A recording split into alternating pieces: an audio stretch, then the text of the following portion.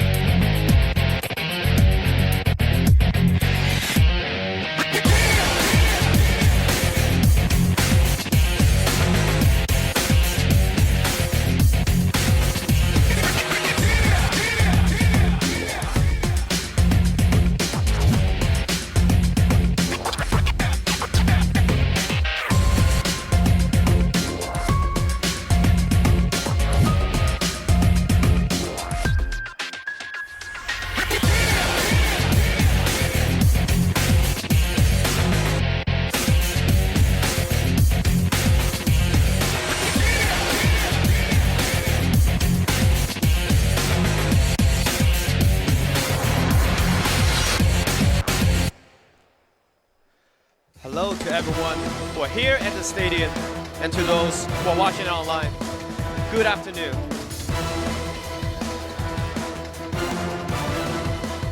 We will be 各位现场的朋友们， hosting our 正在通过屏幕观看我们直 League of 播的 Legends 小伙 Pro 伴们， League 你们 Spring 好吗？ Final at Qizhou Tennis Center, Shanghai, China. 我再问一遍，你们好吗？ I'm the host 我 of 是 the 段 day, 轩，非 Shen 常开 Duan. 心和大家今天相聚在这里，共同来见证2016年英雄联盟职业联赛春季赛总决赛。我相信此时此刻，在屏幕当中观看我们直播的朋友们，已经目睹了舞台中央这样的一个银光灿烂的奖杯，同时也感受到了整个现场的这样的一个让人热血沸腾的一个氛围。 To witness the new champion of LPL, along with every one of you. Seeing esports growing in China, the entire industry has also been elevated. I believe we're at the best days of our time, and I believe Chinese esports will have a very prosperous future. 电子竞技世界当中的两支大师级的战队，他们的名字是什么 In Spring 2016, 12 teams in LPL have fought fiercely for 3 months. 我听得不大清楚。EDG 的粉丝在哪里 There are only 2 teams who made this far. They are？RNG 的粉丝在哪 EDG 里？ and RNG. 你们能再大声一点呼喊出你们心目中的英雄吗？有请两队的 All 战 of 队 our 的队员。 players are looking very sharp. Summoners, are you ready?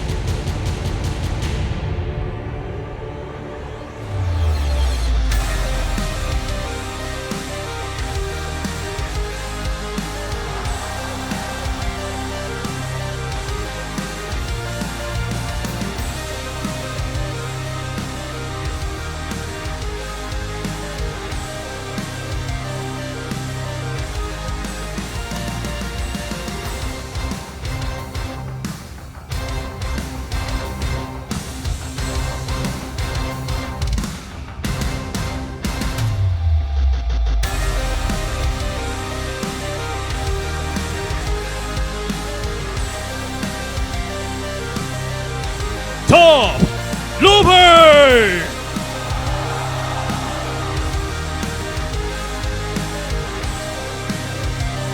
Jungle 麻辣香锅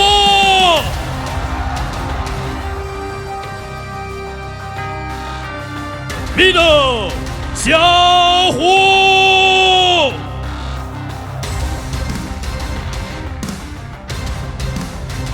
AD Carry 吴昕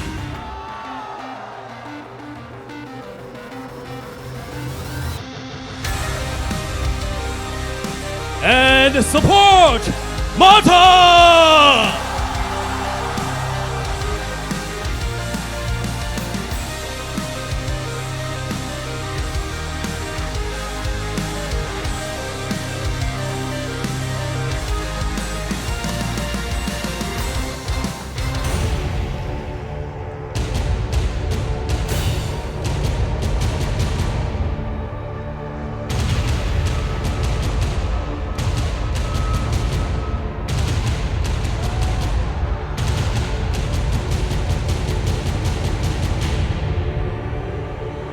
And now, let's welcome EDG!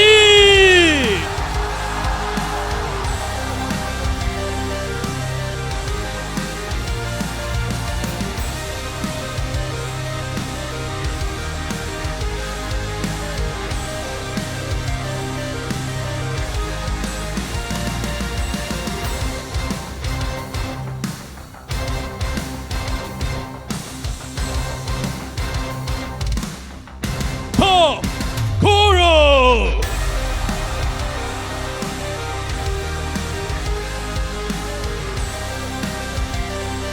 Jungle Clear Love!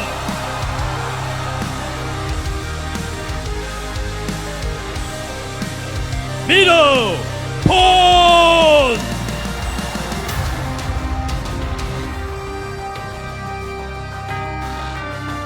AD carry, Deft!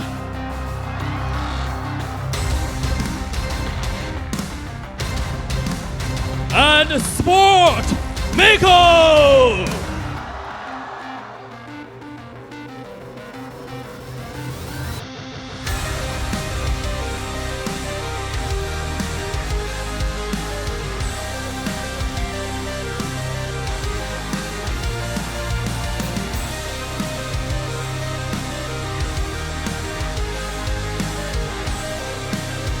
我相信今天来到现场的每一位朋友，今天来到这里，第一个感觉，哇，今天的这个现场实在是太酷了，太炫了。这个舞台是一个圆形的舞台，在我看来，它很像是当年古罗马的圆形竞技场，在那里是诞生无数英雄的地方。而今天在我的身旁，10位英雄已经是站在这里。刚才在他们的粉丝在呼喊他们的名字的时候，刚才当镜头切到他们特写的时候，其实他们看上去非常的平静，这是因为大战即将开始，银光灿灿的奖杯咫尺可见，但是2支战队当中只有一个战队才能够最终捧起它，只有一个战队才能够最终代表中国参加 MSI 的总决赛。祝你们好运！最后的10秒钟，我想留给现场的所有的朋友，谢谢你们的到来。今天雨下的很大，你们远道而来，有来自上海的，有来自于全国各地的。但是这场巅峰对决，有谁又愿意错过呢？10秒，我们一起倒数好吗？准备好了吗？10、9、7、5。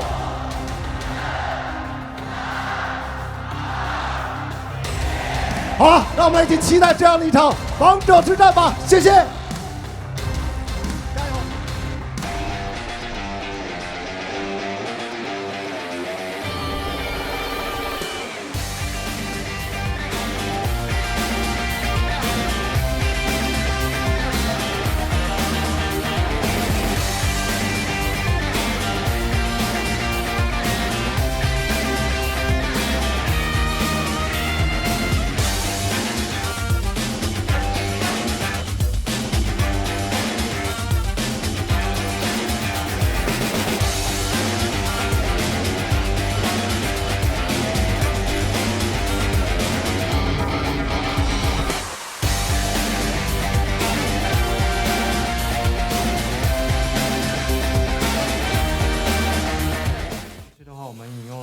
雅典娜跟艾罗丽的阵容嘛，然后打比赛的经验也不是特别足，磨合度不是很好，所以说刚上的话就输的比较多嘛。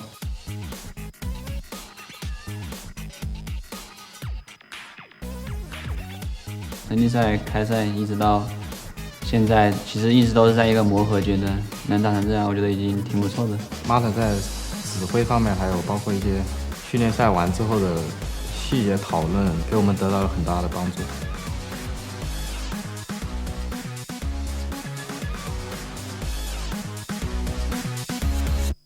今年的话是一个很好的机会，拿冠军的一个很好的机会。 저랑 마타는 좀 오랜만에 우승하는 건데 우승하면 MSI 가게 되는데 만약 가게 되면 거기서 잘하고 싶어요. 我们队伍就从来不会去针对对面任何一个位置，我觉得只要我们拿到自己的阵容，然后打出我们想要的东西就能赢。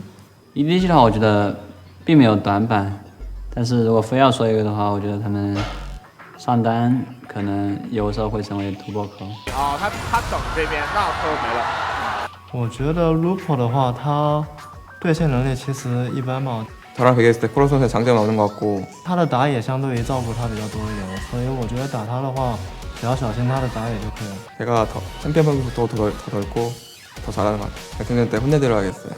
W리그전에서 샤오 선수가 엄청 시에 선수를 압박하고 캐리하는 모습을 많이 봤는데 그게 만약 저였으면 반대가 되지 않았을까 생각합니다. 我不相信他会在线上输给吧，接你而为吧。 연습하는 과정에서 피드백을 많이 한 게 좀 중요하지 않았나 생각이 들어요. RNG 하면은 그냥 딱히 생각나는 거는 마타 형 위주로 굴러가는 팀인 것 같긴 생각나는 게 없어요. 我真的很想在线上把他打崩一次。 네, 우신 선수가 제 팬이란 거 알고 있고 이번 결승에서 이겨서 그 팬심 평생 간직할 수 있도록 해주고 싶어요.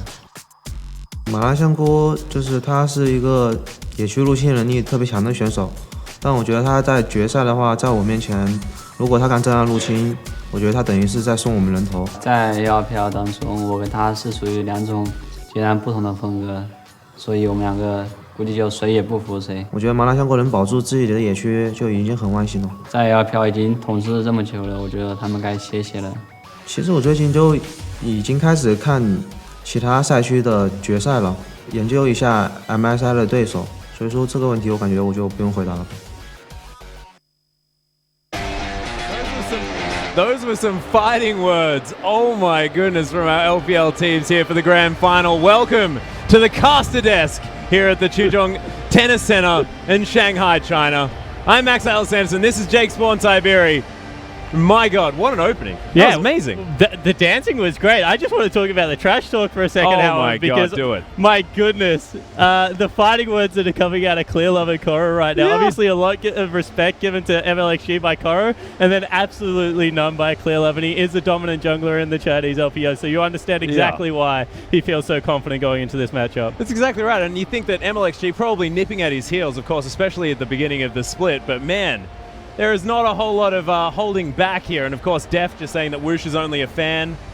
My goodness, both of these teams well and truly raring to go. Yeah, there they are some certainly are. rivalries. I think that this is going to be an interesting game because the teams hold power in very different areas. I mean, the experience of Marta versus the freshness of Mako, you know. Then you have Deft across the other side of the rift. He's been such a good player for so long versus someone like Wushin who is just starting to come into his own as a player. Yeah. Of course, starting over Name, what a massive honor for the young AD carry. So I think this could be a huge game for RNG to try and turn this around. Yeah, I most certainly think it is, but you have to look at how things have been going here for RNG. This is a team that did finish first seed, but as far as their most recent record is concerned, it doesn't really stack up to that of EDG. In the last month, EDG have lost one map.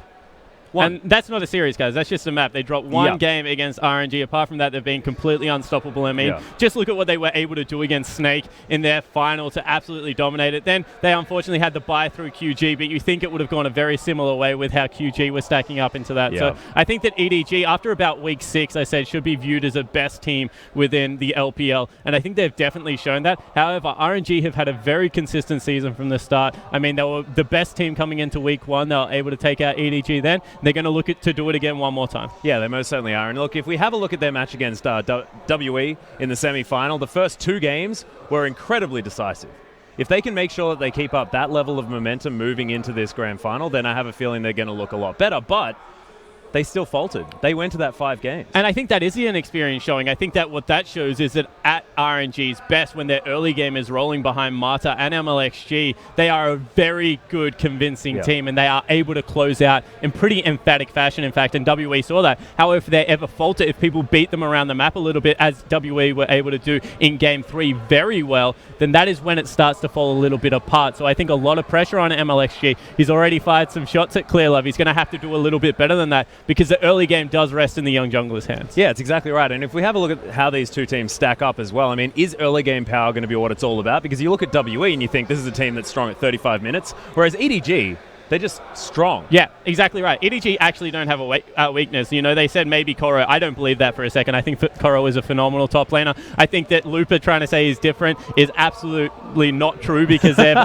played their top 3 most played champions are exactly the same, by the way, buddy. So that's a little bit different. They've played exactly the same amount of games. They've played 21 games on Poppy, Nautilus, and Trundle. So there you go. That's a large percentage. Very similar as far as top laners go here. I think that you could say that maybe Koro is a better team fighter and Lupa is a better user of teleport, but that is all I could really differentiate these two with. So yeah, I'm looking at the early game. I'm looking at Marta and MLXG and how much work they can get done because Mako at the moment does tend to stay at home. They want to get Deft ahead. Yeah. He's such a phenomenal AD carry at the moment. I think Lucian has to be top priority for both lineups because he's just so damn good on it. And that if this ever goes RNG's favor, it will be between the 5 and 15 minute mark. Yeah, and in their matchup against Snake, of course, in that playoff match, I think 7-0-3 was Deft's first Lucian game, and then 8-2-7, something like that. Just ludicrous scorelines across the board. Haven't even looked at Pawn, who is just doing ridiculous things on the Rift. This guy is a complete monster. Well, he's a wild card, right? So this is where I want to go down to. Xiaohu has become a very consistent mid laner for RNG. I think that out of everyone on the team, you kind of know what you're going to get out of Xiaohu, and he plays a very good brand of League of Legends. I mean, Pawn even mentioned how well he played against Sheer, who is also a very good mid laner there. So I think that Xiaohu is kind of the rock that the team will rotate around. However, Pawn is anything but a rock. He's a little bit crazy at times. So I think that if you have a look at his champion pool, his most played is Twisted Fate. He's got 4 games on it, and then like everything underneath that is just like 3 and 2 games. So they don't know what he's going to pick. They don't know what style he's going to play Atlas, whether he's going on an assassin looking to dominate the laning phase, whether he's playing a team fighter or even a split pusher at this point in time. So I think that Pawn really is the uncertainty that RNG will look at and think, you know, if we're going to win the game, we have to shut him down, but it's just very hard to predict what you actually have to do to shut this guy down. Yeah, and I think you look at sort of Pawn and Clearlove for the flexibility, whereas you've got Koro in the top lane. The man's probably going to be playing a tank, right? Yeah, definitely. I think that's fair to say. I think that they do have a good structure, like initiating support, tanky top laner that looks for flanks, and then, you know, they have damage or tank junglers coming out of Clearlove. I think his Graves is very good. I think his Kindred is amazing, like one of the best Kindreds in the LPL, so I think watch out for that pickup. But as an overall team, I just think that EDG, they beat you in so many different ways. I mean, they're team fighters, they're good cerebral players. Deft has picked up 2 4v5 pentakills this split. Like, it's just impossible to team fight them, but it's impossible to beat them around the map. Yeah, and we actually heard Clearlove speaking about it, sort of like getting their own team comp. Do you have any idea of sort of what he means by that? I think they like Twisted Fate. They like Twisted Fate or Zed or something like this. They run teleport on Zed, by the way. Don't ask me why. Actually, ask me why, because they like to create an additional pressure point on the map and then have Pawn join late if he has to, or force the other team to come to them in bad team fights, and we've seen it time and time again. So I think that's something that's very interesting about this EDG lineup. However, when you look at RNG, they're a very scrappy team. Even when they fight 5v5, they want to kind of divide it into 2 versus 3. You know, get Lupa Xiaohu working together, get MLXG, Woosh, and Marta on the other side of the team fight. I think that that's kind of when they're at their best, when they're very, very scrappy in jungle and around the Baron pit. But in saying that, they've got also some faults in those areas as well. A little bit too overzealous as a young team. Yeah, it's a really good point. And look, as we look at like what bands are expecting, what picks we think are going to be really, really strong here, I mean, you can't help but look at the jungle, things like the Nidalee, the Graves, the Kindred. Nidalee's not going to be seen. Yeah, is it just going to be none? Yeah. Because we haven't seen much of it. Yeah, Nidalee will not be seen for the entire series. MLXG is a wizard on it. Like, as far as like, I will say that as far as Clearlove, he should have the experience and it should be his matchup to win. But if they ever get into it, it should be MLXG's Nidalee that carries them over. Yeah, but as we can see now, this is the RNG lineup. Name sitting there on the bench. Of course, did start for the team in the semi-final, but unfortunately not going to be this time around as there's MLXG to start things off. The jungler that's really trying to challenge Clearlove. Yeah, he certainly is. And you can see it right there. You know, his Kindred is amazing. I really do think his Nidalee, even only being the second highest win percentage there, is his best champion, and he's just so aggressive on these 2 junglers. Yeah, he most certainly is, and we'll see whether he's going to be able to get his hands on a few, because, of course, has been known to play a few other things as well. The Lee Sin comes to mind. Anything that he can get aggressive of, he's going to feel pretty good. Anyway, this is EDG. File, Ollie, and Athena, of course, still sitting there on the bench, but I have a feeling we're going to be seeing this main roster this whole time. They've been playing so well together. 100% win rate on Evelyn.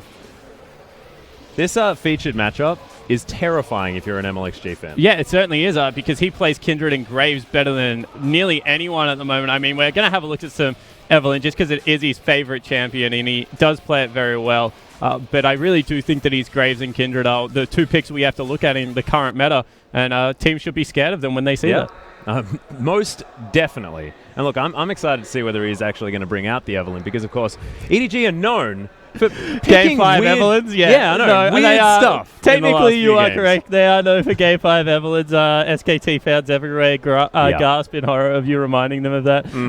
I do agree. Like, if anyone's going to pull out Evelyn, it's going to be Clear Love. I don't think it's very good on the current patch. In fact, someone said the best thing about Evelyn is the fact that she has inherent pressure, so just stay invisible, and that's the best you could actually hope for. So we'll see whether Clear Love does decide to go back to it. I'm sure that he'll play it well because he is a very good player. But I just think that Kindred Graves will both get through the draft, and that's what we're looking for. Yeah, and if we're looking at both of these champions as well, I mean the Kindred and the Graves, is there sort of like the matchup here? I just people say the counter pick of like the Graves into the Kindred, is that a thing? Yeah, so it depends, right? So Graves gets Warrior, so he gets immediate power. Kindred is better without items, so she's actually, like, as far as just double buff, Lamb is very, very good with that, going to be able to chase you down. So I think that their power swings throughout the game. The difference is that Graves will be able to go, as soon as he gets 2 items, he's an absolute monster, right? He'll go around the rift and he just brings brute damage. Like, everything in his kit, brute damage, very little utility. I mean, smoke screen's the highest utility. Kindred, on the other hand, has this game-changing ultimate. The fact that you're able to keep everyone alive within it, really re-engage a team fight if you want, and it makes teams draft differently. Gragas becomes higher priority, especially in the top lane at the moment. You have Azir that is very high priority because of it, because you need to be able to push individuals out of this ultimate, because otherwise they coordinate very well on the back end. Well, we can see RNG now, and they are sort of hovering over Xiaohu at the moment, looking for something on the ground there. And this is the man that I want to talk about right now, because the Azir is something that you mentioned. We talk about Xiaohu as being sort of the Emperor of Shurima himself, because this guy, the Xerath, the Azir, all these sort of picks.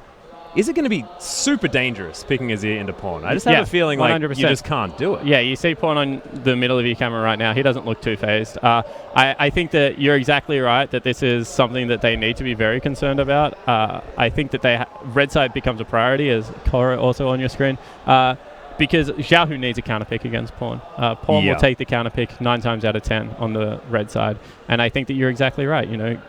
Control mage style of Xiaohu will be tested today.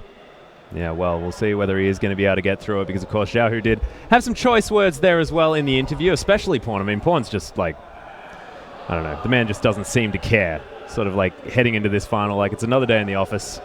Cool, calm, and collected. At least he's thinking about the final. I mean, MLXG and Clear Love seems to be thinking a little bit more about MSI right now. So hopefully MLXG can give him a little bit of a wake-up call and draw him back to the present. I think he's definitely going to need his mind 100% on his young opponent right now, because MLXG looks very, very focused and concentrated today, and he's had a brilliant split.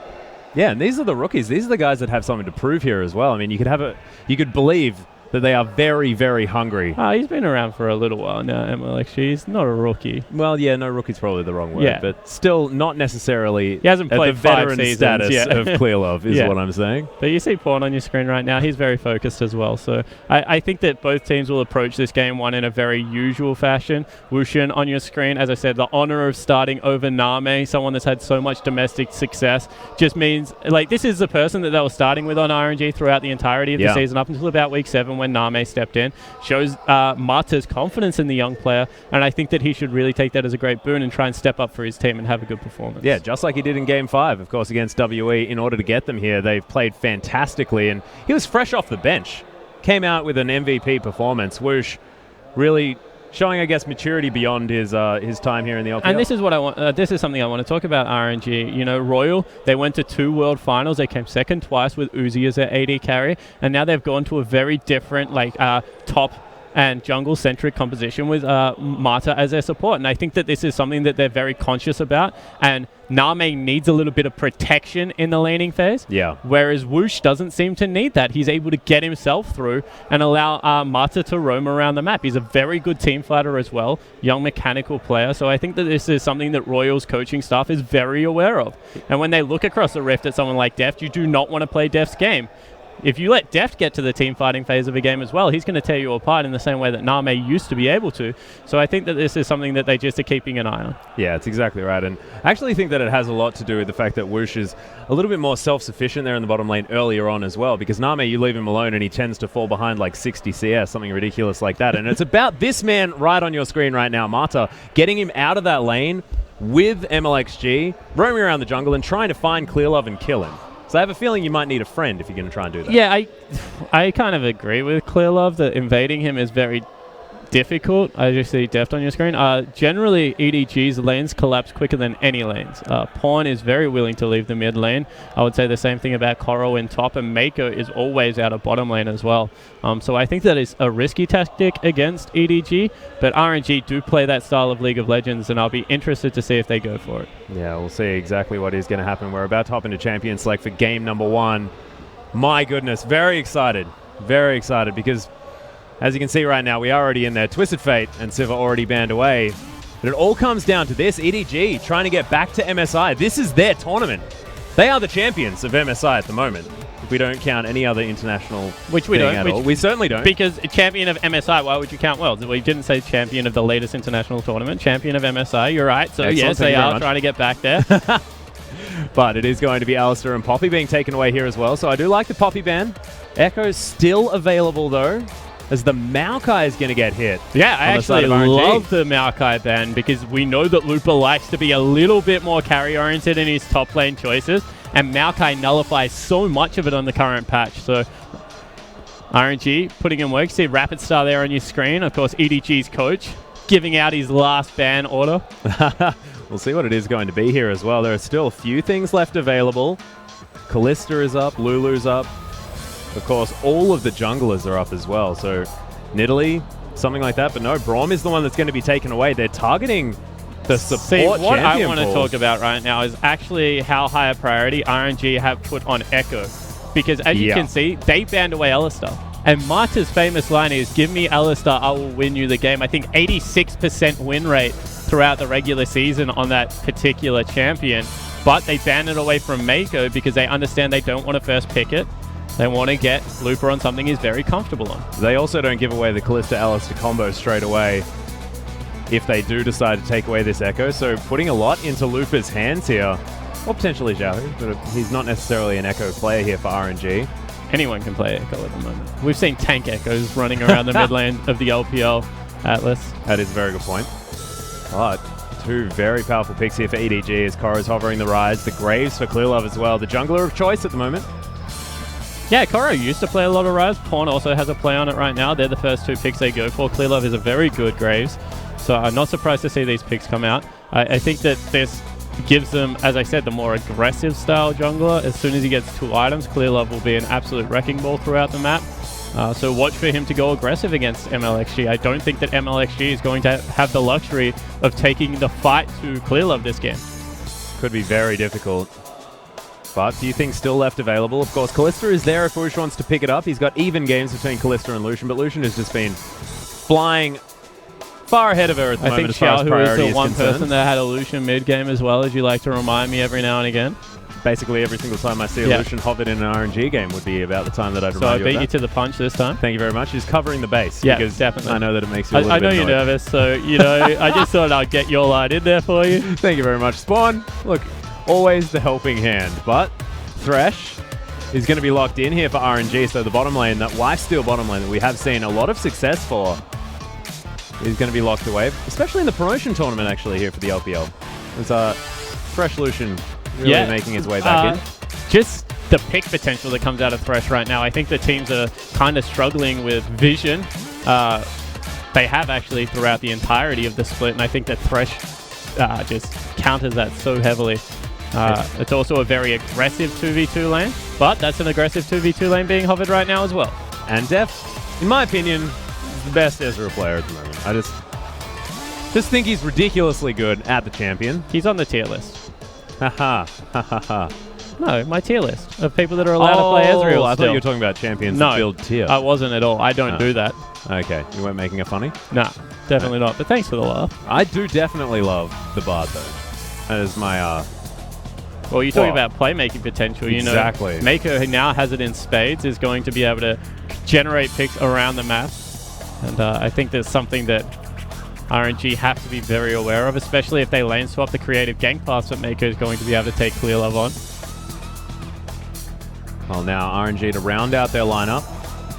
Looking for a mid laner and a jungler at the moment. Or, of course, a top laner and a mid laner if they want to. MLXG has played that Echo before.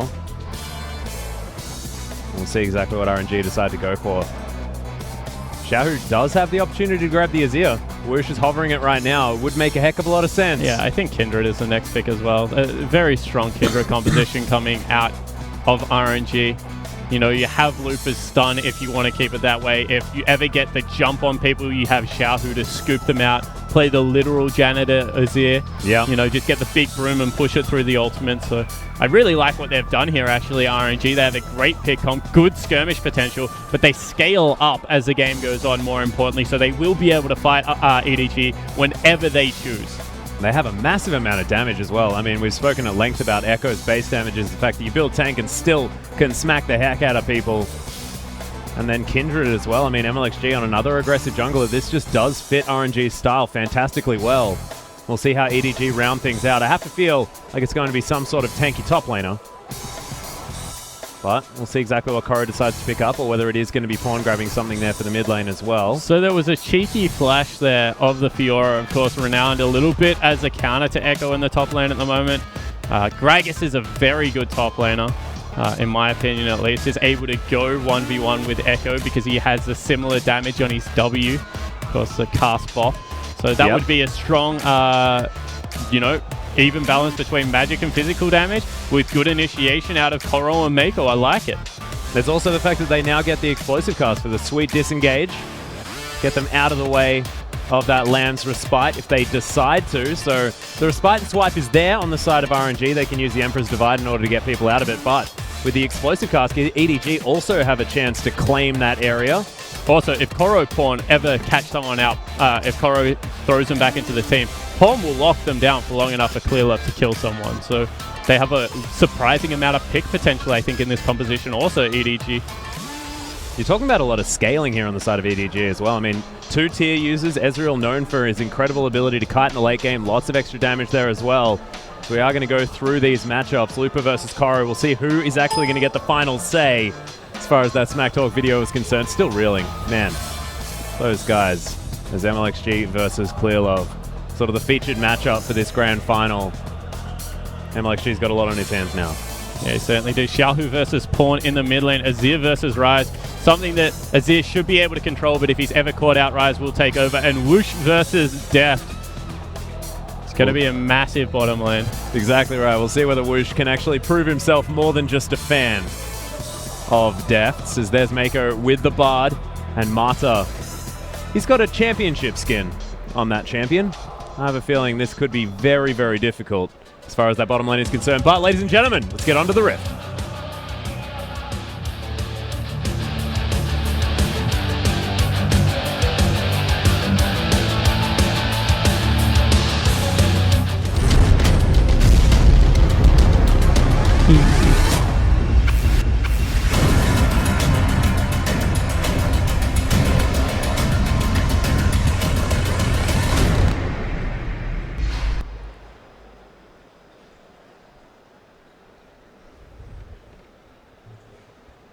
And here we are, ladies and gentlemen, onto the rift for Game 1 of the Grand Final between RNG and EDG. Pawn already setting himself up, as this crowd is going completely nuts. We'll see who is going to be able to take this first game. RNG with a phenomenal composition, honestly, on paper. It looks like both teams, honestly, got exactly what they wanted. I think that, you know, Depths, Ezreal, something we have to point out, the control that EDG are going to have in these team fights versus, honestly, some brute force out of RNG, and that suits how the two teams play. Yeah. Well, you can see EDG haven't actually shown themselves just yet. How did Deft not get seen by that ward? Yeah. That's ridiculous. Sort of no point in doing it, but still. Was invisible. You can see the lane swap actually being started here from RNG. And I like this. Try and unlock Marta as quickly as possible. See, I really don't. If you're going to pick Lucian Thresh, I think that you have to look to bully a lane, especially against a tier user. I think that, sure, it unlocks the potential for Marta to be able to roam around Summoner's Rift, but I just don't think it suits the style right now. We'll see exactly what is going to happen here. They may have sort of blindly been expecting some sort of lane swap. But it's not what they're going to get as MLXG taking down the red buff. Lucian and Marta will grab themselves some extra experience here from the Gromp. And everything will be a little bit topsy-turvy, but we'll see whether these top laners are going to be able to grab the first 3 CS before joining their junglers. Sticking with Strength of the Ages on his rise. Oh my goodness, there's already the Cosmic Binding. That's actually looking for the killer onto Lupa. Has to flash immediately. Nice Mystic Shot is going to come out from Deft. Lupa staying a little bit too long and loses a summoner spell. Not respecting the power of level 1 Ezreal Bard. We talk about it all the time. People expect Ezreal to be weak early game just because of the tier pickup, but with no items or low cooldown of that Mystic Shot, quite strong as now Marta wants a piece. Well, there's the smite. Clearlove is going to be able to lock that one down. Nice double play, but Marta may have bitten off more than he can chew here. Quick Drop comes in. Another flash. Clearlove straight after him. Into the line's going to come in. The shield, though. But first blood goes to Clearlove. And they set all the not done. My goodness. Yahoo has to blow the heal now as well as Mako's joined in. The instant flash follow-up as Pawn comes over the top. He's looking for a Rune Prison. Doesn't find the Q. But there's the lockdown and Koro grabs it. EDG off to a flying start. EDG pick up 2 kills and Clearlove already said it. Do not invade my jungle because I will make you pay. And let's take another look at it. Marta doesn't respect the duo level 2 here and red buff on the Graves. He just gets cleaned up, Atlas. And the fun doesn't stop. Yahoo should be backing away, but he gets pincered and killed. It was ridiculous. Mako's instant flash after Yahoo there as well just shows how incredibly bloodthirsty these two teams are. And that's a stat to look at. 94% win rate with first blood this split for EDG, and they've been able to farm both lanes. I just want to let you know, they also just flat out have a 74% win rate. Yeah, so it doesn't really matter all that much. I take your meaning. As they're putting out the teleport ward, of course, no teleport available right now out of EDG. They go back. They're going to be able to pick up a very early tier, you feel, onto Deft. Yeah, very actually early looking for the lane swap still. Well, MLXG's wasted a lot of time up here. There's a big creep wave. Koro as well, just bopping around up here, but you can see that wave is going to push back. If they wait any longer, honestly, the Bard will get here in time. So they spot him out now. Now they have to back away. So that's so much time wasted out of the jungler. MLXG just sat up there for probably a good 45 seconds, I think it's fair to say, and gets nothing from it. Well, you can see Koro doesn't have his teleport in order to get towards the bottom side, so may need to back relatively quickly or lose that turret. No, they'll lose the turret. This is exactly what they wanted. They got a lane swap. And as I said, I honestly thought it was going to be RNG searching for duo lanes, and it is. They recognize this is where their strength is. Well, right now, EDG trying to shove out this lane as much as they possibly can. Lupa still up here, and the bottom lane is making their way in. But one more time, now it's in RNG's favor because the lane is pushing back. Lupa got some golden experience here, and they're sending their duo back up. He's got teleport also, so he's just going to be able to recall and hit the teleport on bottom lane like immediately. Well, nice adaptation so far from RNG, but they do have to claw back 1,000 gold lead here in 5 minutes after that early skirmish invade. That's a big shot for a top laner. Koro, level 4 already, goes back, grabs both forms of the rings and the boots to be able to take into that lane. You see that he's full Doran's up and boots. Yeah, 1-0-1 already. Cosmic Binding nicely landed there by Mako. And it's interesting because Whoosh has opted to match out the scaling. You know, he picks up a cull for himself, going to give him great sustain during this laning phase. But maybe would have expected to see a longsword and try and get in quickly towards an Essence Reaver to start dominating Wushin. Instead, he's just happy to play the farm game, which is not good against Ezreal generally. Because if they ever get to 2 items first, they can absolutely take over in mid-game. Well, speaking of happy to do things, 2 pink wards now sitting in the same brush. Both of these top laners just more than happy to leave them there for each other. 5 auto attacks is just such a huge investment at the start of the game. Yeah. Here we go. Deft has to use the Arcane Shift in order to get himself out, but is going to do so successfully. 52 to 39 though, as Woosh is doing fantastically well in this lane, but big wave for Deft to pick up, so we'll be A-okay there. Yeah, I don't think Deft is going to stress about this lane at all. The fact that they're in a 2v2 situation is definitely not in the Ezreal's favor, but he got a tier so early that he's just going to be able to scale up nicely. And sometimes it's not even about the gold you pick up. Like, as long as you're within touching distance, which he is, it's about when you are going to be able to find your power. You can see that he thinks that's now. Both of the wards, however, are going to go down. As Koro standing on top of one. Doesn't want to belly slam forward because the Kindred was in the river. Of course, that's his only way to get out as well. So just wanders lazily back towards lane. But you can see the gold lead is closing Atlas because, as you mentioned, 2 tier users means that they're not going to really smash the laning phase right now for EDG. Maybe even a blessing in disguise that they were able to get the 2 early kills because they certainly have started to fall a little bit behind. Yeah. Well, we'll see whether Pawn is going to be able to make anything of it. He's gone back once again, bought the makings of his Catalyst and some boots. But here's the magical journey. They're looking for Mata, who just flashes away.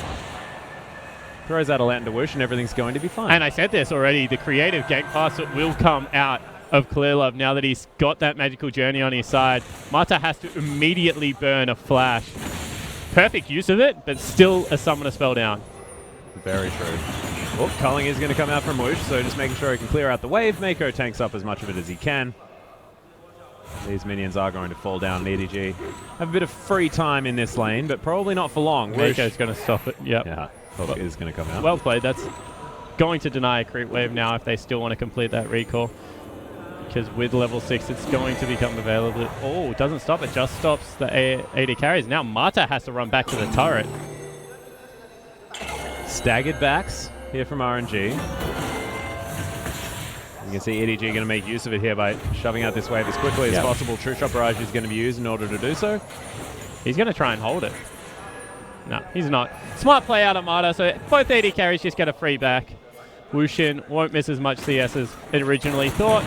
And everything normalizing on Summoners. Xiaohu has an CS lead, but has lost out on that assist, so realistically everything's pretty even. Yeah, and Rise, of course, pretty happy just to keep this game scaling. He's going to be able to grab himself a blue buff there as well, so Pawn, we'll see what he's going to do with it. Walks over a ward here back to the mid lane, but Xiaohu going to do a very similar thing. He is slightly stronger with level 9 now, Rise. I don't think that, like, he used to be a hard scaling mage, right? At every point of the game he got stronger. Right now with these 2 mana items and, you know, level 9 to 14, he seems to be pretty content to be able to fight people. So this is roughly the stage of the game where you expect Rise to at least hit his first power spike. Does only get better from there, but he's not exactly weak in the earlier stages anymore. And Mako actually looking for MLXG here.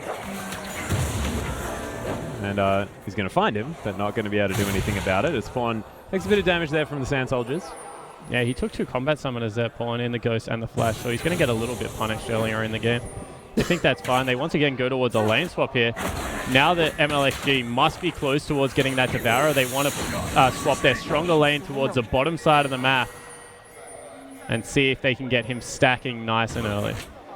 Well, Clearlove is actually looking for MLXG here. They don't have any vision, but the Magical Journey is going to get Mako over there. Looking for the Cosmic Binding. Nails it against the wall as Clearlove is going to throw down into the line. Does have the ultimate, but MLXG is going to answer with the Lamb's Respite.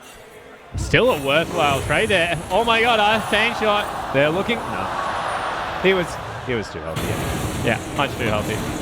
But Pawn is actually going to grab onto Xiaohu here. Nice trade from the Rise. See, first power spike obtained by Rise, ladies and gentlemen. Unfortunately, they weren't able to pick up the kill here. And it looks like they are back into lane swap, so maybe we'll just shove out those turrets, but things starting to go slowly back towards EDG. Oh my goodness. Yeah, there's the Empress Divide. Pawn immediately going to flash out of the way and use the Ghost. He grabs himself a shield. Clearlove's going to make his way in, but he's going to fall down. Looper is going to help pick up the kill there for Xiaohu. Raw aggression out of Xiaohu, able to scoop him back. No respect given by Pawn for what was the weaker side of the map. They pick up a much earlier turret, and they might even lose mid lane here as well. EDG, if they give up 2 free objectives, will lose control of that side of the map. Yeah, got to be a little bit careful. They're going to dive him. Nah. All right, cool. Koro is going to be discovered. You can see lots of vision here for EDG towards the top side as they are going to take this outer turret. And that's why Pawn should have been playing towards the top brush. They had so much vision up there. I mean, they just sent back MLXG, in fact, from that side of the map. So was pretty free, but instead plays towards bottom side, is made to pay. Yeah, well, you can see EDG are going to be able to take themselves the Rift Herald. Clearlove happily tanking that one up for now. And Def going to help him out there. So Clearlove is looking to grab it himself. Def wanted it. And Mata not going to be able to head in here and stop anything. Kara, you got to be careful, buddy. No, I think he's alright. Oh, nice play. He's still got the ulti. Yeah, there's the Tempered Fate.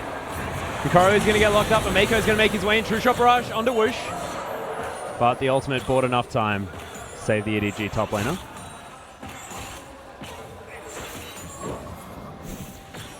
So proactive gameplay out of both supports there that were looking for it. I mean, even Deft cancelled his recall to see if he could get anything done.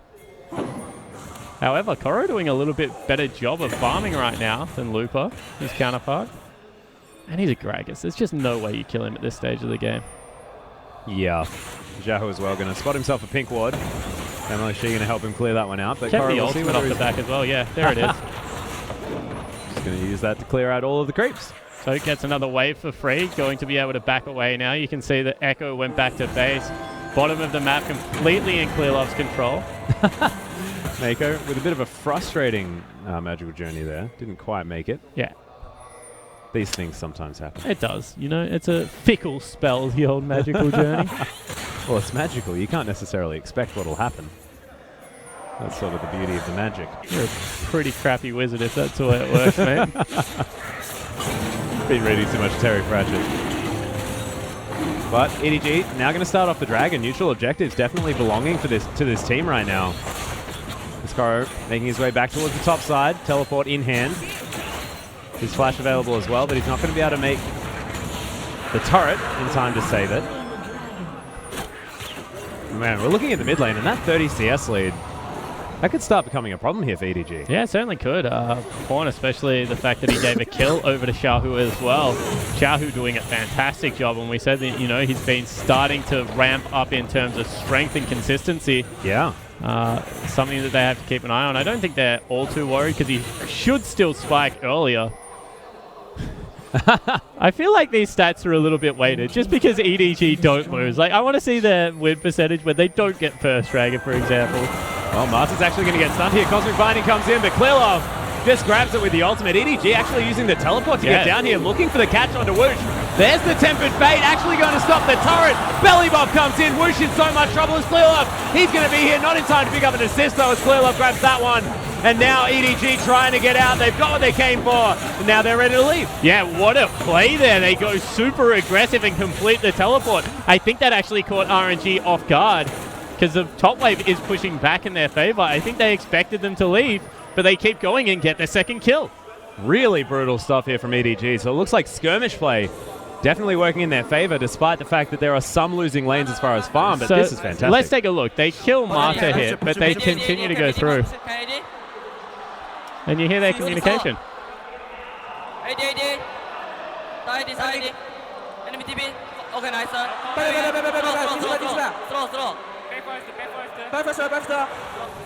You hear exactly what they want to do, you know, they just commit hard, and as soon as the second teleport comes through, they back away from the overall call. Everyone gets out safe, and Pawn kind of covers the retreat. Very nicely played. Yeah, beautiful out of EDG.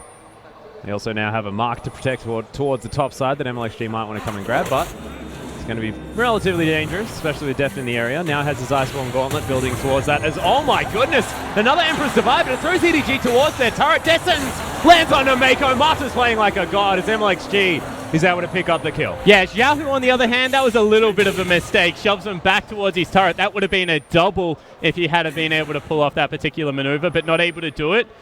And you can see that now Clearlove, couple of levels up actually. No, just one over the Kindred. Poor eyesight in my old age, Atlas. I feel like you've had poor eyesight for most of your life. Yeah, all of it actually. Yeah. So don't worry about calling yourself old. That's fine. Deft is going to pop his head in here, but tower did of course fall down. Some turret is going to be erected. With an additional turret right now, RNG is still 1,000 gold down, and you feel that will normalize eventually. They've got a really good dive comp here in Zhao, who does not have his flash available. And you can see the assistant pings already, but Both waves pushing in top and bottom. Don't know if he's going to be able to stick this one out. And if he does, he might just die. Yeah, well, there's Koro. Does have the ultimate. He's going to deliver MLXG, but he has the Lamb's Respite. He's going to use it now as well. As Lupo was looking for the stun. Koro in no man's land as the box comes out. Collateral damage grabs the first kill. Go. They grab the turret at the same time. Mata in so much trouble as Woosh throws down the culling. They're looking to try and grab something back. Koro, of course, did fall down, and Def now kiting away. Looking to find Lupo, who's not the tank he wants to be right now. And Clearlove still looking for it. Deft was so close to dead. But Mako, you have to be careful. Xiaohu just picks up the kill easily. A little bit of mispositioning from the EDG support.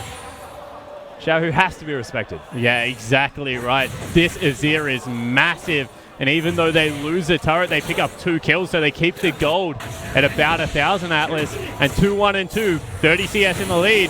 Xiaohu very much in control of this game. Although Pawn really wants something to say about it. Well, he actually did the right thing. He picked up Merc Treads, defensive item, and he's going for the Cal as well. So Ryze is going to have no way to kill Azir as this game moves forward. This is something that Pawn actually bought into the LPL, and I think is going to very much dislike it as we take another replay. Koro went for the good dive, but it's just because it's onto Kindred, and Kindred's ulti nullifies so much of the work. I mean, Mako tries to use his ultimate for a similar thing here, and Koro does the right thing, ducks back in, but Mata immediately flashes out of the way, and it means they can't chase through that choke point where there are 2 Azir Sand soldiers. Yeah, Def then sort of left on his own here for just a little bit. Xiaohu, whoa, that was so close. Nice arcane shift there from Def. Is going to spell the defeat of the Rift Herald though. Well, let's take a look where the power is right now. You can see that the jungler for EDG is 20 CS up and 3 kills more importantly. Clearlove is an absolute monster. Pretty much 1,100 gold in the lead. Yeah. Versus Xiaohu, who is doing a great job here. As we keep mentioning, is about 30 CS up. Actually decided to go for the Rylai's as item number 2. Wow, okay. So I don't mind it because of the mid-range nature of the comp, but I still feel that he can kill against the Ryze, die against the Ryze, which is not where you want to be as a mid-game Azir. Kit's very much about control and the surprise initiation. I feel like everyone else brings enough damage. He doesn't really have to go for such an aggressive build, but, you know, I trust in Xiaohu because he is playing very well right now. No, certainly is. 100% kill anticipation there as Koro trying to kite around Lupa, but Marta's going to make his way in. MLXG's here as well. The explosive cast comes in, but it delivers a play to Marta. He's stuck in the box, and Koro's in. This is just one of the worst experiences you could be as a top laner. 4 against 1, not a chance. But it still took a while to kill him there. And you can see it gives EDG a chance to maybe pressure in on some other objectives. Go back within 500, however. And we kind of mentioned that RNG had to get ahead in the early game, otherwise it's going to be in trouble. Showing right now that they can go to the later stages and be completely fine. Yeah, 20 minutes is going to tick over here. Baron is going to spawn up in 20 seconds as EDG are going to pick up Dragon number 2 for themselves. So keeping at least that objective on lockdown. Something that EDG has historically been well and truly known for. Maybe too good in this season at getting dragons. I mean, other teams have lost the, I guess, desire to stack those things up. They're a lot better now than they were at the start of the season. And I think that the buffs only help EDG as a team because of how much they do like fighting in that particular area of the map. Very true, but you're right. Maybe a little bit of overemphasis. You can see double items plus upgraded boots have been picked up by Xiaohu now. He's a monster. My God. And there's kind of just this roaming death squad right now of RNG members.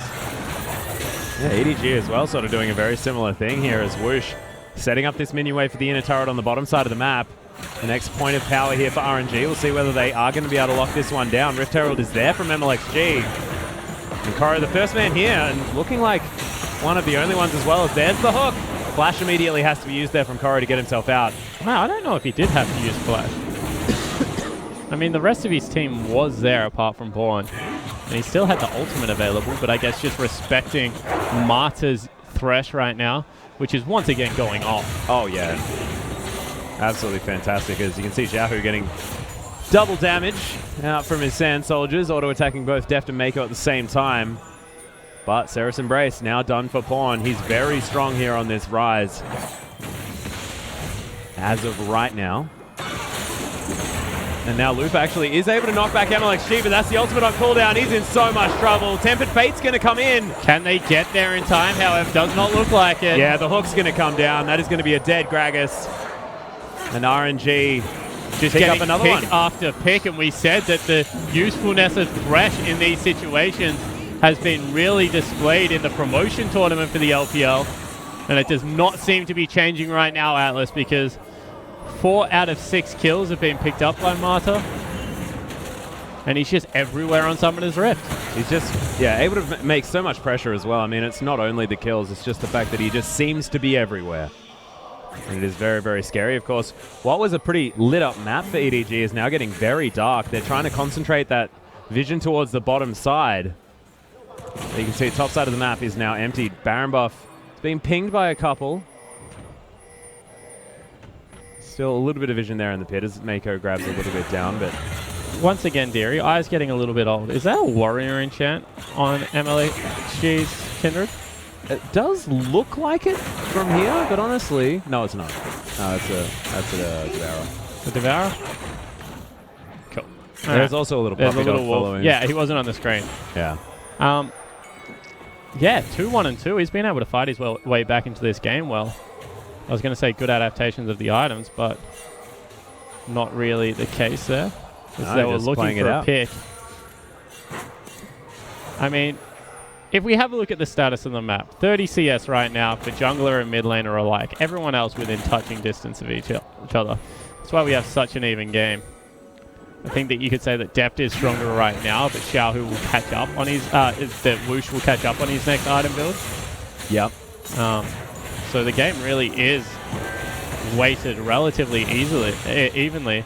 And EDG just keep getting picked off time and time again. Yeah, and they were actually the ones making the picks earlier on. We'll see whether they can move things back in their favor as this game continues. It's going to be very important. There's Koro, once again, off on this side lane. The rest of RNG hanging out in the mid, understands that he will be relatively safe. Distortion Boots already completed. That teleport is available. Needs it more for the flash right now, you think? Yeah. They're just tracking him around Summoner's Rift. Clearlove needs to be careful. Yeah, Xiaohu actually moving pretty quickly towards him. He's gone back and picked up a Zeal nice and early, so you expect that to be Phantom Dancer. Oh, there's another flash, but Pawn Flash is out of the way. Not going to be caught by that one this time, and Clearlove not going to get found by the hook. So RNG making some plays, just trading some flashes. Yeah, traded flash is a good thing. However, Rise relies on mobility very much. If a team fight breaks out, however, you know that Azir is more of the stand and deliver kind of guy. Yeah. Pawn relies on getting onto that backline, and right now they're just dominating the flow of the game. When RNG want to fight, they can fight, and EDG don't really have any response to this. Well, sort of looking at depth, looking at Pawn to try and carry them through this later stage of the game. Clearlove as well, farming up very nicely. I mean, 33 CS in the jungle is pretty fantastic. But it is looking scary. I guess more importantly is the fact that it's 25 minutes into the game and that Devourer still is not transformed, so... Yeah. My goodness, that damage. Yeah. Rise is pretty strong. Certainly is. Looks like he's going for potentially a Void Staff or an Abyssal Scepter next. And what do you think about Whoosh grabbing the Static Shiv here as well? Opting for a little bit more of that wave play. Yeah, I don't like it at all. I just think Rapid Fire Cannon, if you can afford to go, it is so much better. If you need a defensive feel, go for... Phantom Dancer. Sorry, I thought the Mako was going to get caught there. Was not the case. Yeah, Extra Vision is going to get put down. And I'm actually going to clear it out. So it is a... Oh, Pawn actually looking for a pick here. He's going to get onto Master, who takes a lot of damage. Immediately the kill goes down. And Pawn grabs the Lamb's Respite. The Tempered Fate comes in there as well. Xiaohu with a huge play. Pawn is going to fall down. And it's now a 4 versus 4. Xiaohu is going to get eliminated though as Clearlove. He falls down as well. A massive parallel convergence comes in. But Depth is going off. He falls down. Whoosh is able to pick one up as Mako is able to get himself out of there. Koro take the magical journey. Decides not to as Cosmic Binding will be up relatively soon. Looping going to get slowed down. Parallel convergence doesn't find it as the slow comes in. EDG so far with the... Oh my god! Mako the beast. They completely the greed out of Looper. And he gets sniped by Mako over the wall. He could have taken the base gate, Atlas. Yeah. Wanted the kill, and Mako makes him pay. I mean, you were yelling about Deft in that fight, but honestly, Whoosh takes on Clear Love, wins. Let's take another look at it. So this is a great catch here, and mentioned it already. You know, with the VAD and the Rise, they're going to be able to blow someone up, and that's exactly what they did. But check out Whoosh. Pretty much goes 1v1 here with the jungler, who is so fed, and is able to take him on, then ducks over the wall afterwards, and just picks up the back end of this team fight. Honestly, if Whoosh hadn't have gone this aggressive, things would have been so much worse for the RNG lineup. They got close with Mako nearly falling down, but not close enough. Yeah, really, really close fight. EDG, however, still able just to skirmish fantastically well in sort of this mid-game stage. Blade of the Ruined King now done for Deft, actually 3-1 and 2 on the Ezreal. And I'm going to say this is scary now for RNG, because if you've got a team fighting comp, as they do, and you're going up against the comp that was, you know, very snowballed early, there's still a good team fighting lineup, EDG, but you're not winning on that condition, then I don't know what they fall back to if this series falls out of hand. Because they really have been that skirmishing composition, and Whoosh is going for an IE. He just wants more damage, not going for something like a Merc Scimitar that could potentially save his life in these team fights. Yeah, and you could imagine actually with things like the Rune Prism that he does not want to get locked down with, the QSS will be very useful. Honestly, even a Bloodthirster would be useful. Yeah. As they take a lot of damage from Baron, who Clearlove accidentally annoyed. Well, you can't throw shotgun pellets at him. He gets upset about that. I don't think he throws shotgun pellets. And yeah, Clearlove doesn't actually go towards a Phantom Dance. He goes for a rapid fire cannon, so he's all in on the offense. Gets a little bit more range from that one too, I guess, which is good. Yep, that is what rapid fire cannon does. Good. For the first shot. I think it's interesting. It sort of was the item of choice, but then it got changed. It was when Siege was poor. Let's take another look at this though. Whoosh going in. Yeah, MLXG is going to be able to help lock down Korra here as well. And Whoosh, actually in a whole bunch of trouble here, throws down the culling, and Korra is going to fall down. We'll see what EDG can actually do on the back end of this. Not much, but that was so close. The barrel just short out of Korra there. Not quite able to get it done. Pawn standing on top of a ward. Yeah. Puts down the pink ward, discovers that he's been seen. But once again, when the map is split up, it looks at RNG just have all the answers, able to generate pick after pick with this composition. The chase is just too much, and EDG need to start respecting it. Yeah, Korra as well always seems to be the one sort of off on his own in these side lanes without the ability to escape. Didn't even use his flash in that last engagement. Understood that he really needed to. Didn't have it. Okay. Well, will have it available next time around. We'll see whether he's going to be with his team in order to use it. True Shot Barrage tags Xiaohu, but he doesn't take too much damage. Also has a Void Star for himself. So it was Pawn. So they're very equal on items right now, the mid laners. Yeah, despite a bit of extra money there for Xiaohu. That was a lot of pallets. Yeah. Well, RNG are just going to back off. Lots of vision around this Baron pit. Not too worried about EDG making any sneaky maneuvers. This Korra, you know, despite the fact that he's been picked off a few times, still well and truly even. Kind of just playing the Silsoul game right now, where you run down a lane, get as much farm as you can, die. Yeah. Go back to base, get your shop in. Where's his Ignite heal, man? I don't think he's going that far, but if you're going to be Silsouling, there's only one way to Silsoul. I feel like this is an in-joke from a very long time ago. The blue buff is going to go to Pawn. Successfully defended. And my god, did it melt. And 1,000 gold still is the difference. As EDG hold that advantage. They got up to about 2, but otherwise this game has been so even. Whoa. Oh my goodness, that was close. Xiaohu shifting sands is going to get him to safety. That was the smallest shifting sands ever. It was kind of a crappy version, and yeah, still saved his life, however. You only need to go as far as you need to, you know? Yeah, that is exactly right. Couldn't have said it better myself. I didn't say it very well. So no, that's all right. I would have hoped you would be able to say it better. But EDG, they'll do Baron incredibly quickly, so clearing out that side of the map means that it does need to be face checked. Deft looking for the assassination. Yeah. Wanted to prove that Whoosh is just a fan. He's not going to walk the dangerous way. No face checks today. This Deft is going to put down a back. Pink ward available there for RNG though. And just as he does back, MLXG jumps the wall as well. Yep. So now it's MLXG and RNG is going to be able to clean out vision from the top side of the map. Yeah, Mata as well moving over here. There you can see there's a lot of wards. Klilov sort of off on his own, but Mako's here as well. Oh, Xiaohu. Yeah, he's looking for depth actually as well. Has to use the flash, and they're trying to corner Xiaohu. Everyone flashing to pick up the AD carry, and they do so. But my God, Mata in so much trouble. There's the Lamb's Respite. Koro picks up the ultimate. Xiaohu knocked out of the pit. Mako picks up the kill now as EDG continuing to blaze through. Whoosh kiting away. This, oh my goodness, manages to use it in order to corral Whoosh, but it's not enough. Double kill comes out for the Lucian. And Pawn over the top gets splayed back though, picks up the kill on the AD carry, but will fall down. MLXG picks up the slack, and now Mako in so much trouble, but the Cosmic Binding saves him. Fantastic fight for RNG. Yeah, 2 for 4 there for RNG, and they're going to start up the Baron. Mako's going to have to put in work.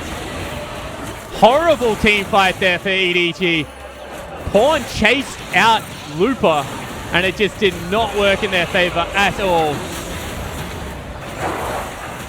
Mako. There he goes. Yeah, he's trying to pick something up. Cosmic Binding comes in, but the Baron falls down. Magical Journey is going to get the Bard out of there as True Shot Barrage not going to find any kills.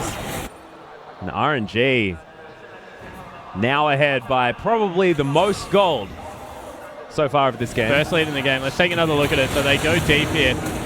Great ulti one more time out of the Azir, and Def kind of follows him with it.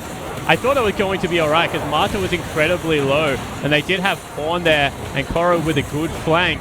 However, this goes all wrong because MLXG and Whoosh, this double damage pair, are just able to deal with Clear Love and Koro, and Pawn's still chasing the Looper, and Looper, you know, he's a Cinch player, man. You don't want to be chasing him. Yeah. In the end, Pawn does clean him up, but MLXG able to take him down. That's just bad team fighting and bad prioritization out of EDG. Yeah, a little bit of disrespect maybe from this side. This Pawn does have himself a needlessly large rod as well as Chicanel Magic Mantle. We'll see what he builds that into. The game goes on. Negatron Cloak, so it could be the Guardian Angel. And they got their first Dragon as well afterwards, so EDG no longer have that win condition in about 39 minutes of going towards Dragon number 5. With Baron buff, they're going to have to be very careful rotating through these lanes. Importantly, Deft now does have himself the Hex. Oh my goodness! MLXG starting something up. Whoosh is actually going to get caught by the ultimate as Mako keeps himself alive. Parallel Convergence down from Looper. But RNG don't find anything. Get a lot of Mako's health bar though, and this could buy them this inner turret. Baron buff doing work, and that is going to melt like butter. Deft had a Hex Drinker last fight. Oh god. Okay. Just didn't mean anything. Well, now RNG inside track here towards the mid lane as well. We'll see whether they can grab another inner turret for themselves. Starting to move ahead. Game getting harder and harder for EDG.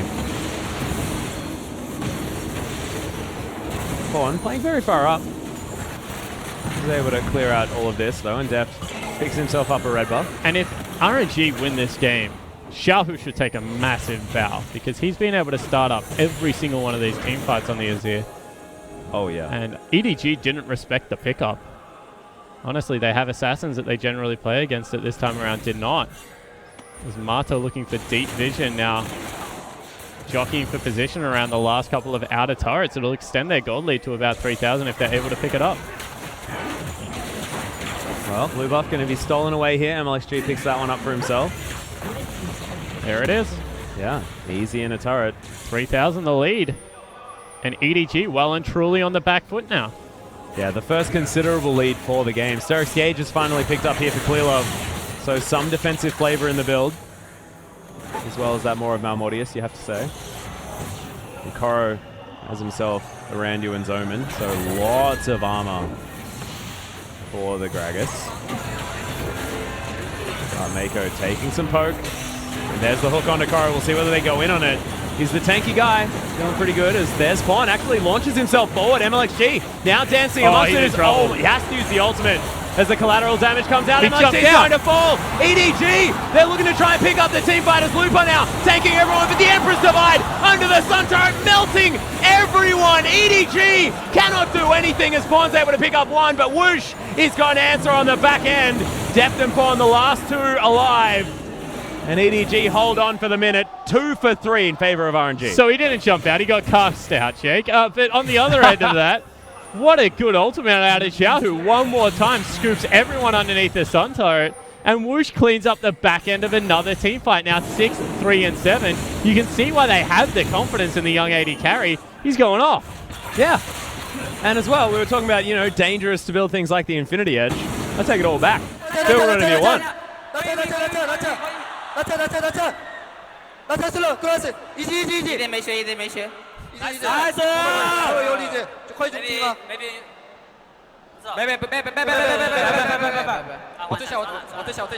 You can see they fish for one more horse before everyone just screams back. But RNG enjoying that team fight, Atlas. Exactly. Really good to hear from them there as well. I'm excited about this. This whole, like, it's just a bit of a new thing, ladies and gentlemen. We're really excited about it. The ladies and gentlemen on the other end, not you. Yeah, no, that's an oldie. Oldie but a goodie, that's what I like to say. Guardian Angel now picked up from Pawn, though. And Whoosh has himself the Bloodthirster. My God, he's so big. Deft is, like, still strong. 2,000 gold away from a 6-item build. MLXT dancing around as Deft takes so much damage. Whoosh was looking for it there as Spawn eats the full culling. There's the Lance Spider. Spawn's going to move back into it there as Tempered Fate. It is going to find its way in, but Lupa on top of Deft. He can't actually contribute to this team fight anymore as Koro, he does fall down. MLXT's dead as well, but Pawn can't do anything else. True Shot Barrage flies through, but Whoosh way ahead of him with the escape with the E, and RNG just looks so strong. Yeah, they certainly do. They're able to win another team fight, and that was through Pawn's GA. Still need to be careful pushing forward here, because there's a lot of damage left in this EDG lineup, but they will successfully secure the last outer turret. Yeah, it is going to fall. And RNG have only got the base to break now. The lead now extending 6,000 almost for the young lineup. The Emperor of Shurima is going to go back home. No, I'm not talking about Azir. I'm talking about Xiaohu. And everyone kind of collapsed onto Deft there. I don't know if they needed to, because he seemed to have enough lifesteal to be able to survive the damage out of Lupa. And they kind of left Pawn by himself. It was a curious decision. So Lupa now goes back, gets himself another Giant's Belt. He's not dying anytime soon. Yeah, also has the Abyssal Scepter for some extra damage. A scary Echo right now. They pick up Dragon number 2 for themselves. In a matter of seconds as True Shot Barrage flies overhead. I think with the two compositions that they have, anything dies in a matter of seconds. Yeah. Like Frozen Fist has been picked up by Mako, and there's a Frozen Heart on Mata. Even the supports can get in amongst it now, Atlas. Well, RNG hanging around this Baron, which just respawned. Deft throws a Mystic Shot out. They're trying to clear vision as best they can. And RNG, they're just waiting. Happy to wait for all of these Scrying Orbs. One more remaining. EDG will need a miraculous team fight to take this game down as they're over the side of the wall. RNG are going to be spotted doing this Baron as there's the Tempered Fate. They put it down onto the Baron actually as Mata takes a lot of damage. There's the Lambs of Spiders, Deft over to the side. Lupa tanking a lot of damage, but Whoosh able to take down Mako. Now Clearlove just destroyed by this Lucian, who's doing so much work. The double kill already. Make that a triple. The Quadra is going to come through as Lupa is going to jump right on top, takes away the kill. And Koro's going to deny anything more, but RNG, so powerful in game number 1. This might even be game, Atlas. They still have Lupa, who can take up the turret. Mata with a clutch hook there. Peels away Clearlove, who was diving onto his AD carry. And they've got enough damage. They got so much damage. Whoosh and Xiaohu just clear up these turrets. The Nexus is going to fall. That is going to be game 1. And that is going to be RNG with what honestly feels like an upset over EDG straight up. Yeah, exactly right. They're able to take it. You see big grins out of the players on your screen. Whoosh had a game. Yeah. And EDG, you can see Def kind of talking, but everyone else relatively silent. Koro, shocking game 1. No, yeah, just really caught not out of exactly position what we were time and time expecting, yeah. again. And look, if we go back, the beginning of the game actually looked fantastic from EDG. It was just RNG saying, well, okay. And then continuing to do very well in the laning phase, taking advantage of the 2 opponent tier users. So they pick up those early kills, and then what do they get? Some more mana. It just wasn't able to translate into lane pressure or dominance. A little bit unfortunate there for EDG, but it is, of course, a best-of-5 series. This is a team known to be able to take it all the way to the end, and we'll see whether they are going to be able to do so here. And this is also what we expect out of RNG, you know, strong game 1 performance. Yeah. Were able to do so against WE as well, but it did come back to a game 5 in that situation, so still is life in both teams. But yeah. I think the fact that RNG fell down early and then were able to explode back into that game was just huge for the lineup. Yeah, especially because that's not necessarily what they do, right? They're normally the team that's about skirmishing early on and then creating advantages there, and unfortunately sometimes not being able to pick it up in the late game. This was the complete opposite. Yeah, kind of. You know, they still had good laning phases. Well, yeah, that's They, true. like, dropped 2 kills. I guess that's what they did. They dropped the ball. They picked it up again. They had a 30 CS lead in the mid lane. The Whoosh was still ahead. I mean, Koro was getting caught out. Lupa wasn't necessarily up in CS, but he was up in map pressure because of how MLXG was playing that game. Yeah. So even though they gave away 2 kills, I'm not going to say they were behind in the early game because they were still the ones dictating the pace. And EDG never really regained control after that. Yeah, and do we think this is like something to do with Xiaohu's Azir pick, or the fact that it was picked into Ryze? Do we think that like picking the Ryze early on is a problem? I honestly don't think it has to do with either of those things. I think that Xiaohu played a little bit better than Pawn in that game and was able to step up. And then Whoosh was just much more secure in the team fights on the Lucian. So he was able to pump out enough damage that there was never really anyone a threat that could get into his face. Pawn was either chasing incorrect targets throughout the team fights, or Koro wasn't able to get on top of him, and too many perfect storm moments happened for the first, 30 minutes, and then after that point, RNG was just far enough ahead that they fought them over and over again. So I really don't think it has to do with either of the pick ban phases. RNG just out-executed EDG. Wow. So what does EDG then do? If it Play do they better. just pick the same things again and just play better? Literally play better, Atlas. They get into the game and they execute a little bit better. You don't chase an echo around a team fight when there's a Lucian killing everyone. You It's a good call point. out priority targets. There was a couple of key tempered fates that weren't able to hit. And there was some really clutch hooks out of Mata in the middle of those team fights that were peeling for Wushin. Wushin looked like he could just move around with reckless abandon throughout the stages of the team fight. So I think that EDG will take a look at that game and be like, you know what? Kind of went how we expected. We got the early lead. What we need to do after that is snowball it in, take objective around the map, and show this young squad that not everything is about team fighting. Yeah, and I think you're exactly right bringing up Mata there as well, because that man had a ridiculous performance on the Thresh. I mean, he sort of picked up his team after those first couple of kills and said, "All right, guys, well, I'm just going to be everywhere, land the hooks, get the picks, and we're going to finish the game." Yeah, off. I think it was really interesting actually how EDG had very deliberate holes in their vision, but then didn't play to the correct side of the map. The one that comes to mind straight away is when they went and cleared out all of the Baron vision from RNG and then placed down their own, and then simultaneously Koro got caught bottom lane. And it was like, well, Koro, you know that the whole team is around Baron Pit. You know that they're laying down their vision there. Maybe incorrect call out of EDG to have him push up that far. But it was just time and time again that this kind of thing was happening. Yeah, it's just a little bit ridiculous. But ladies and gentlemen, we are going to go to a short break. Game 2 coming up right after this.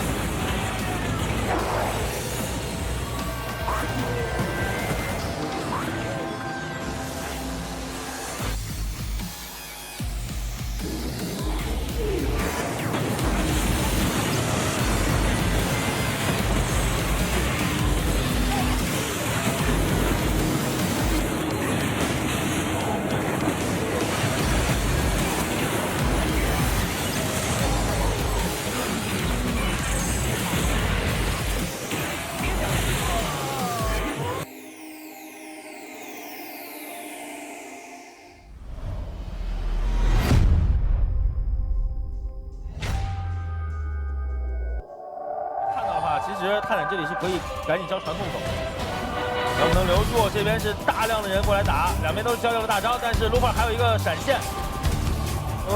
这个闪现漂亮，好走位，队友要来了，这一波哇，大佬，这一波感觉 QG 要出事儿了。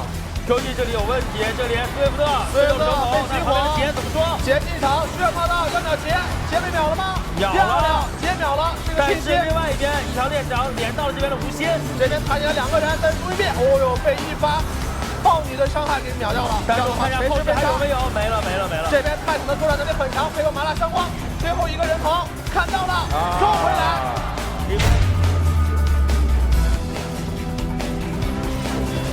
绕过来，但是有可能被顶死。但是这时候我们注意到马塔做了什么？举盾挡住了，是非常快的跑过去想要支援，不过人还没到，那个哎，一技能想踩一下妖姬，然后回头继续换血，这波换完了之后给了点燃，还差一下，有可能哎，又是一个盾。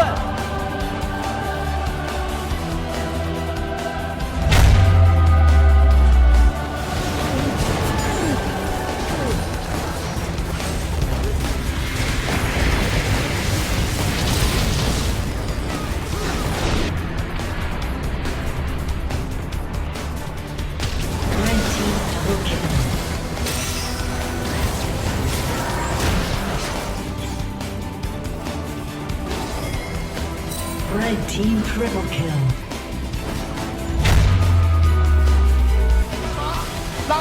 这波剑神有机会了，要接微秒了。一赛没有招闪现切吗？切过来，再锤了一下，2刀1刀，这木也要死了，有几个 Q 技能，撞死微秒，进攻这边扛不住，剑神的真实伤害，造成了很多的输出，一个3杀剑神。哎，这场那边也看到了，闪现，完了。哎，如果1v1做卡的话，还不怕你，但是人有点多。是人有点多啊！哎，没死。这波 Q 了一下，招闪现没死，进攻有点脱节。返回来打，进攻要被砍了吗？进攻这波有点脱节，剑神 Q 起来了，人他妈打的疯狂暴击，这边又死了一个蜘蛛，卢锡安也被秒，最后一个，哇，人他妈拿到一个3杀。过来，看到这个体验很伤心。被晕到，大招反身给一个安德烈斯，但是自己要死了。马尔能够赶过来，想救，先杀丹尼出把血手，好刚猛啊！这个男枪太肉了，隔墙输出。有春哥的路会也是被秒了，这边还有点崩盘。哎，那没快点就秒了对方双 C， 这是一个闪击吗？但是他闪现过来，这2个人很凶。这边 Q 一下，反击要打，漂亮 ！B 将军拿了一个3杀出来。又打了一个，他打 Q， 这最关键的时候他没杀了出来，先斩双 C。In the lights of Stockholm.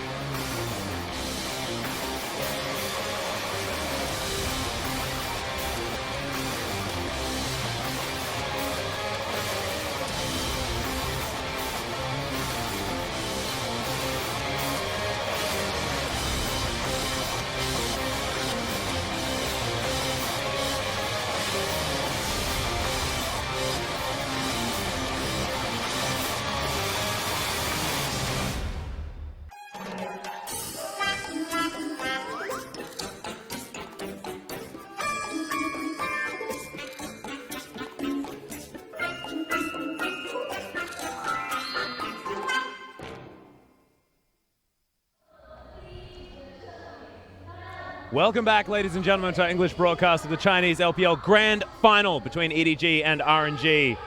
And Spawn, RNG take game number 1.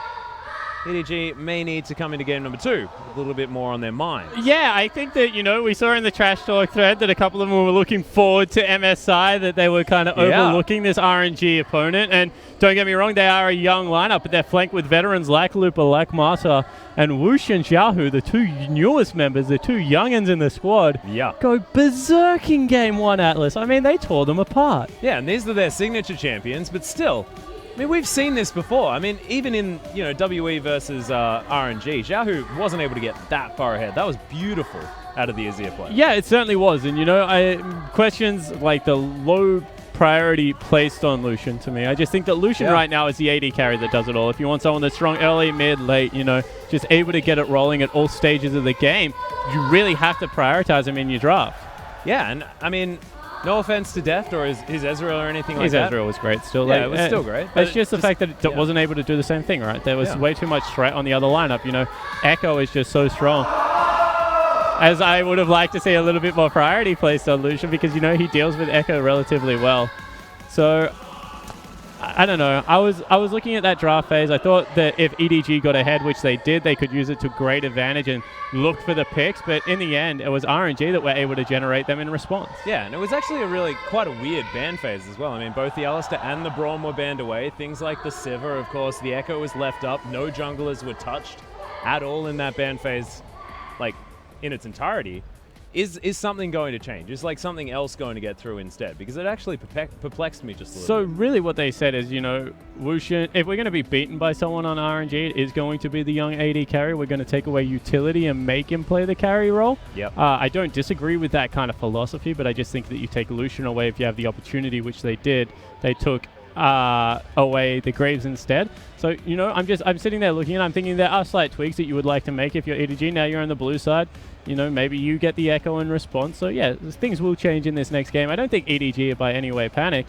I think RNG just played really well. That's very true. And the MVP is going to go to Woosh. Back-to-back MVPs for the young AD carry for RNG. Of course, the final game, their semi-final in order to get here. He did pick that one up as well. 33% kill, the damage share at the same time. Just had a fantastic game. Yeah, he certainly did. And, they gave him the strong laner. He fell a little bit behind early because of the fact that Deft was able to grab that kill, but they jockeyed for position around the map very well, and Woosh is great at kind of allowing Marta to roam, and that was what the success story of this game was. So, team fought very well, lane terrifically, but frees up the support, which is just a huge weapon for this RNG lineup. And I actually feel like it's beautiful, right? Because Ezreal, not that great after his first back, but beforehand, level 1, Ezreal's fantastic. They avoided that completely. They managed to try and get the 2v2 after those backs. I don't think that was deliberate. I think they blind lane swap in hope of catching the Ezreal. They weren't able to grab him. Woosh there on your screen, still looking rather relaxed and composed. He's going to have to be. This is a long best-of-5 series, and you expect EDG to be able to take them the distance. If they do continue to play this well. I honestly think that RNG blind lane swap and we didn't get the lanes we were looking for because they recalled straight away. And Koro lost it, Lupa lost his flash. That's not according to plan. That's going awfully wrong. Yes, most certainly is. And look at Deft. This man looks serious as all heck. Mako as well. And we'll have to step up just a little bit. The Tempered Fates, although some of them were fantastic, especially in the early stages of the game, the rest just weren't really there. They weren't as impactful, I think it's fair to say, as what the hooks were coming out on Marta, and it's going to be tough for Mako to go up against one of the world's best. One thing I do want to dispel is I keep reading and I keep hearing, EDG need to 3-0 this to prove that they are MSI contenders. That is crap, if I'm going to be brutally honest. LGD last year took EDG to 5 games, and they won off the back of a deft pentakill on Sivir, flashing forward and getting the most ridiculous double crit I have seen in my life, Atlas. So they went on and won the tournament as we jump back into Champions Select. I do not think that is the case at all. This is a great RNG lineup, and taking game 1 to me isn't a huge surprise. Yeah, that's exactly right. And this is a team that does fire on all cylinders in the first few games of the series as well. I mean, they're just known for that. As the Azir is going to be banned away, so both the Sivir and the Golden Chicken taken off the board as RNG get rid of the Twisted Fate one more time. That is going to be the adaptation. As And Maokai is going to be banned as well. So there you go. EDG throw the first, I guess, move out there, and RNG's counter move is to play exactly as they did the first time around, getting rid of the Twist of Fate, getting rid of the Maokai. They know that Koro will put priority on it, and they don't want to face the only super tank left in the game. Yeah. Well, Kindred is actually going to follow here as well. So Poppy, glaringly open, as well as the Echo. So they get one. Or do they leave both open now? Or do they get Rise again? I don't think they'll first pick Rise. Well, we'll see exactly what RNG are going to take away. As Lulu is, of course, still in availability. Of course, pretty high up there as far as historical bans, but has fallen out of favor just a little bit. The Braum's still up, but the Alistair is going to be what RNG removed. As Koro with his signature Alawi hover. You can see that Rapid Star on your screen speaking very quickly to the translator there. Yeah. Oh, okay. Nidalee being considered. Graves still up. Of course, Kindred there as well. The Clearlove thinking about picking it away from MLXG. I just don't think MLXG is too phased by that, as Rise now being considered as well. I really wouldn't like this as a first pick. I just think there is so much priority. I mean, Echo has already shown how strong he is on the current patch. Oh, yeah. I'm very much in favor of Poppy over Echo, but that doesn't change that the relative strength that the teams look at. But, you know, they lock it in. Yeah, the Braum is going to be picked up as well, as Lupa hovering now the Echo. I don't know about this. I don't know whether they really need to put the priority on the Braum when they can grab the Lucian here at the same time. But they are going to lock them in. So Echo and Braum for RNG. Now EDG with their chance to lock something away. So and Mata is laughing his head off there. Yeah, Mata's having a good time. Having a very good time. And you know, things are scary when Mata's having a good time. As Clearlove now hovering the Graves. Nidalee is, of course, an availability. Mentioned that earlier on. Oh, you have to think. Poppy. Lucian. All sorts of stuff. Okay. This is just so weird. I think that now that they have something like Thresh, that they can deprioritize Lucian and pick up Callista if they want to. Yes. I mean, it has been so powerful in Def's hands in the past, and I think that Woosh will acknowledge that, see whether maybe he even picks it away himself. The Graves is a little bit strange to me, however, just because we saw it in game number 1. Clearlove played it well, but wasn't able to get the end job done. Yeah. So that makes me a little bit nervous. Jahu's not a man to openly express his emotions all that often, but right now, having a chuckle. Yeah, looks on top of the world. As I would not be surprised by this Lucian pickup. It is going to be taken away. Nidalee there for MLXG as well. RNG once again looking like they have a heck of a lot of comfort. Yeah, but now all of a sudden Poppy is available in the top lane, and we've already seen time and time again that seems to be the counter pick to this. Lucian can't dash around as much. It's kind of funny watching him trying to outrun. Yeah. That's not going to be picked up. Oh god, just do it, Def. Don't be scared. They do have the Lantern now as well, though, so the theoretical sick ambush plays after a Lantern could come in. Also, a lot of damage in that lineup. That is no tank. That's a lot of Thank lockdown. goodness. Yeah. 10 seconds to go. It's looking like Twitch, honestly. I'm expecting Callista. I would be very surprised if Twitch is locked in, but then again, it's EDG, and I know nothing about anything. Well, it is going to be Poppy and the Twitch locked in for Deft. We're going back to Worlds 2015, something like that. We're 2014. Oh my god. He was really popular last year, Twitch. Was it last year? Yeah. Not at Worlds, I don't think, but he was popular during Split 1 at least. Didn't quite even know how far to go back. Yeah, Twitch is interesting, right? Because I'm expecting a Hurricane pickup in there. Yep. used to go like Bork into not Gwinsus. What's the other activatable item? Builds out of Ghostblade? Yeah, Ghostblade. So used to build Bork Ghostblade into armor penetration as wow. Zhao going for the Does he have to take cleanse here? I don't think he does, but that's going to be a sitting duck for Koro late game. So that is a team comp with like very little tankiness on the side of RNG. I mean, Looper will get there, but we've already seen that time and time again.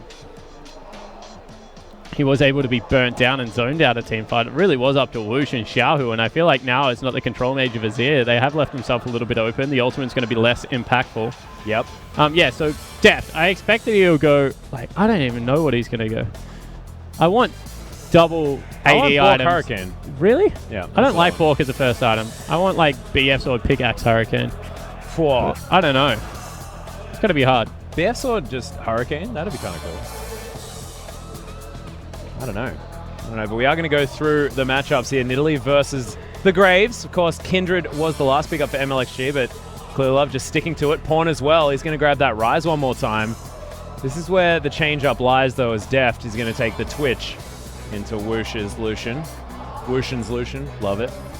Mako now on the Thresh, so he's really got to prove that he can do what Mata did in game number 1. Yeah, he certainly does. It's going to be a hard feat.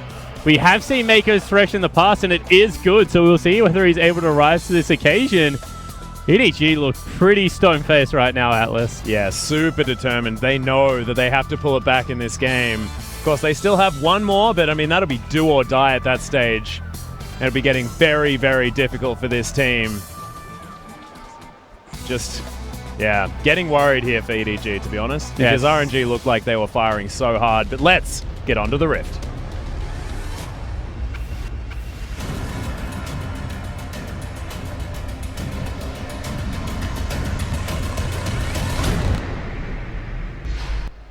And here we are, ladies and gentlemen, as Looper and MLXG waiting towards the top side. It's a defensive fan for EDG. There's Koro. Oh, has to flash immediately. RNG set that one up very nicely. Lots of pings, but I don't know whether they saw him. Yeah, they definitely did. Do you see it even if you're in Fog of War? You see the flash animation as you enter the brush, I think. Well, you can hear the crowd getting behind their teams in the background. There's Pawn. Throws down a ward in full vision. They're just spotting this potential lane swap. Yeah, I think this time around EDG very much want a lane swap. I mean, you have to protect the Twitch. Aw, he's got the imp skin. Certainly does. Of course, the Samsung brothers there. And Imp and Deft. Yep. But it is going to be no lane swap achieved right now because Whoosh and Mata stalking them into the bottom side of the map. They will lose out on a camp. Yeah, they're going to be able to answer it. Pawn actually taking Storm Raider's Surge this time around, not going fully into the defensive tree. I like that. Ooh. MLXG, you got to be careful, buddy. Yes, that's right. Okay. You say this all the time, but I still get scared. He'll probably take heal next as well because he's doing Raptor Camp next. So you can just pounce and swipe everything and like destroy it. Well, first 4 creeps do go to Whoosh. Grabbed himself a Gromp, whereas Deft actually got both of the other ones. So early advantage here for Whoosh. Wouldn't that be an advantage for Deft? He got the gold out of the... Oh, the melee creeps died, and Whoosh managed to pick them up. But he didn't get Gromp. He got a camp. Def got a camp. Whooshin did not. Yeah, and Whoosh is still ahead. No, he's not. Well, it was ahead in farm. Yeah, 100%. But have you ever killed a melee creep versus a big Krog? Yeah, no, that's a good point. I actually thought that they started Gromp. Yeah, no, they did it. Yeah. Yeah, all right, cool. I'm glad that we've managed to get that one out of Yeah, the way. we've sorted it. It took a while. I was like, what? I feel like my point was not exactly that great to begin with, so honestly... Don't worry, it only got worse after that. Yeah, thanks, man. Well, Koro and Looper hanging out with one another here as Rogue Charge going to be used. Koro in a lot of trouble, actually. He doesn't have Flash, remember. Is Grass the Undying going to come back? Does manage to hit the level 3, but Scary here for the Poppy. Certainly is. There's now 80 carries looking for each other. Yeah, supports as well. Oh, wow, Twitch. Yeah, you gotta calm down, man. Contaminate gonna come in. I like to call it Expunge. It's not its name. I know. It was its name once upon a time. Back when it was named cooler. So once again, all the lanes out of EDG are being shoved in and very highly pressured. And you can see that means that now MLXG is completely comfortable invading. Yeah. Something that went awry game number 1, but this time around is not going to be any difficulty. Oh, God. Xiaohu? That's rude, man. It's actually cheating towards the bottom side of the map here, of course. MLXG is there. Yeah, knows where his jungler is. Completely right, so playing towards the strong side. Pawn very much needs to respect the poke here. Took the teleport, I think, just because of that reason. And the counter jungle continues out of this Nidalee. Might actually be spotted this time. Yeah, he's very healthy though, as he takes a fair bit of damage from Clearlove. They're Smoke collapsing. screens there, stops the pounces. Xiaohu's going to make his way around. Spear is going to land. Pounce gets on top of him, but end of the line comes in. Doesn't get the extra damage here onto the kitty cat, but MLXG has sent the message. Pawn as well. Does manage to get a little bit down, but Xiaohu answers back quite nicely, and Koro made his way back in, grabbed himself a bunch of health back. Actually didn't teleport or anything, just got his health back using that corrupting potion. Yep. So corrupting potions and levels. Goes aggressive now. Yeah, Q's going to go down. Nice answer there from Luffy using the Grasp of the Undying, but both of these top laners going very aggressive. And everyone running up. MLXG just continues the pressure. I mean, they chunks out Pawn in the mid lane, who started with a very greedy first item. Yeah. The casual Dark Seal start is deft. It's a very nice cast down. This is the best news story for EDG. The lane I thought had no hope of winning against Braum Lucian, the Twitch, is doing okay. Yeah, they're doing fine. Everything else falling down around their ears. In fact, Pawn teleports back to lane. He wants nothing to do with this. He's like, I'm not losing a second lane in a row. I'm doing the Wayless tactic. Yeah, that's how you go. Take and teleport. Every opportunity, I'm teleporting back to my lane. Well, despite MLXG being all up in Clearlove's jungle, he is only 3 creeps ahead after taking that Raptor camp. And Pawn now, after using the teleport, well and truly up in this lane as well. And he's going back again? Yeah, wants a Ruby Crystal or something. No, refillable potion. Refillable potion, I like it. Makes a little bit of sense. Saves you a bit of cash. Especially when you have a Dark Seal in your back pocket. Oh, here we go. Yeah. So you can see that this Thresh very much used defensively. As soon as Marta walks up, there was no hook coming out, just plays him back. The casts and contaminates are starting to stack up a little bit of poke damage here, though. Yeah, it's deft. He's able to take himself a lantern if he feels like it. Going to do so. All right, so what's the first item? I reckon it's going to be Bork as well, by the way. Yeah. Deft just loves Bork. And that is just one of the things. But he may go Ghostblade. I'd like it. Ghostblade doesn't have crit anymore, so it just doesn't scale over well with the build. But there it is. So, recurve bow comes in, grabs himself a couple of long swords, so probably going to be that build toward a Cutlass, building towards Blade of the Ruined King. Yeah, and it's just the best of like lots of bad options, right? Twitch doesn't have a naturally good first item. Yeah, so it doesn't really care about cooldown reduction, so the old Essence Reaver not going to be a good one there. But does want to have that assassination potential when he does get to that Blade of the Ruined King. Yeah, but who are you going to go on to? I don't know. Lucian turns around and kills him. Xiaohu maybe, actually. That's a good point. He can maybe try and submarine mid lane. But I look across the lineup. The other option is maybe MLXG. If they can get some deep wards and he can like pick him off at a camp, especially when he's counter jungling, might be able to blow him up. But otherwise, looks very scary. Well, Clearlove actually positioning himself into the lane. Here we go. Does manage to get into this brush as Marta throws down a ward at fantastic time, but is going to use the stand behind me. There's the hook, though, as Mako's going to start it up. Marta with the fantastic Unbreakable there as Clearlove, not enough damage. Contaminate comes in as well, and Marta's going to survive. Braum, just so tanky. Yeah, it certainly is. In the end, it is double summoner spells used from both lanes, however. Both are Mako's. And now they might have caught out MLXG, who has to be careful. Yep, parallel convergence. Oh, actually, Lupa uses ult to get back into lane, and now Koro could be in trouble. Parallel convergence goes down. No stun going to come in, though. Is he in trouble, though? Because Koro he just used his ulti there.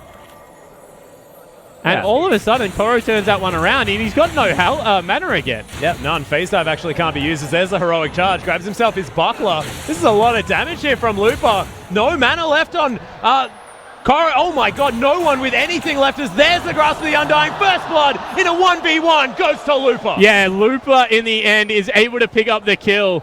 Koro needed to back away after he got all the mana and just teleport back to lane because he was winning that trade. Instead goes way too aggressive and gets made pay. Lupa also keeps Flash, so he's so safe now up in that top lane. Going to pick himself up a massive creep wave and force out the teleport. Well, Pawn and Clearlove looking for MLXG, who is looking for a blue buff. Teleport going to be used by Koro to get back into the top lane. But man, that's 2 stacks on his Dark Seal as well. Yep, I don't think that's the biggest deal. No, well, I mean, that's only like 3% more than their actual win rate, so get more First Bloods, RNG. What is going on? Teleport is going to come in, so Lupa back in with the Balmy Cinder and the Chain Vest. This Echo is going to be such a problem. But I always say this, that, and we kind of saw it in the immediate trades, he's going to do well as a good horse. However, with the fact that there is a cow picked up on the other team, in the short trades where Koro just hits him a couple of times like this, he should be able to get more regen back. And therefore, he should naturally win the lane with cow. Balmy Cinder should not mean a winning lane for an Echo. It means a pushing lane, which is great because you get farm. However, in trades, the cow should be more effective. I say all of this with very shoulds and coulds and woulds because Koro just lost an outright 1v1 that he should not have. No, you're exactly right. So worrying signs at the moment for EDG, especially on the top side of the map. But Catalyst is now done for Pawn. Has that tier stacking as well and is about even on farm. Oh, Death Sentence was really close. Echo just holding onto that, trying to keep control of this lane as Pawn pops the ultimate. He's going to clear this one out very, very easily. Better news this time around for EDG fans is that Pawn is relatively even on farm. I mean, he's about 1 creep wave behind, and on Rise, that's perfectly acceptable. But this is a lane that is in a little bit of trouble. There's the stun that's going to come in onto Koro. Uses his buckler shield in order to eat that one up. But look at Lupa. His health is ridiculous, yeah. He's just using that movement speed to fantastic effect. Good deep vision now being obtained, but they know that he's on the top side of the map. See whether they try and cross-map this one, EDG, shove this wave in and go for the dive, because they know their top lane is in trouble. Pawn and Clearlove both hanging around here. You can see RNG sending their bottom lane back. Understand that if no one's there, they're not going to take the chance. But they completely deny a wave, so that is still a good news story. And a pretty big wave right now. And get the culling out, which means that Wushin probably needs to shop, honestly. Well, you can see Pawn does make it back to lane, loses a cannon creep. I'm incredibly depressed. But is able to pick up the rest, so that's good. Eats an arrow out of Xiaohu as well. Yeah. Gentle reminder that I am your lane opponent and you will respect me. And the win condition's the exact same for RNG here. I mean, get to 30 minutes, you're going to have a fantastic AD carry that just scales so terrifically on the current patch. And not going to be in much trouble. I guess you can argue team fight a little bit better. As, Observer pointing out that MLXG spotted by that ward. Yeah, on the bottom side of the map. Actually, it's going to be out in full vision, shoving this wave in, trying to get it back for RNG. Clearlove setting himself up. They're not going to get it though. If they force any harder, it's just going to go away. They're going to freeze up that wave. You can see that Mako goes for it. Instead, they're rotating into the mid lane. They do have a good poke composition, Atlas, but I don't think it's that good. It's only 12 minutes into the game. Yeah. I was going to say, poke is definitely an option, but yeah, you need to do damage with it first. I mean, you need your culling first out of your Lucian to clear a wave. Yeah. As the old double pink ward. We get taken away. That's 10 auto attacks. That would be very awful. Imagine if Clearlove had to deal with that. Graves, not a psyched man when it comes to pink wards. And they're trying for this play one more time. Deft and Mako definitely think they are stronger than Wushin and Marta right now, which is strange to say about a first shop Lucian. Yeah. And Twitch, not necessarily known for his early game prowess. As Clearlove there is able to clear out the Wolf Camp, grabs himself a ward for his troubles. 70 CS to 63, so actually farming out very, very well against the Nidalee.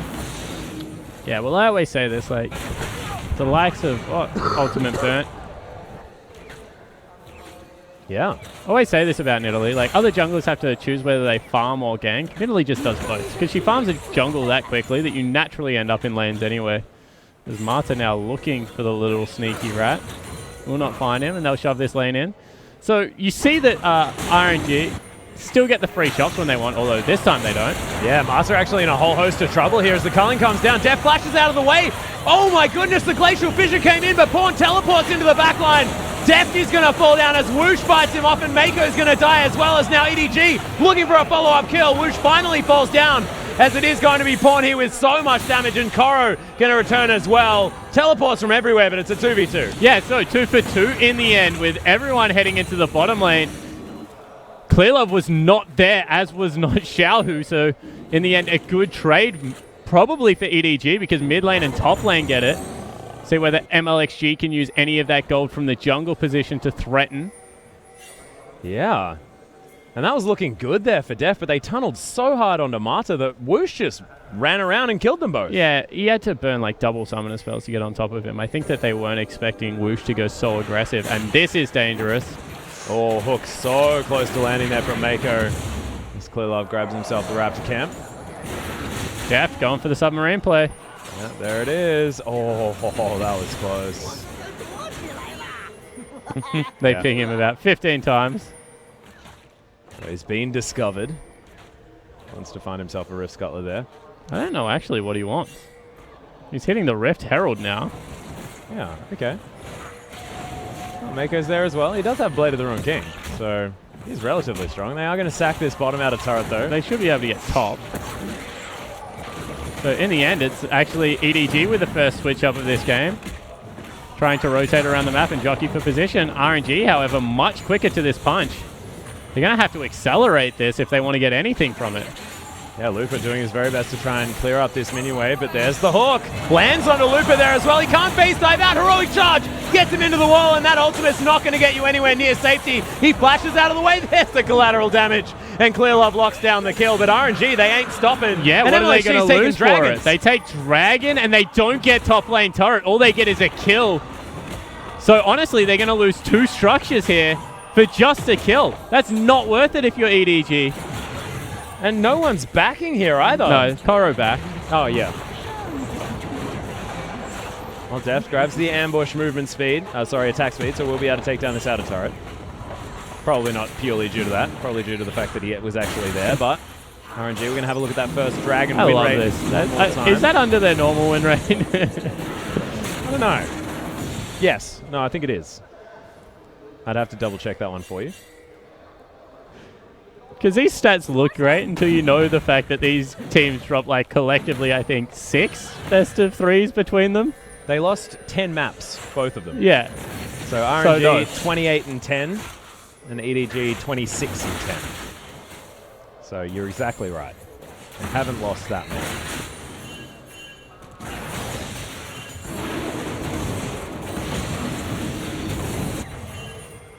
But you can see Pawn still keeping it within around 2. As his Dark Seal actually has a couple of stacks on it there at the same time. When it gets to 10, we'll check back in with it. I don't think the 2 stacks are going to do all that much. Whoa, it's better than last game, man. Got to look for the positives. There's Lupa now with a very long lane to play with towards the bottom side. And RNG with almost 1,000 gold lead, about 600 there. Well, the good news for EDG right now is that the map is starting to open up, still quite early, and they are the ones with the Twitch. He's gone for another recurve bow. Yeah, so it's the Rune Bork. Okay. Hurricane, yeah. Yeah. I got something right. There's another hook on Namada.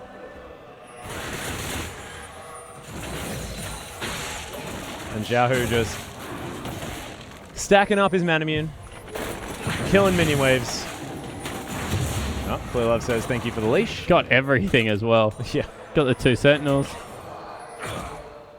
Lupa was just helping him out. Felt bad about the game before. Pinging out a teleport actually right now for Pawn. There is a ward behind that little wall. See whether they go for the play. Yeah, the cast comes in. Mako actually tanks up the culling. But now they cannot gonna go wide. for it. Yeah. Actually, they are. Double teleport. Yeah, they're coming in. Xiaohu throws down the Chains of Corruption, though, and Koro, he's looking for it. Clear Love with a lot of damage down already as Mako lands the hook and the play. RNG now getting corralled into the wall as Xiaohu in a whole host of trouble. Clear Love picks it up. That's 2 kills already. It's Depth massive in this fight. Pawn grabs himself one before falling down. But this is all about EDG. Lupa gets hooked. And this team has got something to prove in game number 2. Yeah, what a team fight out of EDG. They go for the Force. And they make it work. Lupa, too late on the back end of that telefight. And that was massive. Oh my god, that's amazing. Telefight. That is my new favorite thing. It's like it's a teleport into a fight. It's a telefight. Oh my god, that was magical. But what a fight from EDG. This double teleport seems to be a thing that they can make work. Yeah, it certainly does. And let's take another look at this. So they tunnel onto Def because they want to clean him up. But Mako's massive in all of this because they're able to go across.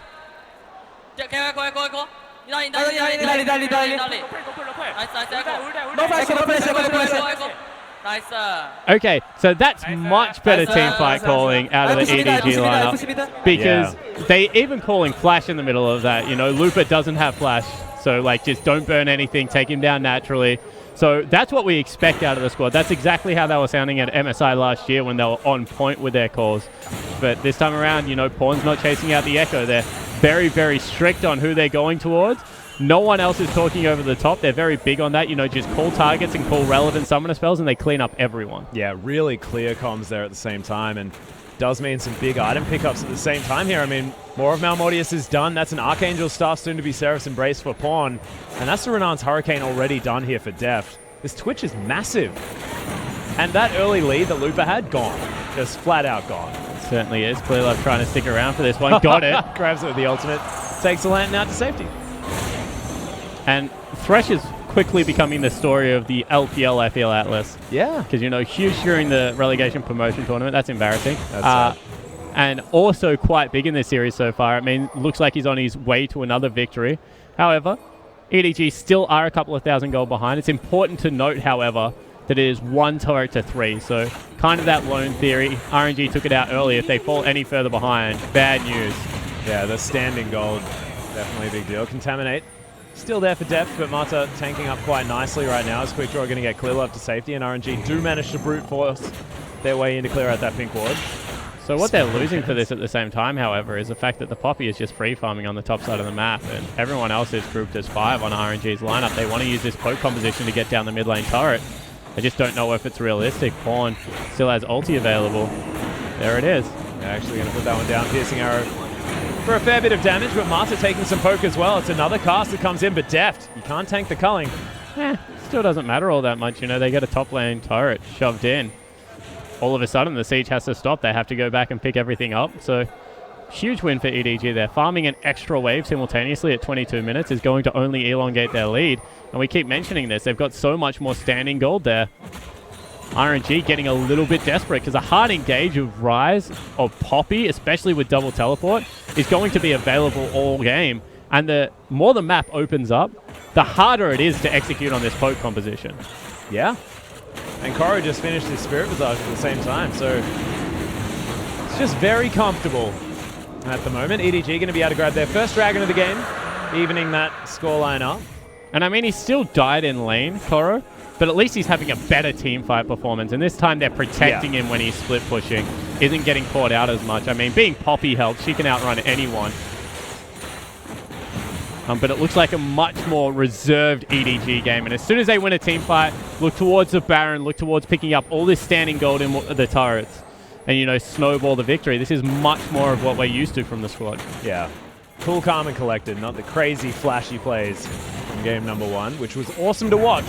Didn't quite work out for the squad. Oh, yeah, you're exactly right. RNG at the same time, however, love the builds. Like MLXG not going towards the Rod of Ages. Goes for Rylai's Crystal Scepter. Yeah. A lot better at setting up poke damage. I say this all the time, but you know, the fact that they've got him to hit the initial spear and then Xiaohu is nearly guaranteed to land the arrow afterwards is just going to mean the composition is so much easier to execute upon.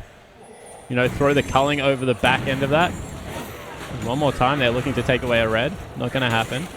Yeah, they got a lot of vision and a lot of people towards the bottom side of the map to RNG. Committing to staying grouped. They don't want Def to be able to get picks. Deft is like, I will make it to the brush, I'll be fine. There's a pink ward in it. Yep. Not exactly what he was looking for, but this CS advantage between Def and Whoosh is starting to, I guess, lengthen a little bit. Whoosh has been able to pick up a lot of farm in the mid lane. Deft has got none because he's just going for the submarine play time and time again. Oh, there he is, right in amongst it as Whoosh taking a lot of damage. Clearlove right in the front line as well, and Def caught by the Chains of Corruption. The heal's going to come in, face dive from Looper. He's going to secure the kill, and that is going to be the first one. Master falls down to the back end, but the spears are still flying down. Koro as well, still trying to get something done. Not sure what he was doing there, as there's a hook onto Xiaohu. Mako right in amongst it. Pawn able to pick up Looper on the back end. The flash forward from Clearlove. And oh, that Q was so close. Spear dodged by Pawn, but it is going to kill one. MLXG going to die for it as the double kill comes in. Heroic charge from Koro. Takes down Whoosh, and Pawn says, see you later. I want a triple. I don't care if I die. Yeah, and in the end, EDG, another massive team fight, and they will be able to pick up a turret for this one. They're going to explode this gold lead out. And target prioritization, the name of the game right now, Atlas, because they're just able to pick up key members. Clearlove taking that spear, I guess, wasn't part of the plan, but this was just so beautiful to watch. They flash in, think they can get Whoosh or Xiaohu, but they both flash away. Def gets chunked out and honestly dies at the very start of this team fight, and it should go horribly wrong. But Koro just goes massive. He dove that turret, I think, on 3 separate occasions. Yeah. And Looper just does not respect Rise here, because he's able to just get chain CC, still has his ultimate available, and Pawn just deletes him. And look at Koro. Yeah, what? He's not going to die. This is a black he and goes white again. performance, honestly. Yeah, so that's Clearlove getting stuck. But here he goes one more time, like, all right, flash, wallbang, get me back in there. And then Pawn's like, hey, that looks like fun. Oh, crap. But picks up a triple.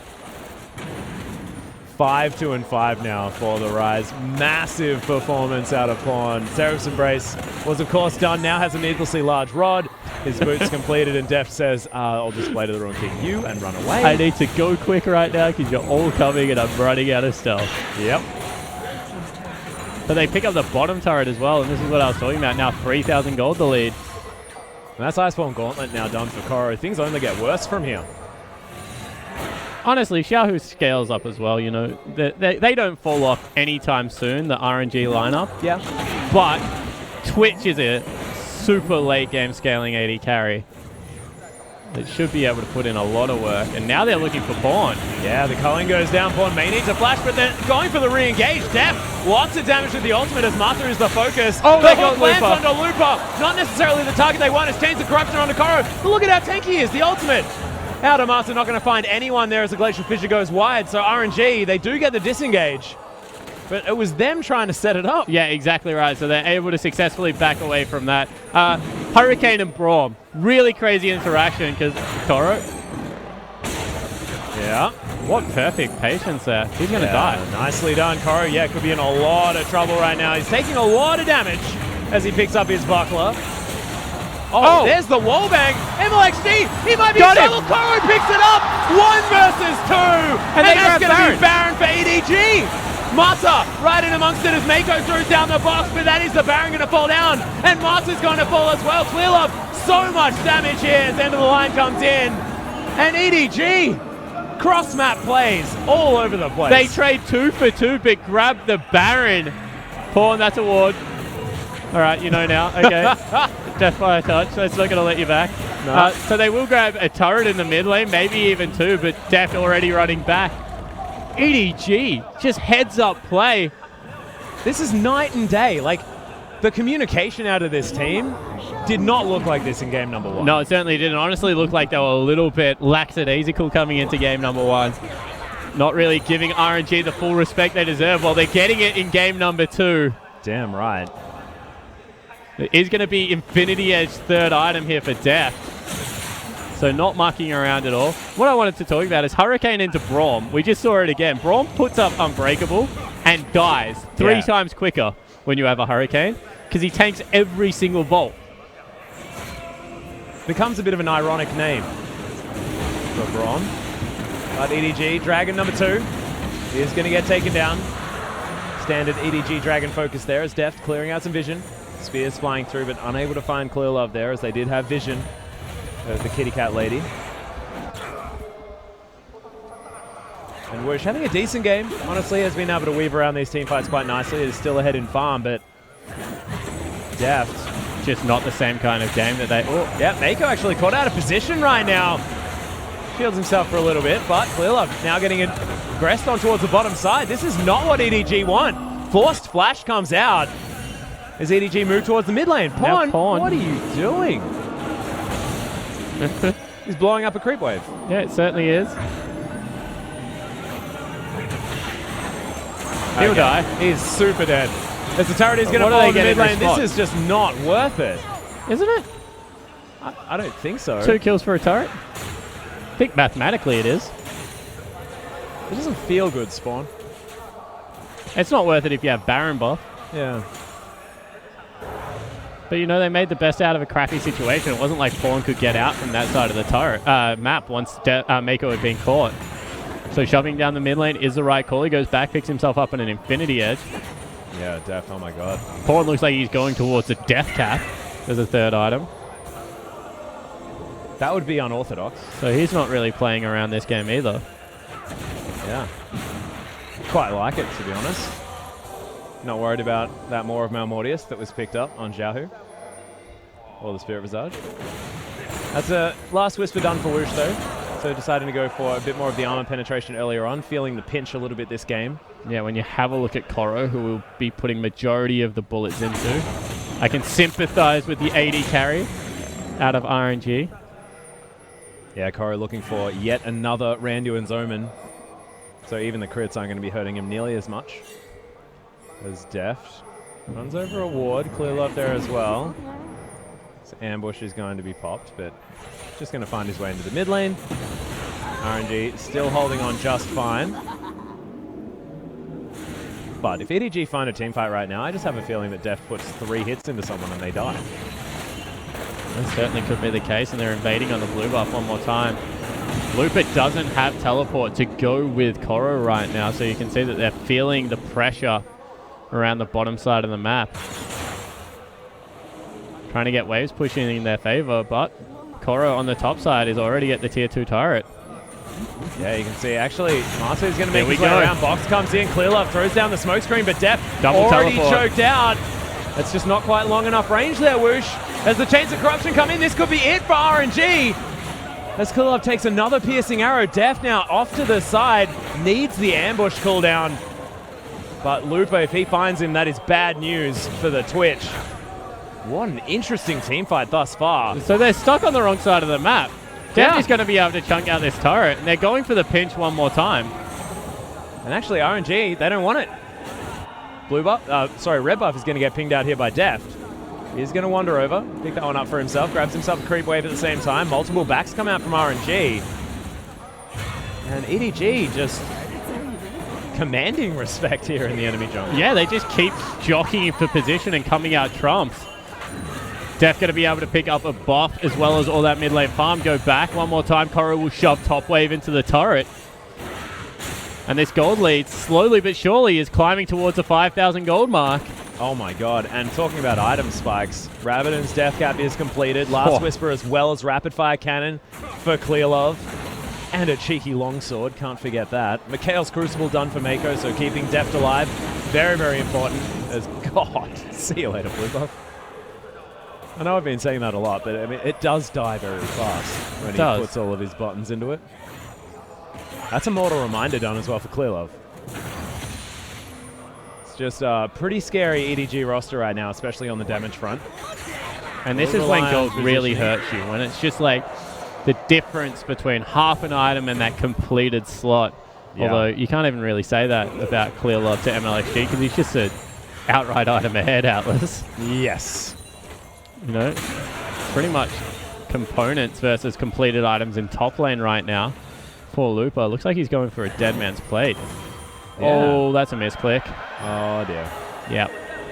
Golden Kitty. I think now the crowd has let him know as well. So that's good. Yeah, well, he's not going to be pink-warding that brush if that happens to be the button for it. As Pawn healing himself up a whole heck of a lot using that ultimate. Throwing out spell after spell. And Lupa now splitting towards the top side. Corey going to answer that one relatively easily. So this is better formation out of RNG. You know, they're trying to protect their split pusher. There was no response out of Coral at the start of that. You can see right now, however, that he's going towards what looks to be a Thornmail, and Poppy is well and truly unkillable. Yeah, Pawn actually running. Uses the ultimate. It's already back off cooldown. Yep, that was interesting. Yeah. That ultimate isn't much of an ultimate, is it? Does a lot. It does a doesn't lot. go. As far as like ultimate ability is concerned, I'd prefer Event Horizon. You know, makes a little bit more sense. That's not even an ultimate. But once again, pinched them here, RNG. Yeah, but who's pinched who? Well, EDG want to take out turrets. RNG are trying to drag creep waves away and mean that isn't a possibility. But it's just not working out. Instead, they look like they're jockeying around Baron. Whoosh even dives over the wall to make it look like they're going for it. Yeah, in fact, everyone here, EDG, able to clear out some vision. This Piercing Arrow is going to land on a Mako. It's doing some serious damage right now. Deathfire Touch helping out for Xiaohu. And Pawn is actually going to make his way towards the Dragon. Yeah, he's just going to pick it up by himself. Yeah.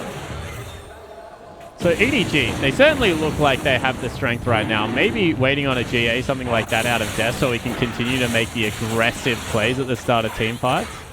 But it just doesn't look like they're in a rush. They're acknowledging that their team fighting is better. There's still definitely the poke window that RNG can look towards. See if they can chunk people out underneath turrets or in a neutral objective area like Baron. But I just don't really like poke into a team like EDG, because when they pull the trigger, they just pull it so quickly, especially with double teleport. They're just going to go, Atlas. Yeah. And there's not really all that much that poke can do against that. Well, into the hard engage potential of a Poppy, it just feels almost impossible. She gets on top of anyone. Poppy like Rise with no cleansers on the map. Yeah. And he went back and got GA. So now Def can just play as aggressively as he wants. Oh, that is terrifying. Not only that, I think Clearlove's going for an IE. Maybe a Bloodthirster. I have a feeling it probably will be a Bloodthirster, but I do like the I IE. hope not. Yeah. But you can see Xiaohu sitting on a fair bit of cash there in the mid lane. Guardian Angel almost done here for Pawn. Only has 1,000 odd gold before he finishes that one. And They joins kill Def. Baron so quickly. Yeah, they may as well just go to it. Not with Pawn bottom lane. He kind of needs to be with the team. He's got a teleport. But I mean, like, the upfront damage that he's going to do to it is much more threatening than the teleport. And here we go.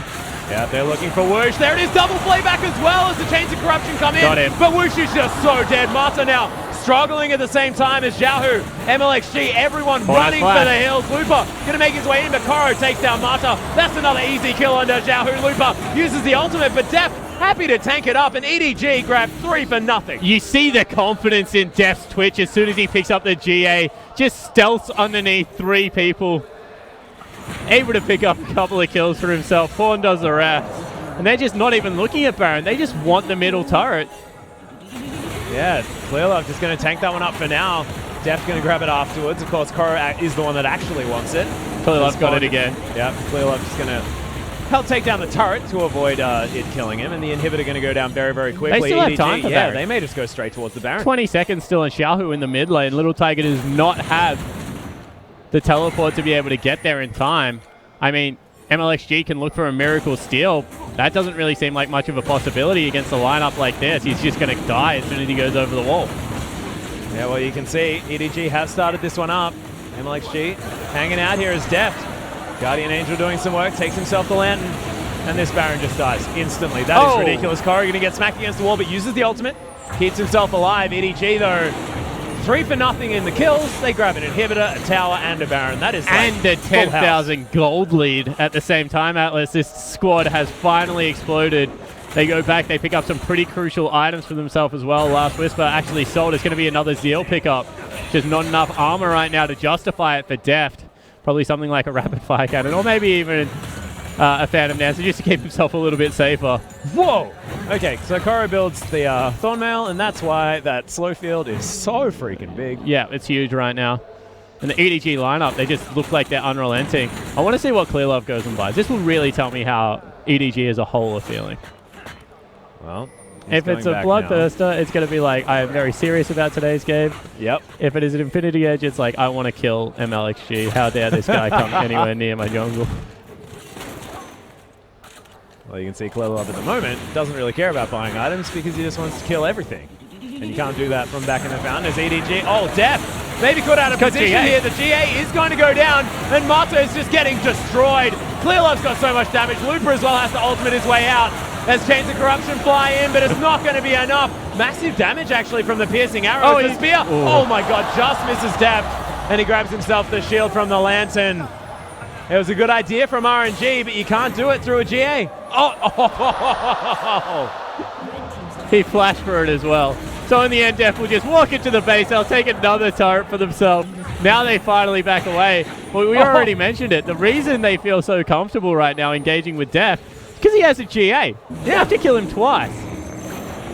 And now MLXG. Yeah, the great race. Bunch of trouble. Deft actually chasing after him as well. I didn't actually know that Deft, Twitch now gallops a little bit. But he runs. As his little ratty self when he's going quickly, yeah. Of course he does. So I just haven't seen him for a while. Here we go. Oh God, it's Chase the Kitty. I've seen this game, and it's not a fun one for MLXG as the heroic charge does take him back. Whoosh is here though. MLXG's going to die in pawn. Now looking for more. Now Koro's got one thing on his mind. Clear Up ults in celebration as EDG pick up 2-3 Swift kills. Yeah, and that's going to be Game Atlas. They're going to streak into the base now. You can see Koro will not be stopped. Oh my God, Xiaohu slammed against the wall. The flashes to follow up there as well, but Xiaohu is going to make it to relative safety. Looper now hiding underneath his turret, but EDG say, well, Koro's just going to kill him, so we're going to win the game. Yeah, right now, Pawn teleports to a minion. Game number 2 going to go across to the EDG squad. Emphatic fashion. It took them 40 minutes. But had relative control over the entirety of that game. And that was what we were expecting from the get-go, but EDG, they put their serious hats on. I love the team comp, love Dev's Twitch. Much better performance in game number 2. Yeah, and I said, you know, maybe not to go with it. It is a very niche pick right now, Twitch. Great late game. But what was surprising is Twitch Thresh able to win the lane against Lucian Braum. That was a curveball I did not expect. Certainly not. And I mean, this is what Deft was saying in like the initial video. It was like he wants to try and tell this duo lane that, you know, he's still the man to be respected. I don't think he said duo lane. I think he said no, I just didn't want to repeat it. It was so mean. Well, the thing is, right, saying that you want to teach the bottom lane respect when the other like support is Mata, I think it's something that's just dangerous. That is actually a very good point. That is a very good point. And Mata, that man played incredibly well. We are going to have a look at some of the highlights here from the game as Deft gets caught by this Glacial Fissure, but didn't really matter. This is where things started going horribly wrong. The double teleport executed so well. You see that Looper arrives to the back end of this fight, but it's already too late. I mean, Koro and Pawn a cleaned house. And yeah, Deft from the backline there at the same time even avoids the ultimate damage out of Looper. And from here, honestly, that was all she wrote. It just felt like strength to strength here from EDG. And this one is a perfect example of things like being so controlled from EDG because they just call out the individual targets so beautifully. Yeah, well, we heard them. You know, they're just able to really prioritize those targets. Koro was massive in this team fight, just time and time again. Diving turrets. And Mako threading the needle. Just an example of what we were expecting from EDG straight away in this series. And Pawn dodges it and kills Clearlove. Love it. He didn't kill Clearlove. Clearlove should have dodged it as well. He had even longer than Pawn to respond. No, it was like, oh, thanks for the body block, Pawn. Oh, no. Not happening this time, but this was amazing. After getting solo killed in lane, Koro turns around and does this. Yeah, the strength of Poppy, I think, on full display here, it is fair to say. Able to get one last grass cock, as well as the Barmy Cinder damage there for the kill. And it just meant that this happened cross map. EDG able to pick up the first Baron of the game. And they stay on it the entire time. Yeah. I feel like that was the call, as RNG weren't able to make their way out. And there are a lot of highlights in this game, Spawn. Well, it was a reasonably bloody game in the end out of EDG. Def's Twitch just kept starting teamfight after teamfight, and we saw that because he had that GA, he was able to do so. Jahu falls down at the end of this one, so congratulations to EDG playing a beautiful game number 2. RNG unable to keep up, but it only evens out the series. It's now a best of 3, theoretically, in this best of 5. Yeah, well, so they go 1 game apiece. You know, RNG, they have the great game 1 that we expect out of them. Wushin goes massive, and Deft hits back, I think it's fair to say. You know, brilliant use of the double teleport is what set that game apart, but the niche pick of Twitch just could not be dealt with. Yeah, just a little bit ridiculous. And Pawn there as well. Picks up the rise one more time. Now goes Storm Raiders Surge. Really, really good. But ladies and gentlemen, we are going to go to a short break. When we get back, it will be game number 3.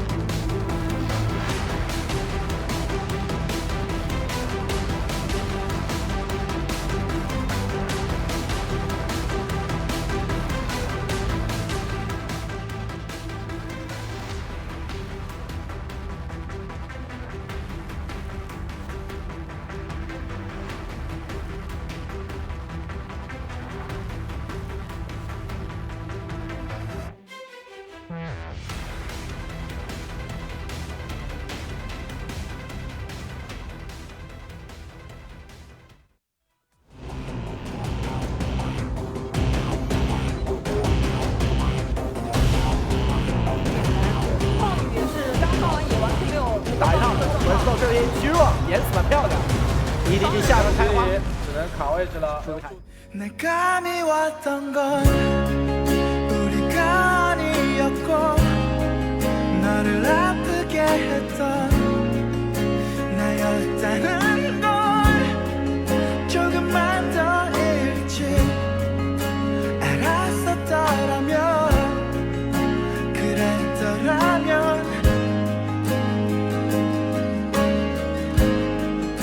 내감이 왔던 건 너를 아프게 했던 나였다는 걸 조금만 더 일찍 알았었더라면 그랬더라면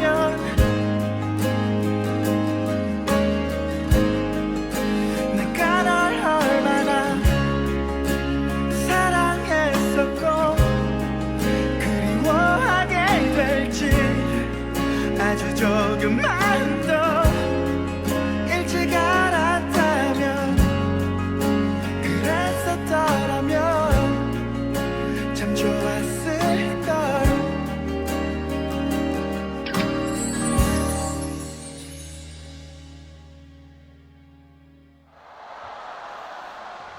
Oh my.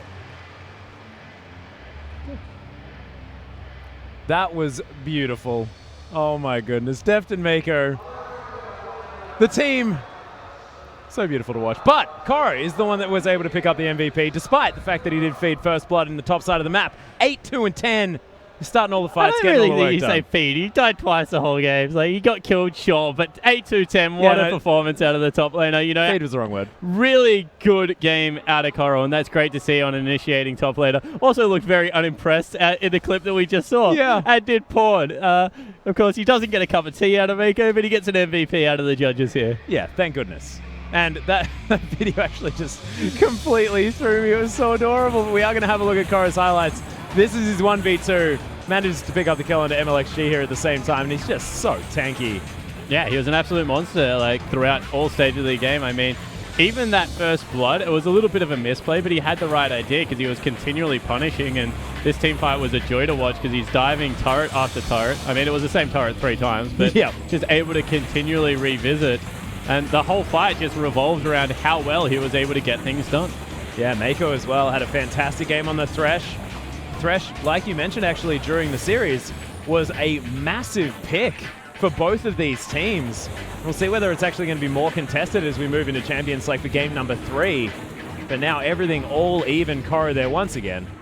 Gets the flash wall slam and everything was fantastic. So yeah, we've got a tied series. And I say that about poppies, right? It depends how you use your flash wall bang. Atlas, if you're able to get in there and really disrupt the bat line, if you're always a threat, as long as that flash is available, then you can't play Lucian. Like, I say this honestly, like the fall of Poppy has actually been the rise of Lucian, because we saw as soon as a Poppy got big enough, there was just nothing Woosh can do in that game. He's being zoned every single time he goes near a team fight. So I really liked how Koro played out a lot of that game. You know, as you mentioned, did fall down early, but I think that the mentality behind it, be nice and aggressive, take it to loop and make sure you're asserting dominance, was always there. Once he did get that lead, he just took the whole map like by the scruff of its neck and like shook it a little bit. Yeah, and it also looked like even in Champions League, this was an EDG that was just one step ahead. You have to think just they left the Lucian up. They understood that they did have the Poppy. They were happy to take it into the Echo, didn't prioritize that one as well. Decided to pick up the Rise one more time, which didn't work out for them with an early pick rotation in the first game, but certainly did in that game. And also showed that they're a laning team, right? EDG have a really good duo lane, and I think that they showed that. You know, we're happy to pick Twitch as long as we have an aggressive support in the Thresh. Then we still think we can go 2v2 versus you, because we know that your strength is in your roaming and not really in your laning, and we saw that time and time again. They were actually willing to start 2v2 team fights. They had double teleport in their back pocket, and they're able to pick up an early advantage because of this. And I think that this is something that, you know, RNG will look back upon and be like, I think we have to lane swap, as you mentioned, and try and get around Summoner's Rift. His game 1 looked a little bit more successful off the back end of some jockeying for position. This game did not look successful at all in that 2v2 lane. Yeah, most definitely. We'll see whether, like, of course, this game, it was both of the teams getting deep vision, trying to spot out the lane, those sort of lane swaps. So we'll see whether they are going to be able to do that one more time or whether someone's going to have some sort of But it was strategy. RNG that sought them out. I mean, they missed the first jungle camp to ensure that they got the standard lanes. I mean, they got deep vision, they caught out the support player, and then they like walked from mid lane down into bottom lane. They definitely wanted the 2v2. And within reason, I mean, Braum Lucian should be able to beat Twitch Thresh. That is not a lane that you should see winning the early game. And I really think that, yeah, you know, Woosh has to take a little bit of responsibility for that and play a little bit more aggressive. Something that we used to criticize Deft for a lot, actually, back in 2014, started 2015. It's the fact that he just didn't play winning lanes as winning lanes, was always known for his team fighting. Now he can get aggressive. A lot of that is to do with the other dude you saw in the video there, Mako, leading the way. Of course, a huge Annie player when he burst. As it were. Oh, I don't. That is... Well, no, I was talking about that as sort of in a relationship sense. So yeah, no, I understand that, but I'm just like, there has to be the Summoner's Rift sense, right? And I don't think we could call it that. That's definitely not the way. But yeah, it was a really interesting way that worked out. I think that, you know, Lupa falling behind a little bit, even though he had that kill, and then the Duo lane falling behind just meant that Pawn had a much easier time and MLXG was shut down. You could see he wanted to be aggressive in the counter jungling, he just couldn't. Yeah, and you know, there were a lot of piercing arrows landed from Xiaohu, but honestly it was a bit of a non-factor that game. Game number 1, phenomenal performance. Started off a whole lot of these fights. I'm trying to think back. There wasn't really like one of those ultimates that you're like, that is just set up the team fight. It was often just like disengaged style ultimates trying to lock down the team, but EDG just can't. But it was a composition issue, right? When you're playing Nidalee, Lucian, and Varus, that is very poke heavy. I mean, the idea behind it is clear out the wave with a piercing arrow, fly the culling over the top, fire the Nidalee spear that has a slow attached to it, get the second piercing arrow, siege down these turrets. What's the response? Take double teleport, look for the flanking play. Never going to be in a position to do that. Another big questionable thing is no one had QSS, so as soon as they were stunned up, the layering of CC was just beautiful out of EDG, so there was really no way they could win those fights. I'm going to go back to it one more time. I think that you just prioritize lifesteal, especially when there's a Poppy on Summoner's Rift, if you are Lucian, and go into a Brawl mentality. I mean, the team comp wasn't set up for it, but with Primal Surge as well as a Bloodthirster, Woosh would have been able to get a little bit more done, I feel, in that game. Yeah, and there's also the fact that, you know, he's on a team with Name, the man that's famous for picking up that double lifesteal, trying to get into these team fights, weather the storm, not necessarily have that massive burst number with the crits, but able to keep himself alive and sort of skirt his way around, which is something that Woosh probably would have liked to have done in that last game, but of course Koro was pretty gigantic in that series. It was difficult. I think the other thing is like you take an immobile 80 carry and Lupa's eyes light up, but there was no point in that game where Def couldn't just turn around and kill Lupa. Like if he had any support whatsoever, the collapse was always going to be quicker, but you know, he was engaging and they weren't really able to kill him all that quickly, especially with his itemization, which was spot on. So, you know, I said there really isn't a good first item for Def. But as soon as he got to the 2-3 item stages, I mean, as soon as he had that Hurricane and Infinity Edge, he was able to take over the map. Yeah, and you can see this is RNG right now on your screen. A little bit of concern on the faces for now. And you can see Pawn, he's very asleep. Yeah, basically. Nah, he's moving. There's life in the blue yet. Ready to get back into it. Deft as well. Head in hands just a little bit as him and Mako. Doesn't look like they got much sleep last night. Yeah, and see, that's why I didn't wear my blue suit, because Rapid Star wears it better, Atlas. And that's why, whilst here, I will stick to black jackets. Yeah, that man does look beautiful. We are ready to get into Champion Select, ladies and gentlemen. Very excited to see whether EDG go back to what they did in game number 2, which certainly worked. Of course, the theory of if it ain't broke, don't fix it mentality is there. There's also, you can only throw so many curveballs in one game of baseball until people just start guessing for curveballs. But we are in there now, and so far, no real changes as far as the bans are concerned. Rise is actually going to go on the red side, though, as EDG take that one away. Twisted Fate Maokai once again from RNG. And we'll see whether they are going to prioritize the Echo very, very high this game at the same time. See whether they get rid of Azir on EDG's lineup, or whether they try and priority pick that for Pawn. Yeah, Kindred as well was the other ban. Unable to have that. That one I really don't mind either way. Whoa! Okay. Not going to be able to play the Twitch this time. Don't know if he wanted to be honest. Yeah, well, that was sort of my thinking as well. I'm like, oh, I feel like that's a one and done comp, and then now they move on. Especially considering the fact that the Rise is no longer here, and Azir is going to be the ban. So Kindred available, Alistair of course available, and that one is going to be locked away immediately. Mata says, give me the cow, win the game. We'll see whether he can.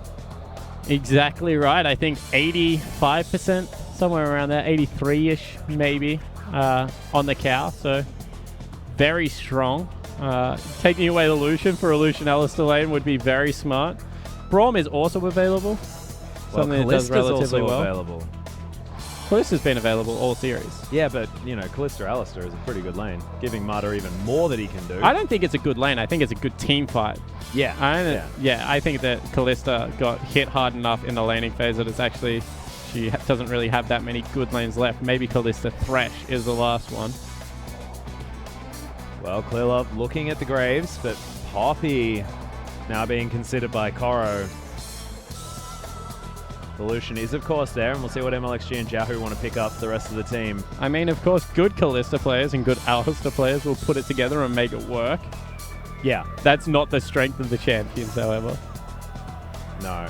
And I was more just talking about the fact that, you know, the synergy and the fact that you're giving Mata even more that he can do does turn Whoosh into a little bit more of the utility and then cleaner. Takes away priority on Kindred as well. Yeah. Well, Clearlove, of course, deciding to ignore the Kindred completely. Back on the Graves one more time for his third game in a row. I like it. I think that Graves is honestly like showing internationally right now. Strongest jungler on the current patch. Just keeps up in farm really well and is kind of tanky because of his E. Yeah. And does so much ridiculous damage. That layering of CC, though, is quite terrifying. Certainly is. Oh my god. So, Xiaohu back on a comfort pick there in the mid lane on the Lissandra if he wants to take it there. Looper has, of course, played it as well. As MLXG has locked in the Echo. He could also jungle it, which is why I mentioned that Looper could play the Lissandra. Very flexible. Right, now for EDG's choice. We'll see what Pawn wants to take into this. Could be something like the LeBlanc. Yeah, I'd like to see that. I don't necessarily like Assassins into Lissandra. No? Kiss of Fate and Azir aren't available, however. You know, he could go towards something like Avaris, but once again, EDG are asking the question. Yeah. The F's Ashe, I believe, has a pentakill, or at least a quadra. He's only got a couple of games on it as well. He's a very good Ashe player, however. Phenomenal Ashe player. From a very, very long time ago as well. But they are going to lock it in. The Thresh and the Ashe. I love this, moving from the Braum to the Thresh. Brilliant, especially with the Flay being able to stop the headbutts out of Mata. We'll have to use that flash if he wants to start that pulverize. So the idea behind Braum, however, is if Mata ever flies onto your AD carry, he has to go past you, so you just put up Unbreakable. And supports fight AD carries for a little bit. And it doesn't really matter all that much. Of course, you only have to tag him once before he can get stunned, and then the Thresh kind of just stands behind the AD the Braum stands behind the AD carry and walks away. So I think Braum is also fine against Alistar. But you're right, historically Thresh has had a pretty good time. Yeah, especially this series. EDG do have it in their back pocket, but my god, this is a bit of a throwback here as Mata hovering the Quinn. 3 seconds to go as Whoosh has the Jhin at the same time. The Jhin Quinn is going to be locked in. My god. So it is going to be Jungle Echo. Yeah. And I'll see whether we get the Luden's Echo, sorry, not that, Runic Echoes out of MLXG, or whether he goes towards the Cinderhulk. Yeah, sort of known to be the Cinderhulk Eye the Watcher type guy. Karma. Yeah. That would be a really cool composition, actually. You know, the ability to speed everyone up and get them into the team fight. Great poke damage out of Karma as a single unit, and then facilitate a lot of what a Koro wants to do. Yeah, however, also can just straight up kill Xiaohu with a Corki. I like the Karma a lot more.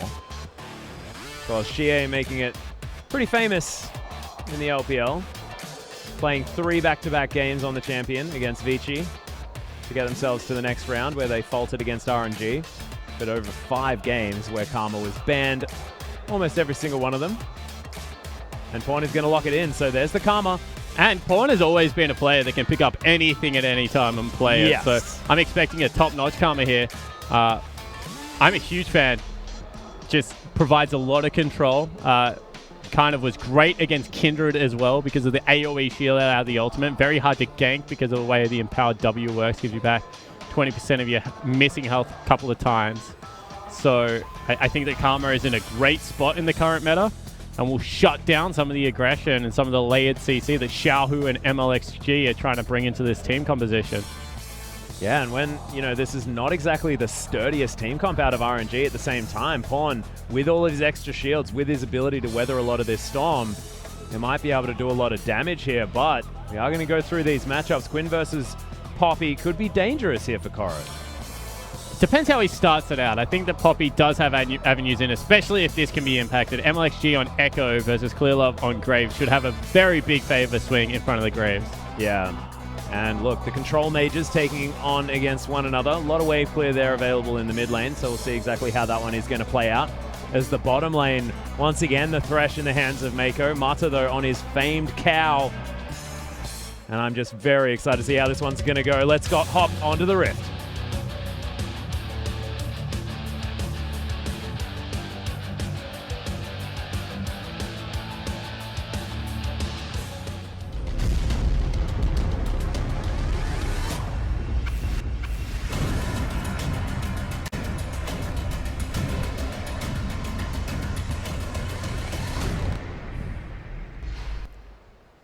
And here we are, players moving out onto Summoner's Rift here for game number 3. We're at a best of 3 scenario here, basically at the beginning, as both teams are tied up in the grand final of the LPL for the spring split. Winner of this goes to MSI, which will be in their home country. This EDG setting up. Is vision available there for RNG? Yeah, and on track to take on maybe SKT. Yeah, at this point in time. Spoiler alert. But EDG, you know, they're able to bring it back after going down one game is impressive against RNG, especially because RNG's early games have looked formidable lately, but they're able to, you know, run a cute Twitch comp, and this time around going with the Ashe, I expect this to be an even bloodier affair for EDG. They do not hesitate on Ashe arrows. The follow-up CC there available from Mako is just disgusting at the same time. Yep, and so kind of 2 weird bully lanes, you know? You don't expect Jhin to be called a lane bully, but he is. Like, if you've played against a Jhin, you know how oppressive he can be. And, you know, when you're against an Ashe, he has relatively long range. I think second only to Caitlyn in the game, and the volley keeps you very much at bay. So lane swap has been forced out. Actually initiated here from RNG, so like you said, looking to try and go for that. Once again, yeah. So generally, because Ashe is a 3-item carry, you go Warlords on her. If she wants to go towards IE, it synergizes so well with her passive. But not going to be the case here. It's a bit of extra damage here as Lupa. Blinding Assault going to be able to pick him up the first 3 minions on his Quinn as he heads back into the jungle to help out MLXG. In this lane swap scenario. I missed it. Was that a Thunderlord's cow as well? That was a Thunderlord's cow. Yeah. Oh, wait, hang on. Yes, I think so. Yeah, I think it was as well. We'll see when he uses his first headbutt pole anyway. So headbutt pole gives the trample in there. So very easy to get the proc going. I know it wasn't Windspeaker's Blessing. Mata actually, Mako actually respecting the duo jungle here, not making Mata's mistake in game 1 and going a little bit too over-aggressive. Knows all too well what can happen. As Mako now just inspecting here the bottom side. And Woosh and Mata go back one more time, and they're going to look for a lane, the normalization of the lanes. Well, EDG are shoving this wave up. They built it fairly large. Oh, Def misses the cannon creep. Pretty sad stuff as they both go back to base. So we'll see whether they match standard lanes here and want to keep Koro out of it. That's a lot of creep wave that is going to be absorbed by the Jhin here. Yeah. I think that's like, what, 7 casters? He's Even manages to grab that one with a deadly flourish. Koro going to make his way back towards the top side. It's going to be answered immediately by EDG at the same time, so Koro will have to move out of here, but there's Pawn, throws down the W, manages to get the snare there as there's the Mantra Q. Xiaohu moves out of the explosion damage, but nice poke. You actually have to throw the Mantra Q before the W goes off to actually hit both ends of it. So a little bit of mistake there, but not huge. As we see the EDG, they're sticking with the lane swap here. Want to get deft as much farm as possible. Probably more importantly, they want to keep the Quinn down. Yeah, don't let the lane bully, as it were. As Clearlove able to take himself a Gromp, Mata going to poke his head in. They're going to swap back again. My God. So this has to favor the Cull user this time around. Yeah. Oh, once again, Pawn. Oh, I feel like he could have got that one. Doesn't really have any vision around the mid lane, however. Yeah. Junglers are available. This time they leave Koro up there, however, so Koro gets the last laugh of this one. Nailed it. We'll be able to shove that wave into the turret. Oh. Nice Mantra Q lands from Pawn there at the same time, so showing some definite practice on this Karma. Because I believe Bjergsen was one of those to begin using her in the mid lane once she'd been changed. Here we go. Kill, but in goes MLXG. Nice snare comes from Pawn. I think that was last time around that Bjergsen got the Penta on it, wasn't it? It was a while ago. Yeah. A very long time ago. Kind of making a resurgence. Xiaohu leaves the lane, goes picks himself up some Raptors. Must have needed it for a shot. Yeah. See whether he burns a teleport to get back into lane, because Pawn is definitely bullying. And one more time, the swap is coming out. Jin goes back. They're sticking at this rotations around the map. Jin's getting a lead. Yeah. Quinn's getting a lead. You know, it's working for them. Shove into turret, then return to base seems to be the tactic. Musical Summoner's Rift. And they're going to spot him out one more time. There it is. Well, they're just going to clear out the mini wave and head back to base. So maybe that was the secret behind... Oh, he gets back. That was close. So maybe that was the secret behind the boots, Atlas. You know, you don't need the Cull, you need the boots. That's what the real trick is. That'll save you the cash money. And I wonder if they just stick at it this time, you know? I think that Koro's got enough levels now that he'll be pretty safe. Oh, not if he does that, but pretty safe against this Quinn. Don't think she has any real kill threat. That seems to be the call, you know. We've wasted enough time with this jockeying for position. They've gone no kill items. We should be able to win this one. Oh, Pawn actually going to be able to get some more damage down onto Xiaohu. Mata gets hooked up by Mako as well. Level disadvantage, but the Thresh doing a bit of bullying. You see Clearlove, he's waiting around the area at the same time, so dashes over, grabs himself a ward. Everything's going to be fine. Mata looking for something on the Pawn. Xiaohu, despite the fact that he's farming very, very well, not quite able to get the measure of this Karma. Man, he's being forced back one more time. Slupa actually put some hurt down onto Koro. Yeah. Needs to be careful. Last thing you want is to get dove as they're building up a wave going onto the top side of the map, so he just backs right away. Actually going to recall, so that's a lot of respect shown. Will be able to teleport back, of course, but now should be able to just eat up this lane. Clearlove going to make his way in as well, just in case Lupa does decide to go for a bit of a dive. Nice use of the W there. Yeah, that's just great situational awareness. He recognizes, you know, now that level 6 is just being reached out of Koro, he is a sitting duck for a gank. So, burns the W nicely at the perfect timing, as you mentioned. Yeah. Able to spot out the jungler. Once again, it is Clearlove putting the jungle on hard farm. 42 to 34, exactly right. Has himself the tracker's knife as they spot out MLXG, actually, I believe. Yeah, get his shadow. Yeah. Definitely knows exactly what's going on as Pawn nails another Q. It's all about how many of these you hit as Karma, as Xiaohu is going to take another. Fiendish Codex helping him out as far as throwing out these spells as quickly as possible is concerned. And RNG continue to put the pressure on towards the bottom side. One of those captive audiences just chilling out. Not going to be able to find too much. EDG with a lot of respect for this bottom lane. Understanding just how strong it is. Woosh has played Jin one other time. Yeah, none of these guys are actually huge Jin players. I was surprised when I saw the stat. As, ooh, Pawn.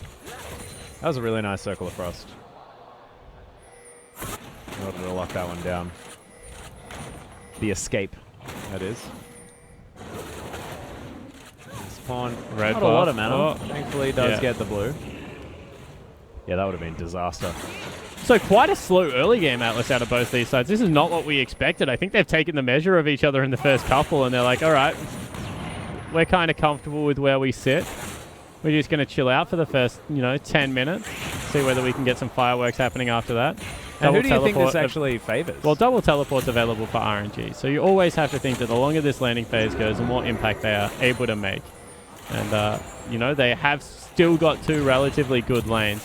However, Pawn is starting to really bully out in the mid lane, so I think that could go... Oh. Yeah, Deft actually doesn't want to use the flash. Will have to get onto the lantern with it, though. Burns both summoner spells. Yeah. Great use of the ultimate there out of Whoosh. Marta able to follow up, and once he had that slowdown, it was going to be difficult. I think that's one of the... Here we go, Quinn coming in. Yeah, Lupo is going to throw out the ultimate there. Does, in fact, land the blind at the same time. Clearlove in so much trouble. Is going to fall down eventually, and there's the Frozen Tomb. Pawn was trying to make his way in. Arrow is going to get flashed out of the way from Xiaohu. Pawn over the side, gets the shield. There's the ignite. It's the double kill for the Quinn as Koro trying to get the work done, but they're filing in one after the other. He can't quite get the work done. Will be able to make it out with his life, but it's a 1 for 2 in favor of RNG. Yeah, and that auto attack out of Lupa seemed to travel forever, but he was able to tag him up there. So Lupa now with double buffs, fairly significant CS advantage, and 2 kills going to be heading back into that top lane. Koro grabbed a kill for himself in response, so will be quite okay. Let's take another look at this. Clearlove gets a little bit caught out here. Chilling Smite comes up massive, and he tries to slow down MLXG, but his ulti throws him into a wall, not backwards. That just means that, Lupa and MLXG able to get the work done. That flash. And it was a great flash there.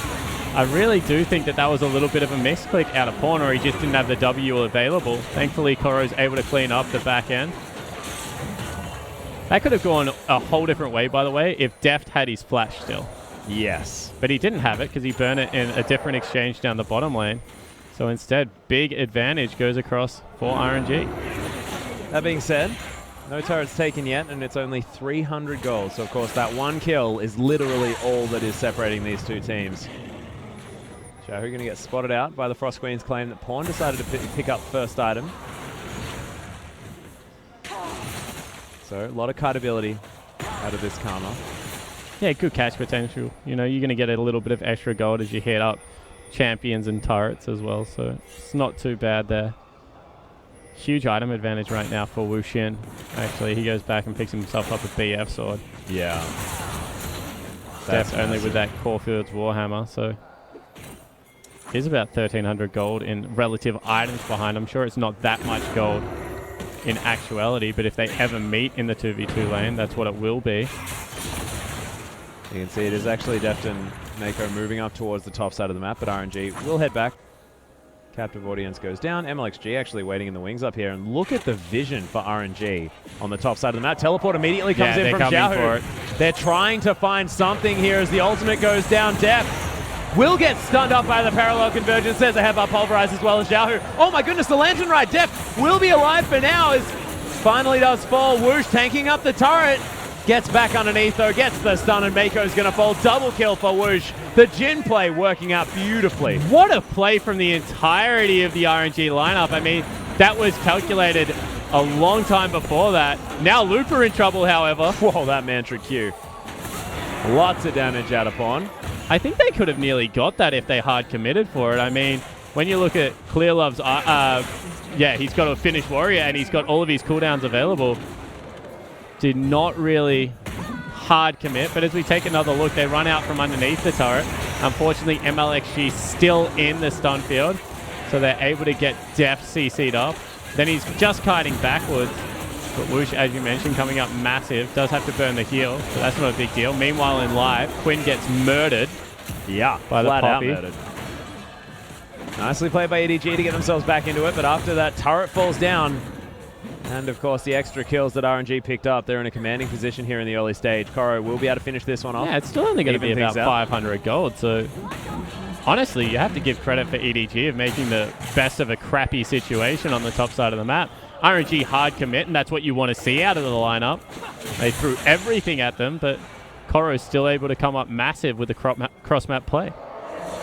Yeah. Pawn now picks himself up some lucidity boots. He's going to go grab himself a blue buff at the same time. They've managed to consolidate a little bit more vision on the side of EDG. No more teleport for Xiaohu. That previous one was just so effective. Grabbing those 2 kills towards the top side of the map. Looks like there's still a lot of fight left in this EDG roster. This Pawn grabs himself the blue buff. He'll be very comfortable. Deft greeting for the last creep. Yeah.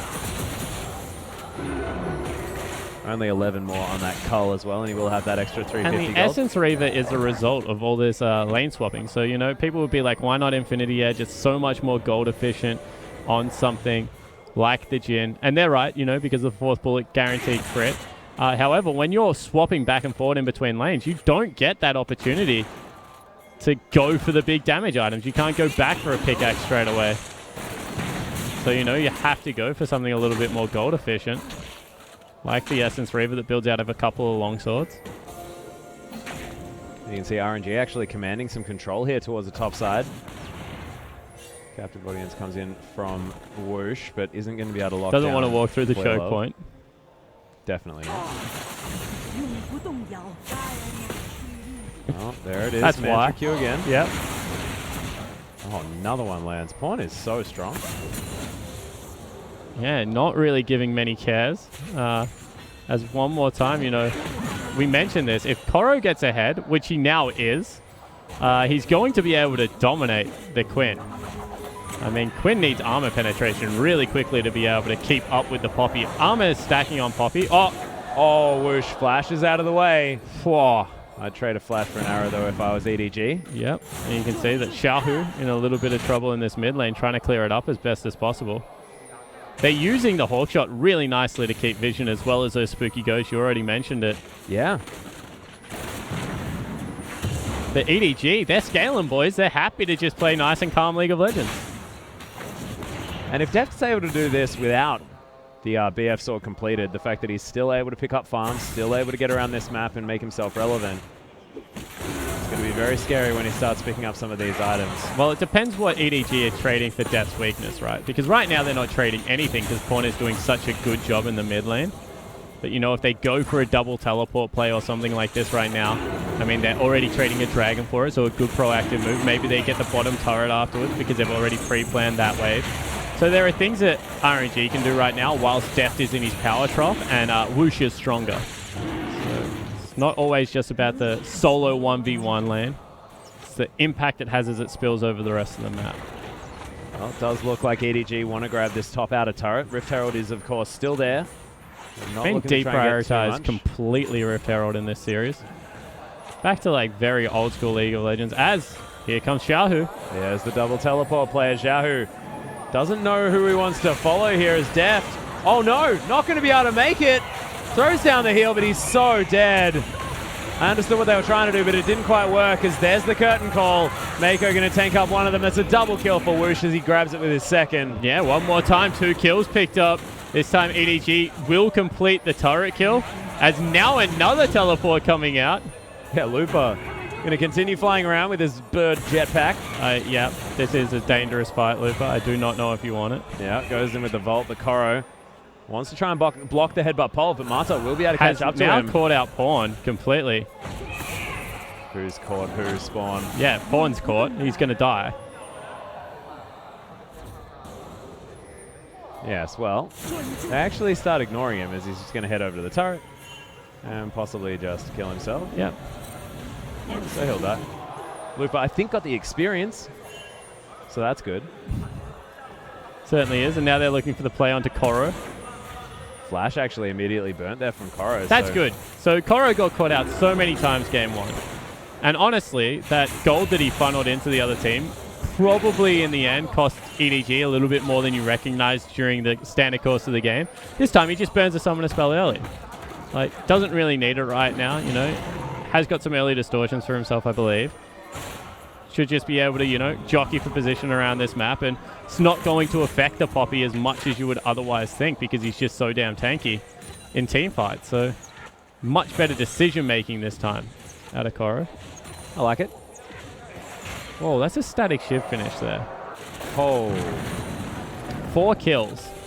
Yeah, Whoosh is huge. Puts him a dagger to a static shift. There was an extra turret on the side of EDG at the same time, so this gold 200 in the lead now for the team with the extra global advantage.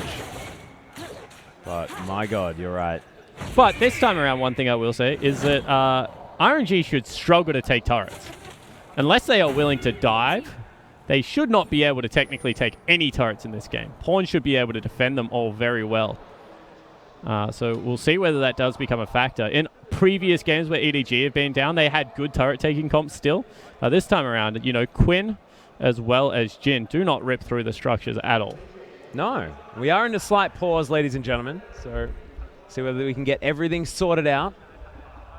Players probably happy to have a bit of a rest. It's a really tense game. Yeah, it certainly is. You can feel that like both teams don't really want to force too hard. I mean, the Jin's very big, but there's still utility on the Ashe. She can start up any team fight she wants with that arrow. And Pawn is chipping away slowly at all these structures around the map and continually shoving out creep waves. As you have a look at Xiaohu on your screen. And now Pawn. Pawn just serene right now. He is at one with himself. I think it's very fair to say. Yeah. And his karma has been fantastic in this series especially, so we'll see exactly whether he's going to be able to continue carrying it through, because like I just like EDG's team comp as we move throughout this game. Right? As it gets further and further in, sure, but you also have to, I guess, respect the fact that Xiaohu right now can blow up Deft and just remove any semblance of relevance from a team fight, and that Wu Xin is just like going to be more relevant. I mean, his ultimate has already been sniping kills. Deft isn't having his best Ashe performance so far. I have to assume he's going towards the Hurricane next, but probably not Infinity Edge third. Probably going to have to go towards some armor penetration because he's a little bit further behind. Yeah, this is the thing. Deft actually falling behind about 30 CS at this stage. And he's like 4 kills in a hole. Well, yeah, so it's a full static shiv, right? Hey, Mato. Cute little wave to the camera there as the support player for RNG has been playing brilliantly this game. Give him the cow and he'll win you the game, and so far it's actually working out, despite the fact that they are down a turret. There's Mako, he's all business. Not going to get any cheeky waves from that man today. Yeah, certainly not. You can see him, he's very concentrated on it. Like his specs as well. As a glasses wearer, Atlas, I always evaluate the power level of other people's spectacles. Mm-hmm. And that's what is it? What's the power level? Well, he's a pretty good. Do you have a numerical number for it? Well, we can tier list it. I would say that's A tier. All right. You know, I'm not first picking them, but they're pretty good. All right. So MLXG, however, they're S tier. Like, you literally have to ban them away. The Harry Potter tactic as we have a look around the stadium, ladies and gentlemen. The grand final here for LPL Spring. Winner going to MSI. We are back onto the Rift. Pause over. Mako and Deft now up against Looper. And they've done a curious thing with the double teleport. They put Xiaohu into the top lane against the Poppy, who's picked up only armor so far. As you can see, Whoosh running incredibly quickly. Yeah, Mart's actually looking for clear love here as Mako is going to make his way around. Vision goes down. RNG looking to try and set up for something around this area. They do grab the Rift Scuttler. Dragon not going to be up for another couple of minutes. There it is. I don't think that's what Mata was looking for, right? No. This is a problem against Karma. These choke points just become so hard to navigate around. Oh, he nearly got him. Yeah. He's almost just flat out dead. Landing everything. This Karma is so frustrating. Yeah, just that's what I mean. Kill like, him. You can't do anything, and this is the problem. You know, generally I give, like, turrets in my mind, if you're up in gold and down in turrets, in my mind that is a huge advantage. Or even if you're close. Like, if you're within 500 gold, in my mind you're still up. However, right now, RNG just do not have a way to crack any of the turrets on the map, because Poppy will hold off turrets because it's just so damn tanky, and the Karma will just wave clear for days. And not only that, the Q is on such a low cooldown, in between decimating the waves, pretty much killing your support as well. So yeah, not a good news story right now for RNG. They need to force around a neutral objective, or do this, use their superior split pushing. Well, Lupo definitely has that. Blows the Ghost Blade, will be able to take down this outer turret, evening up that statistic and gathering themselves a gold lead here at the same time. So shift of about 400. now in the lead of RNG. Xiaohu struggling a little bit here against Koro, who's just very, very comfortable. Doesn't have the Spectre's Cow yet even as well, so he's only going to get more difficult for Has Xiaohu shoes. to deal with. Like, he's got Nikes. That is his magic resist. As in goes Xiaohu. Yeah, throws down his own ultimate on himself, but there's the wallbang. Xiaohu in a whole host of trouble as Koro's going to get stunned up by the parallel convergence. Mata going to make his way in, but he picks up the buckler. Koro is going to fall down eventually, and EDG And just does that decide not mean to Baron? do anything. Will they pull the trigger on it? Because they do have teleport on Xiaohu. Instead, will they're have to go back. just streaming towards the mid lane, pinging out MLXG, who's looking for a flank play. Well, Clearlove going to get slowed down by the Time Winder. And EDG couldn't get anything off the back of that at all. So looking very similar to game one, honestly, Atlas. Yeah. Great collapse play coming out of this RNG lineup. Except that it was RNG making the proactive plays this game. EDG have just been reacting to what they've been putting down.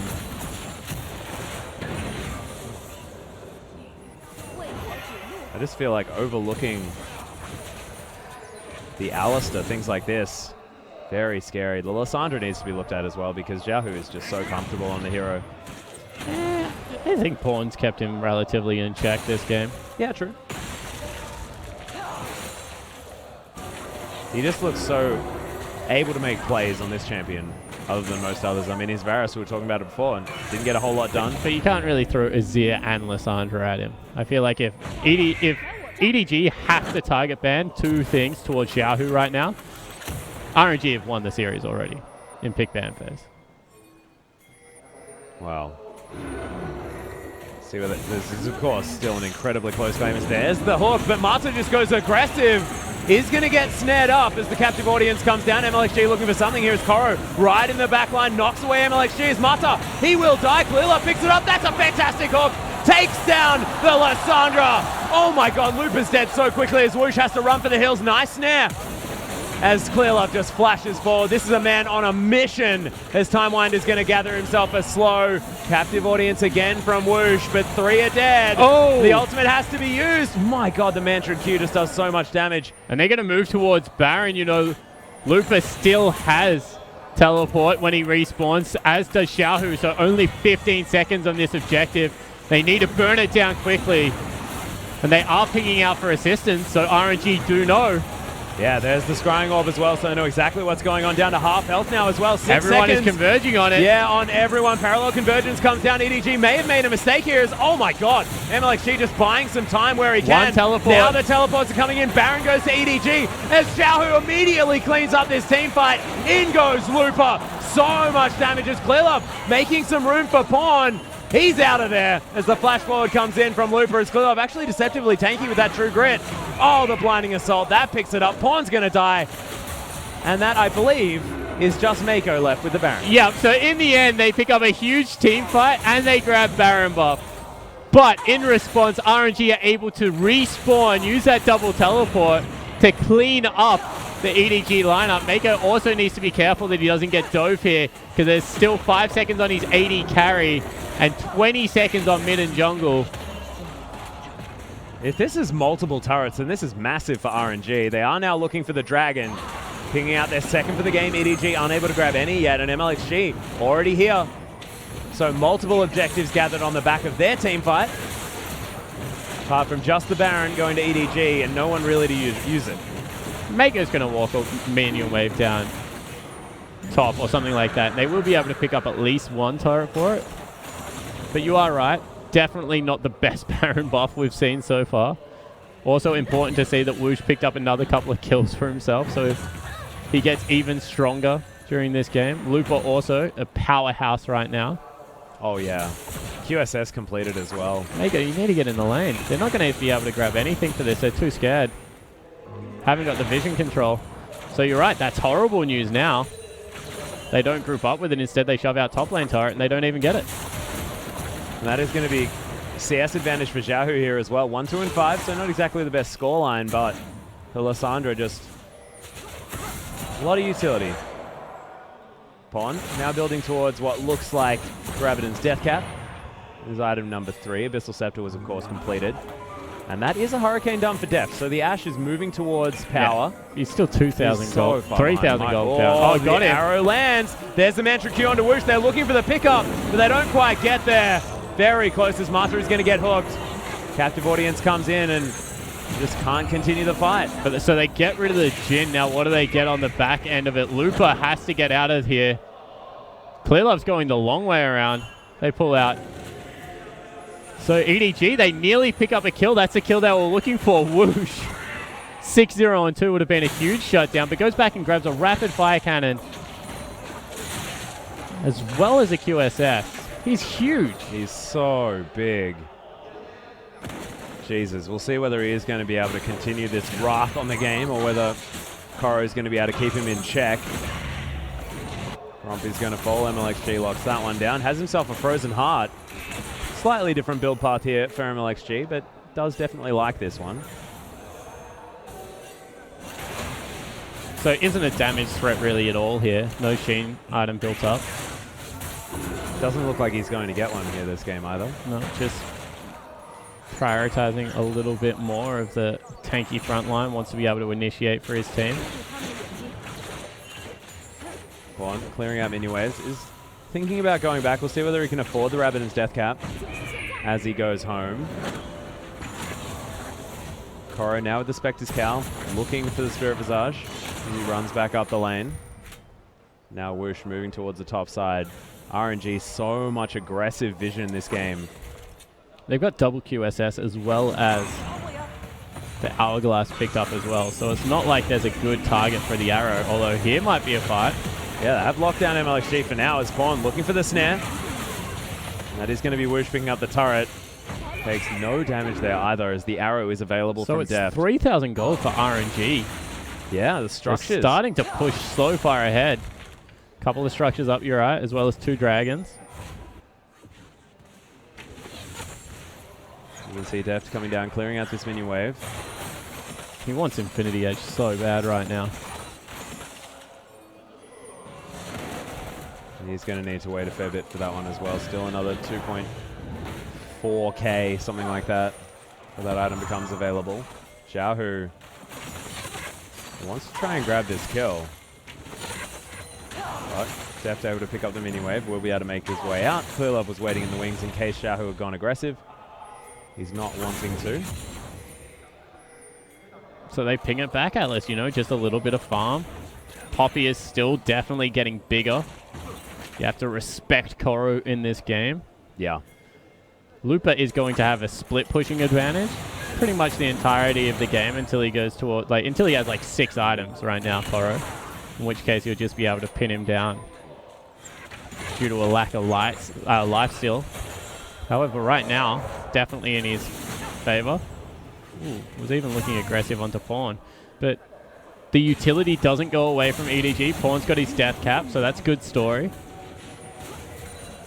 And they will continue to scale into this game, and they still haven't solved the siege situation for RNG, except for dive. The only thing they can do is get Xiaohu in there, get Mata underneath the turret. Let's fight them underneath the turret. They're probably far enough ahead to do so, but it's still a risky move against Karma, against Poppy. They still have to make the decision and make the play. Oh, they were looking for it there as Lupo just going to bird his way through. Deft continues to clear out minions as Mako makes his presence known there. 70 CS behind Lucian. Yeah. Lucian's having, honestly, the series of his life. It just has continued, and one more time. You don't need to have siege if there's no one underneath the turret. So late to this. Yeah, Clearlove turns up very, very late as the hook is going to land on MLXG, but he has the ultimate available if he wants it. Massive engage from Mata as well as he knocks Spawn into the wall. MLXG will have to use the ultimate as Koro. Heroic smash, and MLXG back into the backline. Deft picks up the kill. Here we go. RNG now kiting around Pawn. Oh my god, doesn't have a whole lot left, but he's still alive somehow. Lupa grabs the kill, but EDG consolidating. Xiaohu uses his Zonyas, and Whoosh is massive. Lupa still taking a whole lot, and Deft kiting back as best he can, but my god, that's a triple kill. That is a 4 for 2, and RNG may break the base. Yeah, they certainly are looking to, and they have teleport available. Here comes Lupa. 30-minute death time as Atlas. This still could be all she wrote. 2 AD carries going to make short work of these structures. Inhibitor going to fall down. Now RNG pushing through for a potential win. Mako again the last man standing. This is becoming dangerous. Yeah. Oh, they got him going to get destroyed. In goes Xiaohu. Picks that one up. 10 seconds left on pawn. Another creep wave is going to make its way in. Not a lot of health bars. Xiaohu tanking this one up. 1 second. Pawn's up. That is an open Nexus. Pawn really wants it. He misses the Mantra Cube. It just destroys him with the W. Now the Blinding Assault comes in, but they win the game. So much damage out of RNG. And they go up in this series 2-1. Next game, match point. Yeah, and it was all about that dive. You know, they're able to clean up the turret. RNG pull a rabbit out of the hat. Did not know how they were going to be able to close that one out just because of lack of siege. But rapid fire cannon, I think that was what it actually was that gave the Jin enough range to be able to pick up depth in the last team fight. And Wu Xin is destroying EDG right now. Yeah, that Jin play was just out of control, and it looked so planned from the beginning. The double kills that they managed to pick up time and time again onto Deft and Mako in between their own turrets. They just couldn't do anything about it. Curtain calls out of Woosh all of his long-range play, as well as his ability to eke out the damage. My God, the Jin, an unbelievable pickup for the man. Yeah, it certainly was. And you know, you also have to throw Marta's Alistair in there. He was able to get a lot of those plays started. Yeah. They ran looking for the 2v2 so often after like level 2 was achieved.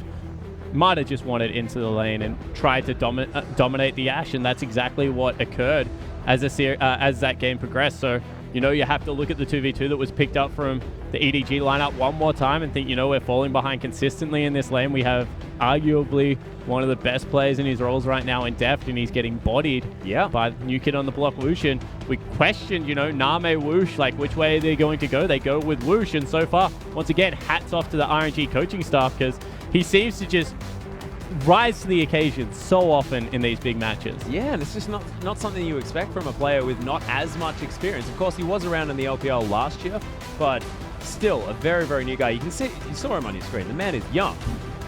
Like, my God, he's definitely got a huge future ahead of him. Some incredible play out of this guy. And if the Jin was that good, I mean, I'm sure that they were expecting the Lucian on the side of EDG. I think the Def needs to start playing it, because we know that this man is fantastic on the champion. Yeah, I think that the idea right that time was let's take a lot of utility and be able to start whatever team fight we want. That's a great idea. They, once again, that last team fight was the only way RNG were breaking that base. I cannot stress enough. If EDG were under turrets, there was no way in. They have no siege potential. Jin is so immobile because you can't crit the turret. You don't get the extra movement speed. Like, there's just stuff going wrong everywhere if you try and siege into that lineup because of the flank potential out of the Poppy, as well as all the cash and damage that will come out of a Karma as well as an Ashe. So I understand the composition out of EDG. One more time, it's execution. When EDG are getting out-executed, you know, they have to be very, very nervous going into what could be match point of this series. Exactly right. And RNG, a team that we weren't necessarily expecting to be able to perform to this level in this series, especially after what EDG did to Snake. I don't even want to talk about that because it was relatively disgusting. It's certainly one-sided, but you know, you have to. There's something to say of battling your way through to the final, and that's exactly what RNG had to do against WE. I mean, it went to 5 games. This series looks like it's going to follow a similar round. I mean, 4 or 5 games, so 2 very long series for RNG so far. But against WE, they just kept coming as well. You know, it looked like they had all the answers towards the latter stages of that 5th game. You have to respect the resilience, and I guess what Marta and Loop are the experience they have instilled into this young squad. Because they just, honestly, they get better with time, Atlas. Like, every time they step onto the Rift, as the series progresses, looks like they go up in power. Yeah, and it seems like strategically as well. It's like EDG come out with something that does work, and RNG then answer it. It was just so beautifully done by this squad. Yeah, it certainly was. And, you know, once again, pick ban has to be looked at. Letting through Alistair, not picking up the Lucian yourself, you know, going with some different picks. And RNG, honestly, like, that game in the end was a comprehensive shellacking. Beautiful. Let's throw to a break now on the word shellacking. Come back, ladies and gentlemen, because it will be match point for RNG.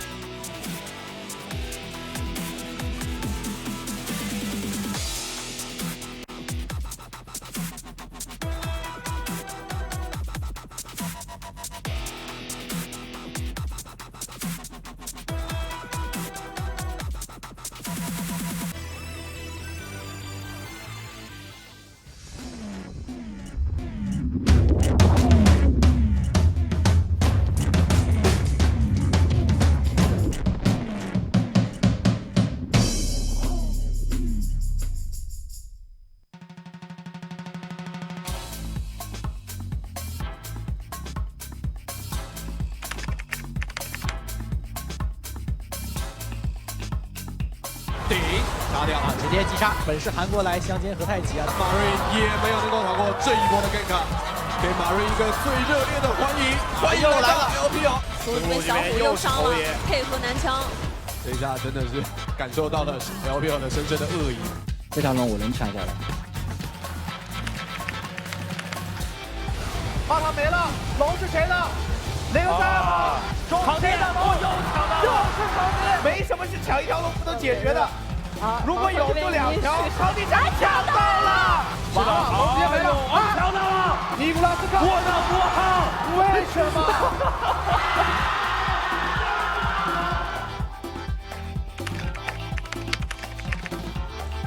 上去拿疯狂扫射，4杀，判定。最关键的时候，娜美站了出来，有的一下5杀，给到5杀，还差一下5杀，哇，大 Q！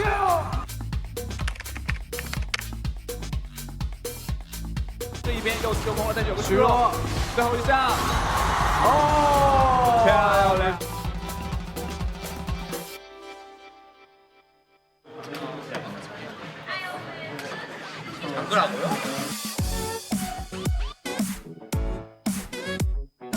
卡利斯塔没买装备 ，Deft 有生理需求，所以离开了座位。好，真的吗？怎么好像有点打不到厂长？怎么好像 A 了一下塔呀？哦，反杀了，1v3反杀一个。对我的马上留，对我的马上留，有没有5杀？投掉了，不给你5杀。哎呀，好气啊！这个蹲的位置，哎，这我有点懵逼。哎，侧面看到了，你这闪现被前锋线跳墙撞墙了，直接被拉掉。小孩子是在干什么？美神，我有美神1连美神。哇，这个1可能我屏幕放反了吗？过分了，我觉得1连1这把过分。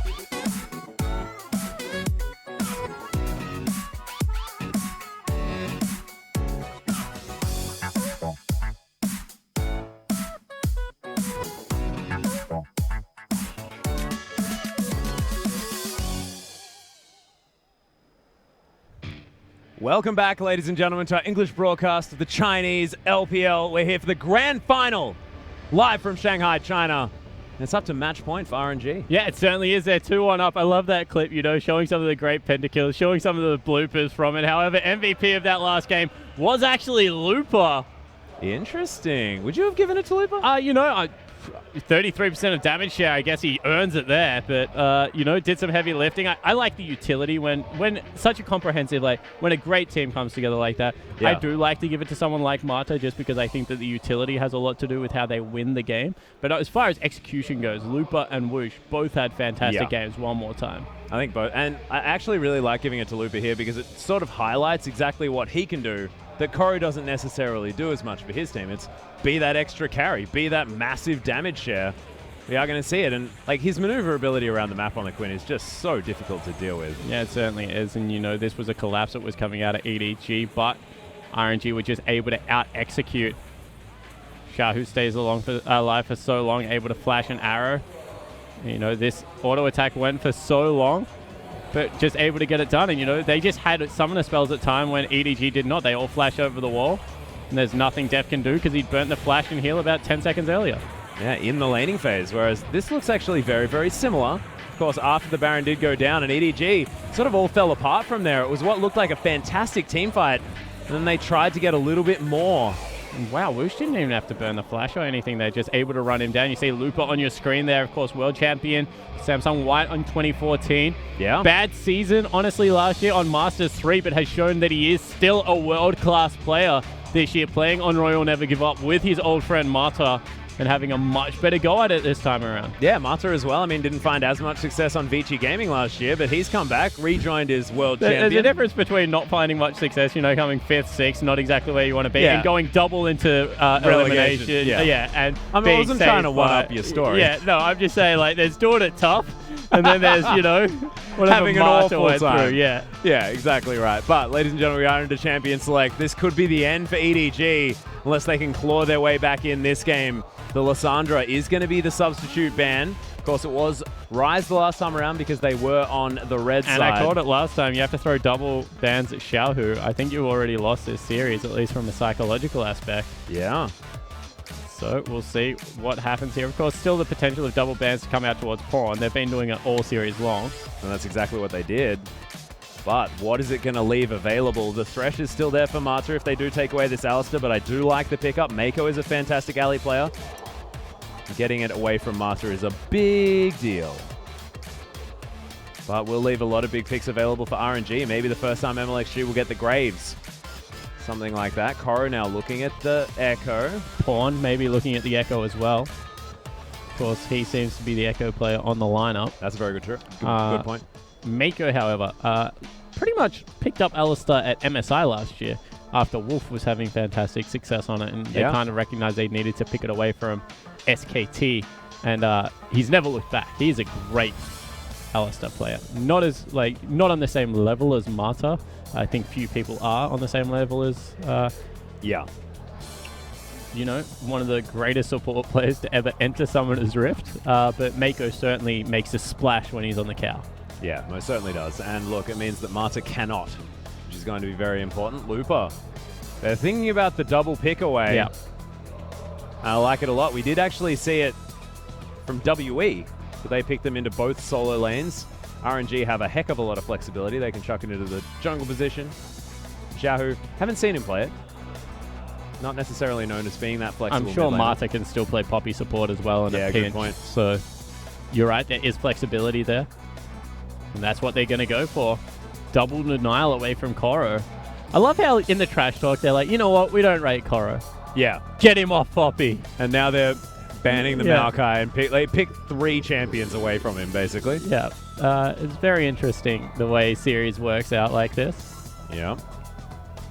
But, I mean, there's something to be said for picking on the weak link as well. I mean, if RNG do think that Koro isn't necessarily their best player, then try and make him as uncomfortable as possible could be the idea. Of course, defaulting back to the Trundle would make some sense, but with QSS available for RNG... You don't start with the item, however. That is It's true. something very important to point out. And it does change up the itemization. I mean, Poppy doesn't want to build a QSS. Tank, jungle, Echo, 100% does not want to build a QSS. So I feel like there will always be someone relevant in this game for Koro to ultimate. And they've locked away the Lucian, so Deft. Back on a champion that he had phenomenal success with against Snake, and the first time that he's been on it this series. And look, it means he won't be dodging away from these lanes. Unless, you know, Whoosh does pick up something like the Draven that he hovered before. I probably wouldn't want to take anything into that. And he was known as a Draven player. Very long time ago. Xiaohu actually thinking about heading back to his signature pick, but also probably just throwing some ideas around to see what he decides to pick up. Oh my god, That is a blind LeBlanc pickup. He's on cloud 9 right now. This guy is like feeling so comfortable. Because that is a terrifying pickup. That is so risky. I do not want to stress how much of a gauntlet Xiaohu has just thrown at Pawn, because Faker did the same thing, ladies and gentlemen. And didn't turn out too well for SKT in that game 5. Blind picking LeBlanc shows that he, A, has some champion pool issues and doesn't want to go towards Varus, but has been counterpicked by a mage now in the Lulu. And this isn't a good matchup for LeBlanc. In fact, this is a bad matchup for LeBlanc. And we know how Pawn plays the Lulu as well. He's a phenomenal Lulu player, always has been. This, honestly, with the exception of the top lane Trundle, looks very much like an SKT comp. This is something that SKT would be comfortable running. Very similar to a Vici comp as well, weirdly enough.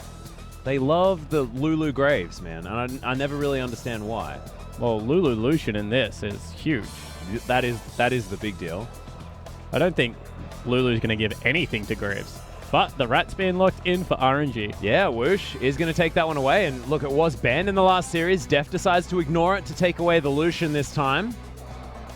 So Whoosh, he's going to be the one to pick up the rat. And if RNG win this game and Whoosh plays Twitch into Deft, I have a feeling that he at least promotes himself from just a fan. Yeah, I think I agree with that statement. I think that he's already done so. I think that Deft was saying it a little bit tongue-in-cheek anyway. You could see the cheeky grin on his face. But right now, RNG have locked in a very threatening team comp with a huge front line. A lot of pressure on Whoosh, honestly, to stay alive in these team fights, but if anyone can do it, he's shown that he's been greatly successful. Yeah, and they've got so many threats. I mean, we're having a look. I mean, Lupa's on the Poppy. We know how difficult she is to deal with because Koro's been demonstrating it in the last couple of games. And, you know, MLXG as well does like to go fully tanky, but with the LeBlanc there as well, I mean, they're not going to be able to just purely focus on the Twitch. No, I think they can, actually. I disagree. I 100% think that LeBlanc Poppy is not enough damage to get through a late game Lulu. Well, we'll see exactly how it's going to work. That man on your screen right there holds the keys to RNG locking this away in 4 games. Well, Marta will probably try and help, but you're exactly right. It honestly has looked like Whoosh since the beginning. But ladies and gentlemen, let's get onto the riff for a potential game-winning game for RNG.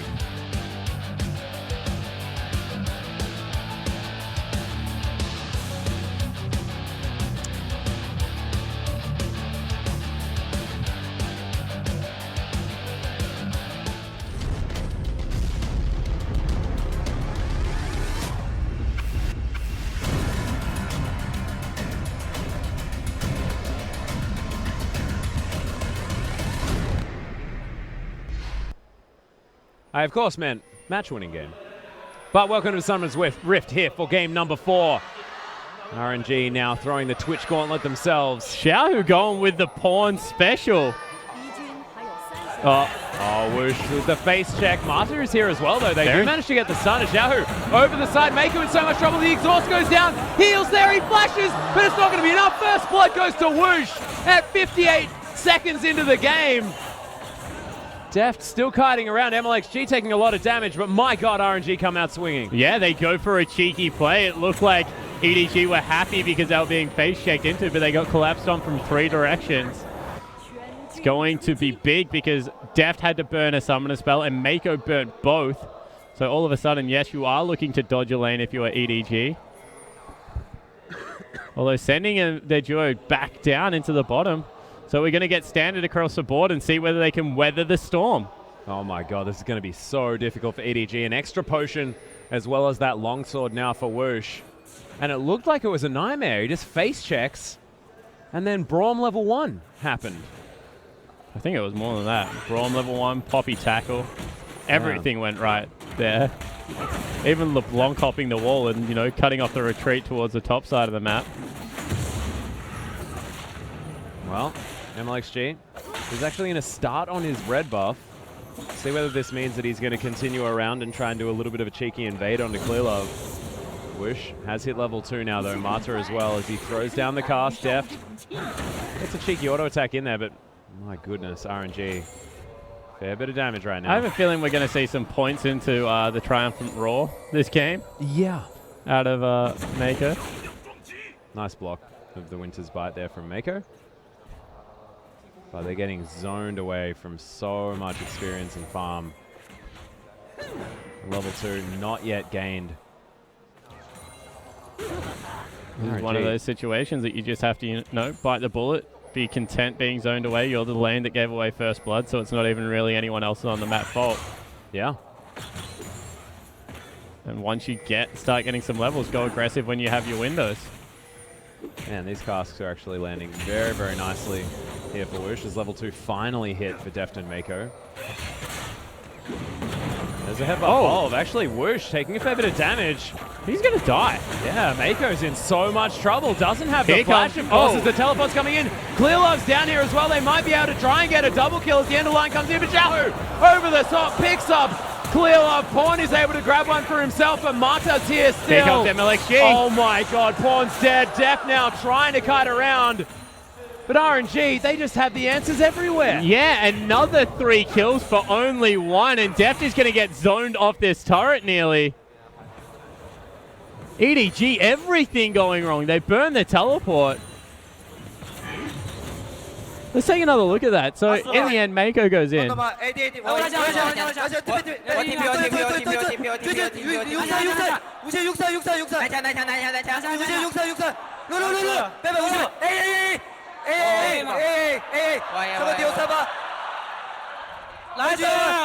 And you can hear, just once again, really clear target prioritization there out of the RNG lineup. They sound so confident as well. This is a team that's just out for blood, Well, using the momentum from their last game. You're 1,000 gold up at 4 minutes into this game. It's insane. This is going to be so difficult for EDG to pull back from. They've got a strong composition, and Deft has managed to find some farm.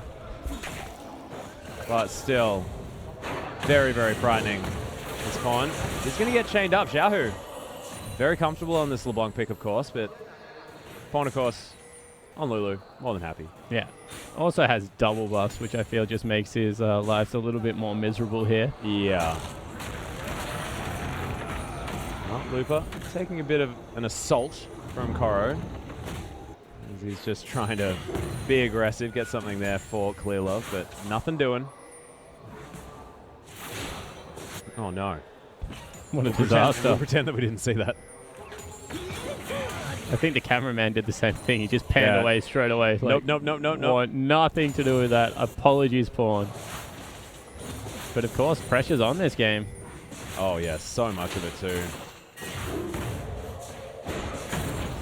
Xiaohu. The fact that he has Fiendish Codex, the extra potions, double buffs is now worn off. But he's just playing so far up.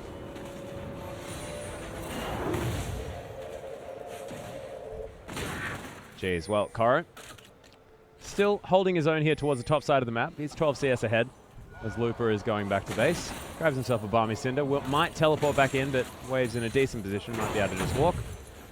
As Clear Love picks up this mid lane for pawn. Oh, there we are. Made up for it. Countergrade's going to go down. Xiaohu able to pick one up for himself. But isn't a big CS hole right now. Yeah. Oh. You can see Deft is so used to playing this lane aggressively, wants to be able to punish Wuxian, but has just not had any luck in the early game. Good focus from RNG down here, honestly. Yeah, just flat up can't. As Ward is going to show Clear They still Love have making his way over. Teleport advantage right now. I mean, Trundle teleporting in versus an Echo. I would much rather have the Echo at this stage of the game. Oh, yeah.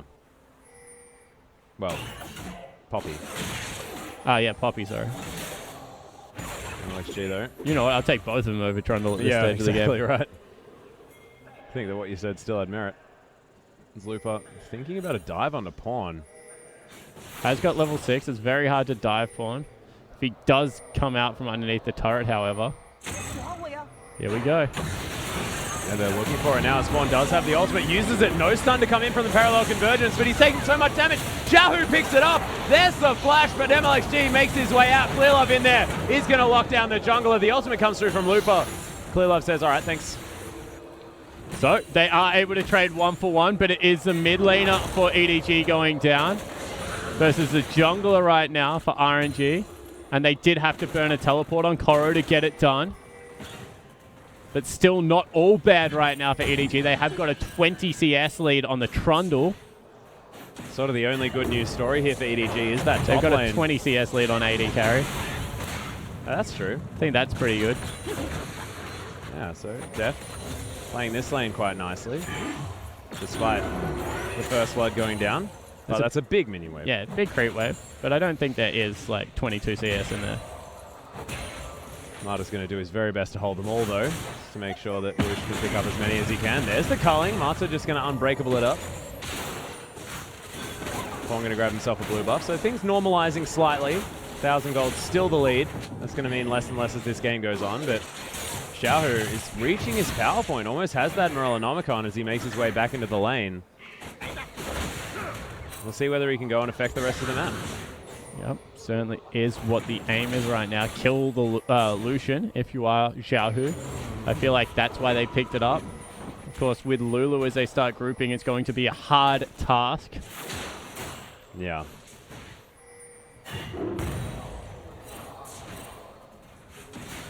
But still doing a great job. And because he is snowballed, you feel like Pawn nearly has to go towards something like the Abyssal Scepter as his second item.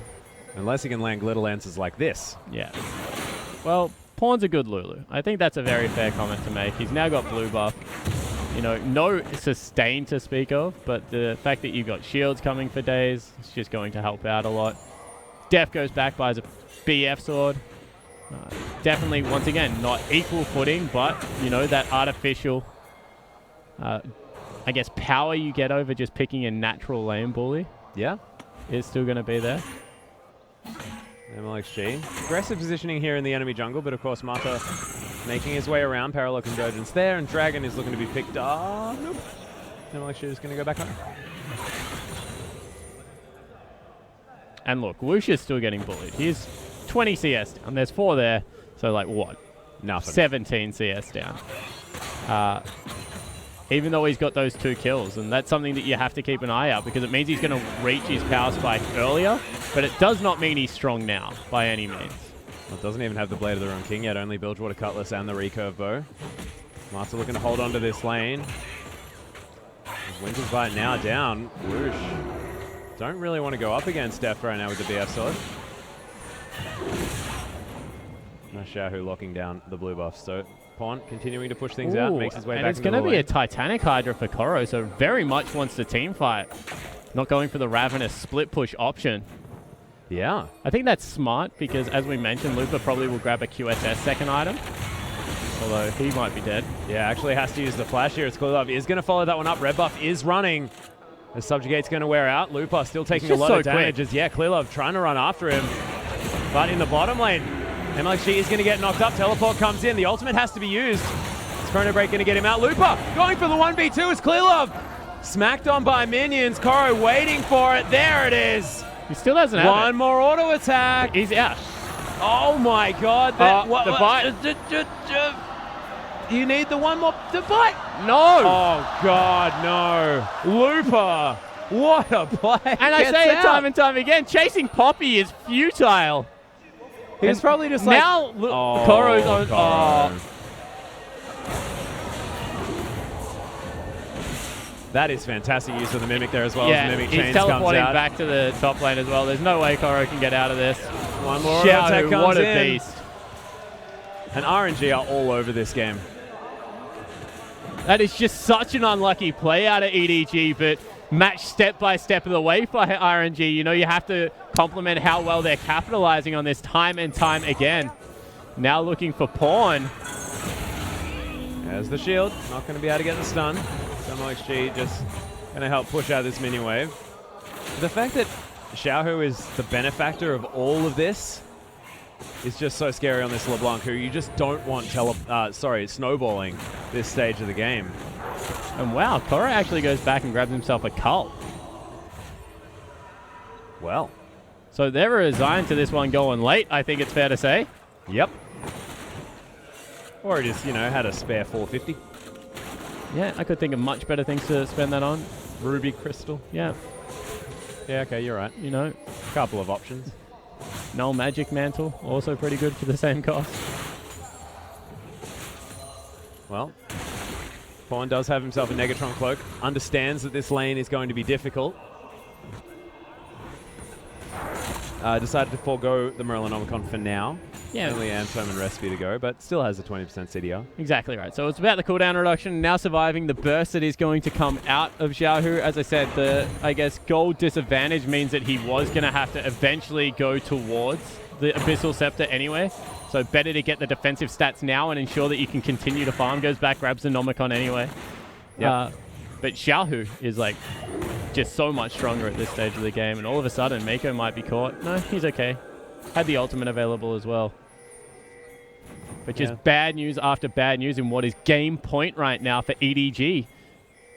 Exactly. They need to fight back, otherwise RNG will take this one as deft. Now Teleport might run into a coming in. parallel convergence. Yeah, fantastic teleport started up here by RNG. It's MLXG just going to dodge the tower aggro. Deft is just getting smacked around in the bouncy castle as Mako has the ult but can't protect his AD carry. Whoosh is tanking the turret, which is not great. The collapse is coming out, so 4 members of EDG coming in hot. They want it. Yeah, they're looking for Marta now as well. It's only one man that's going to get knocked up though with the pulverizers. MLXG turning this one around. In trouble as the collateral damage comes over the top. Pawn picks up one. Can he get more? No, the stun comes in. Wild Growth Whoosh is going to fall down. Pawn picks up a double kill. And now Clearlove is gigantic. Xiaohu, will they manage to get the shutdown? He wants him. He can't quite quick draw fast enough. Don't chase. You know what happens. It's bad news. No, there's nothing he can do about E-Zoom. So in the end, Clearlove going to be safe, but EDG finally turn around some of RNG's aggression. Alice, it's only like 500 gold the lead. How is this the lead? With a 5-0-2 LeBlanc on the Summoner's Rift. It is only 500 gold right now for RNG. And Deft as well almost has his cull finished. Unless he went and...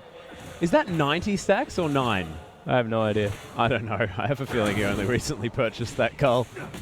Him and Koro having a fairly similar idea. Of course, Koro massive right now. Of course, his first comfort champion was the Trundle when he made his way into the LPL. Going back to tried and true power. But that's an Abyssal Scepter for Xiaohu. Horn's right behind him now. He's 3-3-2. I mean, it's not 5-0-2. The deaths don't actually like grant you any addition. Like the fact that Xiaohu hasn't died doesn't give him any more gold. CS is perfectly even, and Pawn is 3 kills. And just playing the game so safely because he knows he's going to be dove over and over again. He's only down 775 item gold. And the thing that's always been true in the LeBlanc versus Lulu matchup is it's much easier for Lulu to keep an AD carry alive than it is for LeBlanc to kill one. Yeah. However, the support trying to run away could be in trouble here as Deft wants to get himself something but can't quite find it. And they're just roaming as like this death squad out of RNG. I mean, a little bit more separation for this EDG lineup. I think they're trying to jockey towards top side of the map a little bit more and make use of this absolutely massive troll. Which would Although make a now lot of Clearlove sense. might be in a bit of trouble. Yeah, MLXG sitting on top of this pink ward, just standing there.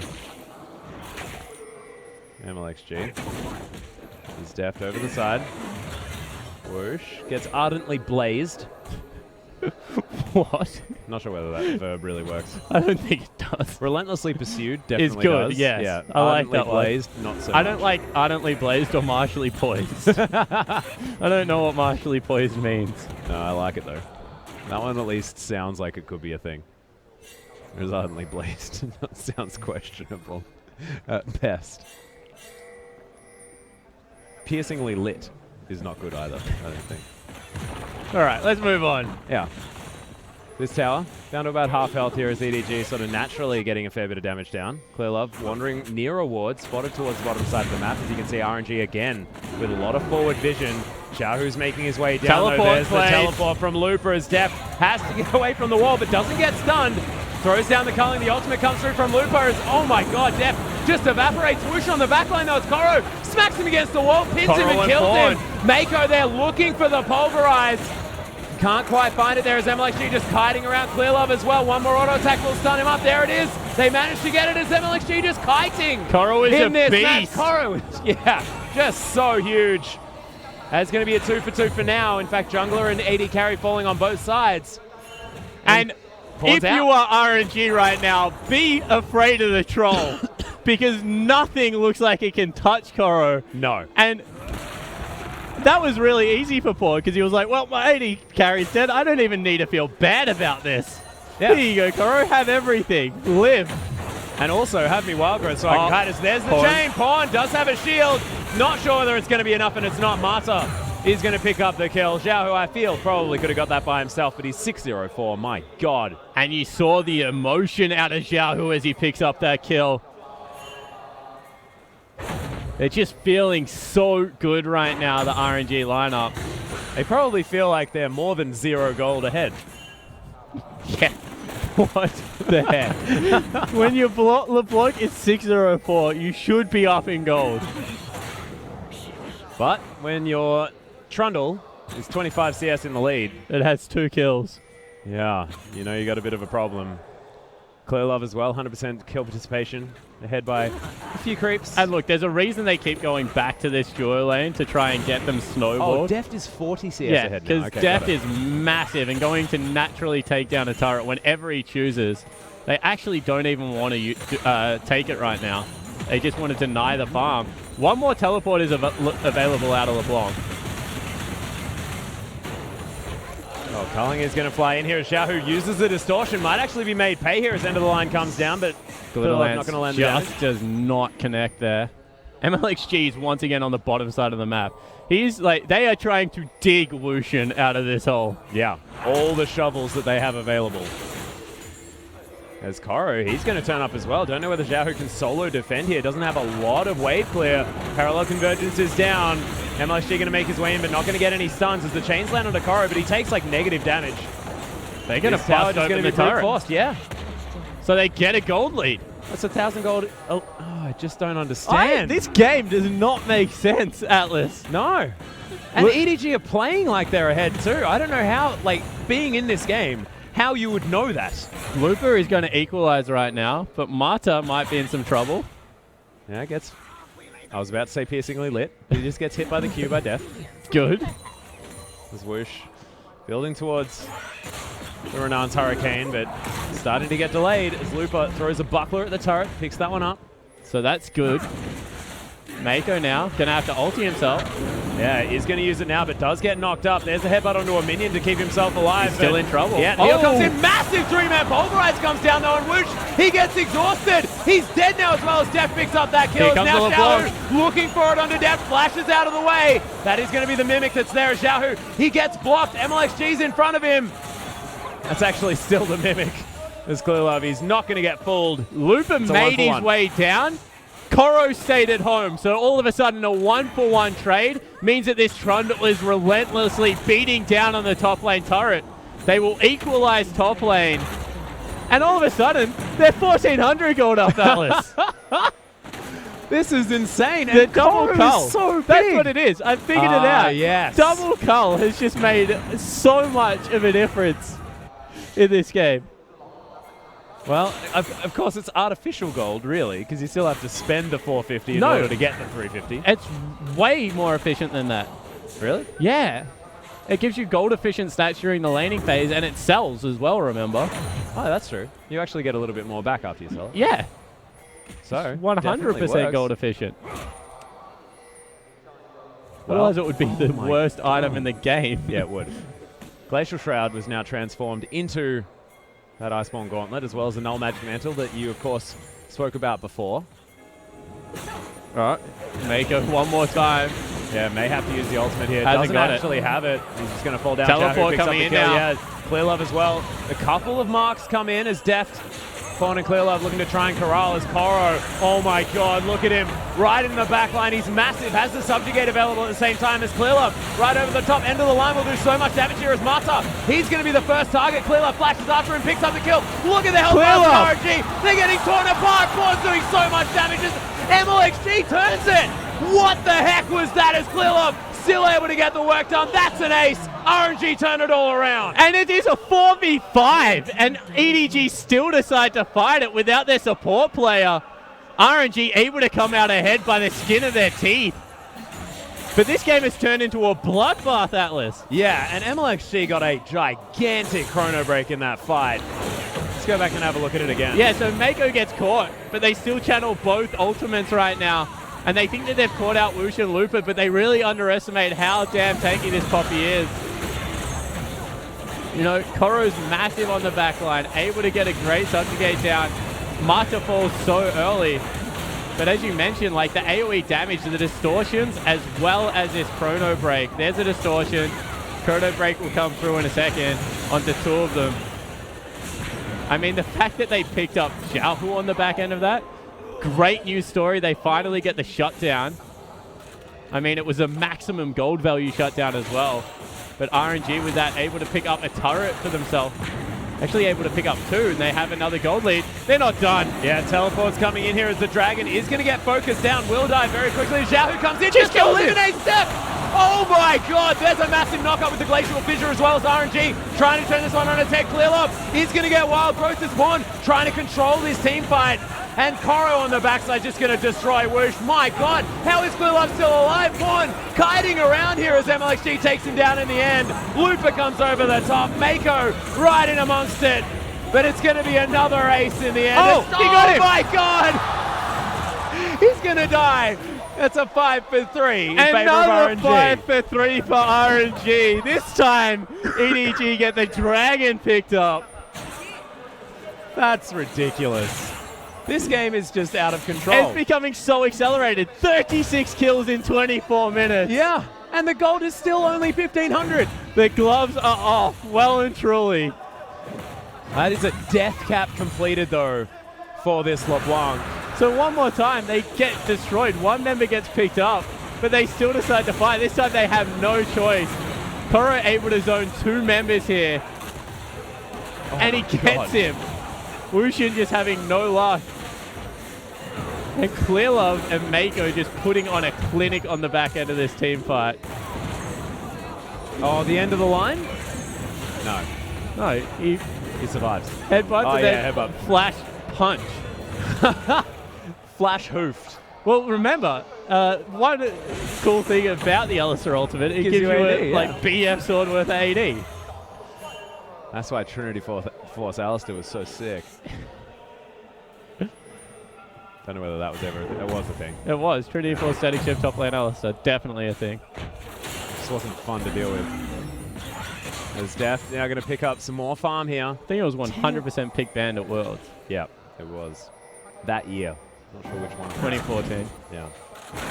Well, Marta Unbreakable down, just clears himself out of ward. Love as well is going to be able to do the same. All right, so let's look at where the power is.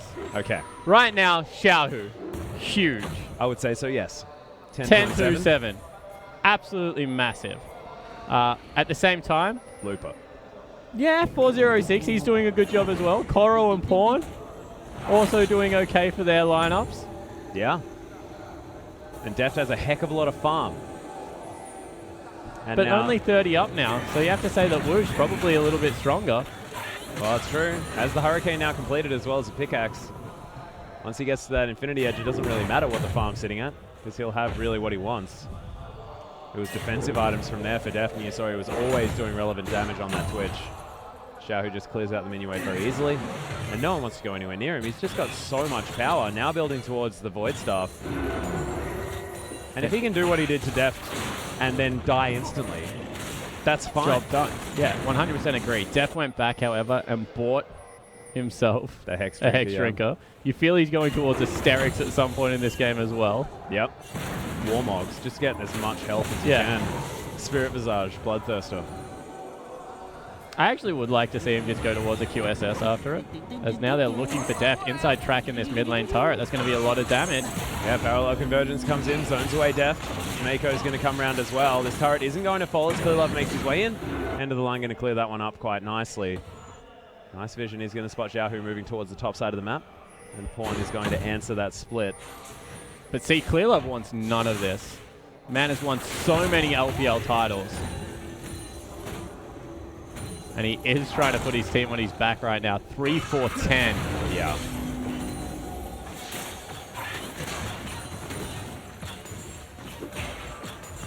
One 4-4, however, for Def. Definitely not the Lucian game he was looking for. No. And after that beginning, just wasn't what he wanted, as Looper's getting smacked on by Koro once again towards the bottom side. Has to move out. Deathcap picked up for the Lulu. That is a good news story. Also has those Mercury treads at the same time. But Pawn's not the target. Like, Pawn's not going to die to Xiaohu, because Xiaohu isn't probably going to use his full combo on him. He'll poke him, don't get me wrong. I'm more just talking about the fact that his Wild Growth's going to have a heck of a lot more health. Yeah, that's why the death cap is huge, right? Yeah. Because of the movement speed, as well as all the health he's going to give through shields and through the Wild Growth. So they're in a position right now where they are, you know, I don't know if they're willing to fight, but if it breaks out, Atlas, they'll take it. I have a feeling that is generally the EDG motto. As MLXG, a couple of hundred ahead of Clearlove, but Clearlove's got some pretty significant items here. He's got his items done. Yeah. Is Koro just going to ignore Looper and take down the turret here towards the bottom side? Does so quite easily. And this is a stage that you don't want to trundle at. You know, we mentioned he didn't get lifesteal, so it's going to be harder for him to get that back. But if he can just do that every now and again, you know, tank up a turret, chip it down without response out of Looper, then it's going to be terrifying.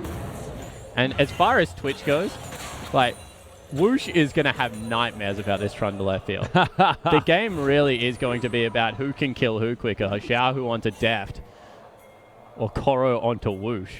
Yep. And despite, wow, the extra 7 assists and 2 kills that Whoosh has, Deft still only down 50 gold. Yeah. Against the man. Turret's very even, of course. 30 minutes into the game, the Dragons are starting to become relevant here as 6 seconds to go. RNG looking to pick up their first. That's the worst feeling when you're a Lucian. You're sitting there auto-attacking 3 times, you don't get your crit. You crit as soon as you're underneath the turret. Oh my god, and talk about timing here as the Void Staff was just completed by Xiaohu. Oh. Dragon was not long for the world. We'll even it out. RNG grabbed that one uncontested. There's a BF sword now done for death. And EDG need the team fight of their lives to be able to win this game now. I mean, what are they? 600 gold down. That is nothing at all. But Xiaohu is just looking for this pick. And he's playing with... He's playing like he has 10 kills. A man possessed. Yeah. Or in possession of 10 kills. Yeah, you're right. But EDG moving around as a unit now. Are going to wander over this ward. Def takes it down. And some pings going down here, so we'll see what RNG actually decide to do. They seem to be the ones with the proactive minds here this game. And Infinity Edge is now done for Whoosh. They're 8 kills up and only like 1,000 gold in the lead. Yeah. And that gold lead seems to be like dropping as well. Yeah, it's definitely fluctuating. MLXG going to clear out these minions in the mid lane. The full tank Echo now with actually not going towards the Frozen Heart this time. Actually got himself the Iceborne Gauntlet. I like it.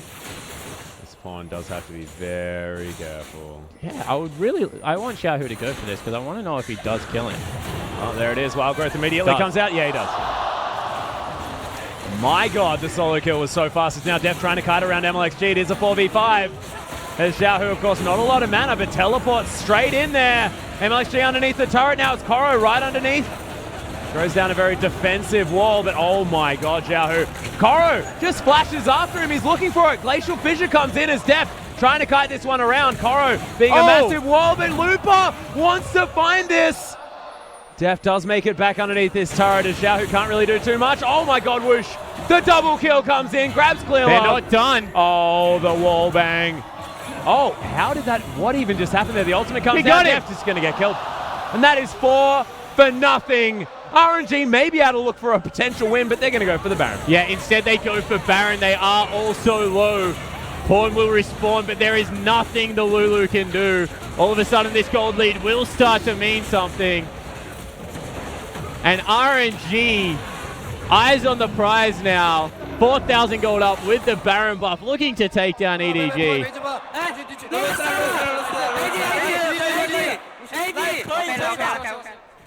So well played from Xiaohu.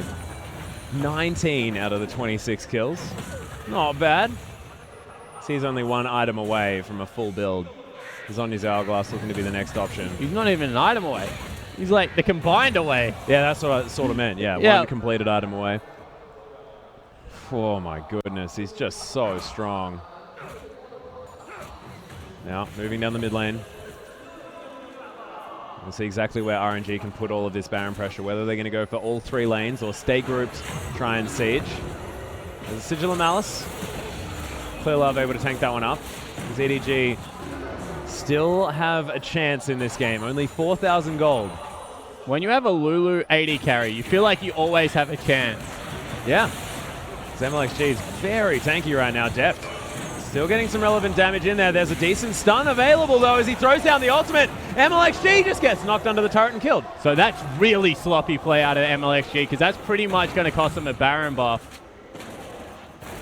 They're still jockeying for position. You can see that Whoosh wants to try and take this turret out.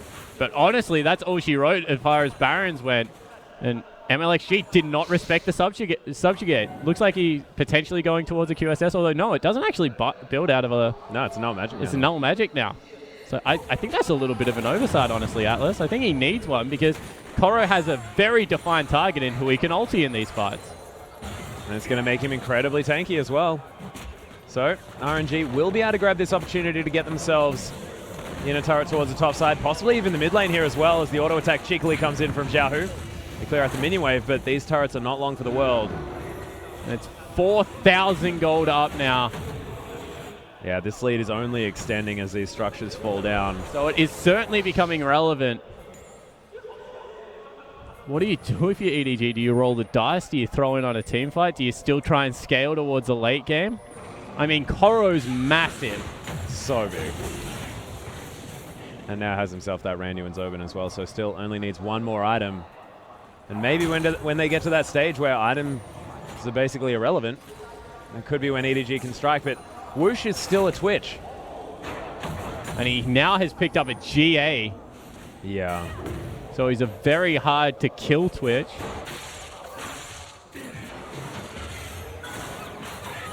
But Deft has an Infinity Edge, so he's doing a lot of damage. Still, no lifesteal available here from the Lucian. With a Lulu, it's less forgivable. I mean, he's either going to die or he's not going to die, right? I mean, if you can do that to Koro, yeah, Deft doesn't stand a chance. No. I feel like he almost regrets the Hex Drinker. It's like, if she decides to kill me, she'll kill me. She sneezes on me, I die right now. Yeah. But in saying that, it is a LeBlanc known to fall off late game. If you ever get caught out as LeBlanc, you're incredibly squishy. I don't think Xiaohu's LeBlanc's going to fall out off. Now I'm just like citing things to try and... Yeah. Honestly, if they catch Xiaohu, they'll win the game. Atlas is what I'm trying to say. In saying that, try and catch a LeBlanc. Not going to be a great news story. No, and sort of now is the opportunity where they potentially can, as Zhonya's is not completed just yet. This is going to be easily cleared out, though, as Deft looking to try and defend the mid lane. Cullen going to be eaten by Whoosh, has the Guardian Angel, of course, so he's more than happy. And they're just bleeding objectives. 6,000 gold, now the lead for RNG, as the Dragon is going to be taken. Dragon number 2 there as Clearlove dodges out of the way of the Mimic Distortion. That is definitely a good news story. MLXG, Dragon number 2, going to RNG. Now continuing this pressure. Top lane is having a little bit of a battle. They just both look at each other, back away. I think they were actually fighting over the Gromp and didn't hit each other at all. So that was interesting to see.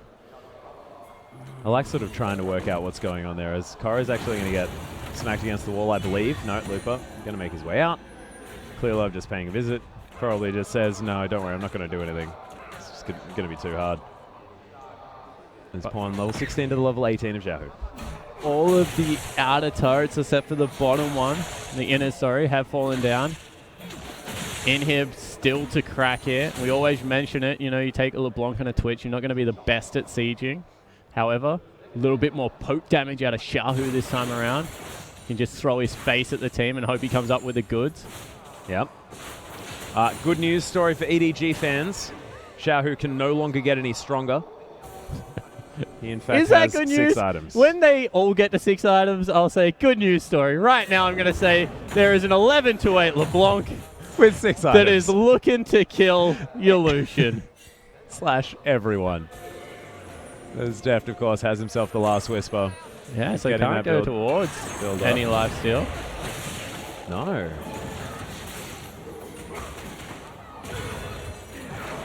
EDG possibly getting corralled here. Swoosh is going to make his way over the top. Definitely a place where the Twitch does want to fight. Has another Zeal as well, so pretty much following Deft's item build to a T. Yeah. But they're respecting each other.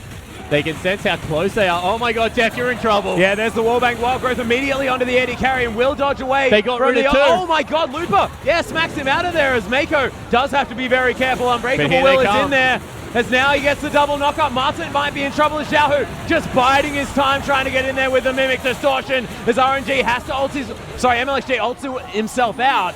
They're going to dive here. EDG, this could be game. Oh my goodness, MLXG looking for it. Whoosh is massive as well, standing so safely. And EDG are running away. Koro in so much trouble. Xiaohu's just going to take down Deft. They've just left him to the wolves. And that is going to be RNG. They've got 3 already, 4 make it. And Pawn is just trying to back. MLXG here is just going to stop him from doing so. This is done, Turrets Atlas. are falling, yeah. This is going to be RNG gone MSI. Yeah, RNG, you know, 30-second death timers. Pawn still being chased away. Midas just saying stop the recall. They get the teleport, so Pawn on him to save this match. Lupa teleports back in. Honestly, I don't think he can do it. Yeah, there's 20 seconds until clear love. Mako's now up, so it is going to be 2 people, but oh my god, they've got so much damage. Whoosh getting in amongst it, just focusing down these turrets. Mako trying to make a nuisance of himself, but he doesn't do anything that they're worried about. Gets the knock-up, headbutts away the Twitch, but Xiaohu's such a problem. He's just going to smack on this Nexus. RNG, they know what they want. Mata, so low, he does fall down, but RNG want to look at this Nexus. Whoosh is going to take it down, and congratulations, RNG are going to MSI. And what a performance out of the young squad. You see him on your screen. MLX, Shi, Xiaohu, and Whoosh. 3 of the younger Chinese players, flanked by 2 Korean veterans.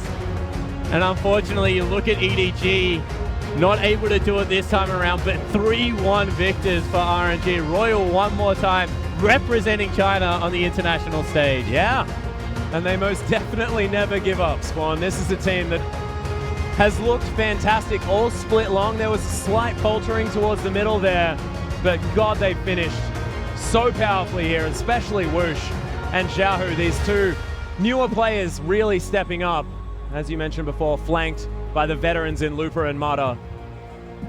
And this is the team that we want representing us at MSI, just because today, this was the best performance. Yeah, it certainly was. They were able to come out ahead. See Pawn on your screen. Gave his 2 Samsung teammates a nice big hug at the end of that game. Is so disappointed right now, but Xiaohu, hats off to him. Took the LeBlanc blind into what was a Lulu matchup, something we've seen Pawn play so many times in the past, and Xiaohu just able to come out. And congratulations as RNG take a bow. Mata front and center. His Thresh performance in game number 1, unbelievable. That game, the Braum allowed to set up that level 1 play that really just put the whole match on its head.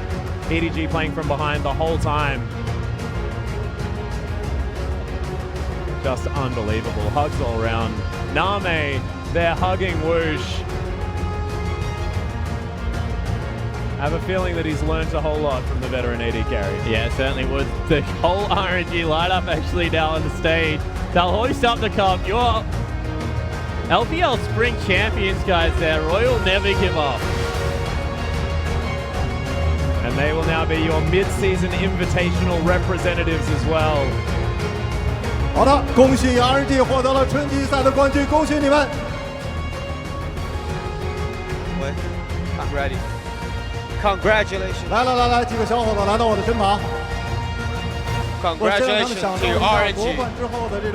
I want to ask RNG, how are they feeling right now? It has been 4 hours since we started, and RNG finally beat EDG in a 3-1 fashion. 听不懂 You can understand English, okay? Hey Mata, can you believe it? 好。 Can you believe that you actually beat EDG? 有没有想到会是这样的一个比分？ And Mata says he doesn't understand. 사실 거의 저는 졌다고 생각하고 왔는데 막상 해보니까 저희가 할만했고 그리고 이기고 난 뒤에 자신감이 넘쳤던 것 같아요. 来之前其实没有太大的信心， Well, 但 Mata 是 said 第 he 一盘 doesn't 碰 know 上之 they're 后 gonna 感 beat 觉 EDG. 我们But 打 after 得 the 非常有 first 希 game, 望，然后 the 越 thing 来 they 越有 played 气 really 势， good, 所以 and they are 拿下一下。 in a really good shape. 在 And 场的 they 很多 thought 都 they 是 can 你们 win 的粉丝，最 take the 想和你们 champion. 粉丝说的一句话是什么？谁想表达？ Hey, what's 来 the one 来吧 word that you want to say to your fans? 谢谢大家一直以来对我们战队的支持，我们 ML actually says MSI 会 that. 加油的。 Thank everyone for the support, and we'll 昨 do 天晚 our 上 best 都 at 睡 MSI. 好了吗？谁是完完整整睡得特别 Did 香，睡得 RNG 一宿？ players, did you guys have a good sleep 都 last 没 night? 睡好是吧？ None of them raised their hands up. Well, Looper is 看来其 exception. 实大战当前的时候，大家还是蛮紧张的。 Well, 第一盘打完之后，其 everyone's 实第二 pretty 盘打 nervous 成了1-1。 before the 1-1 match. 之后，在心态方面，大家其实当时是什么样的一个 And 变化？ after when you guys went 1-1, what do you 因 feel? 为 BO5 小虎有5把嘛，所以1-1的话还有3把要打，所以小虎 feels 心态不会 like 紧张。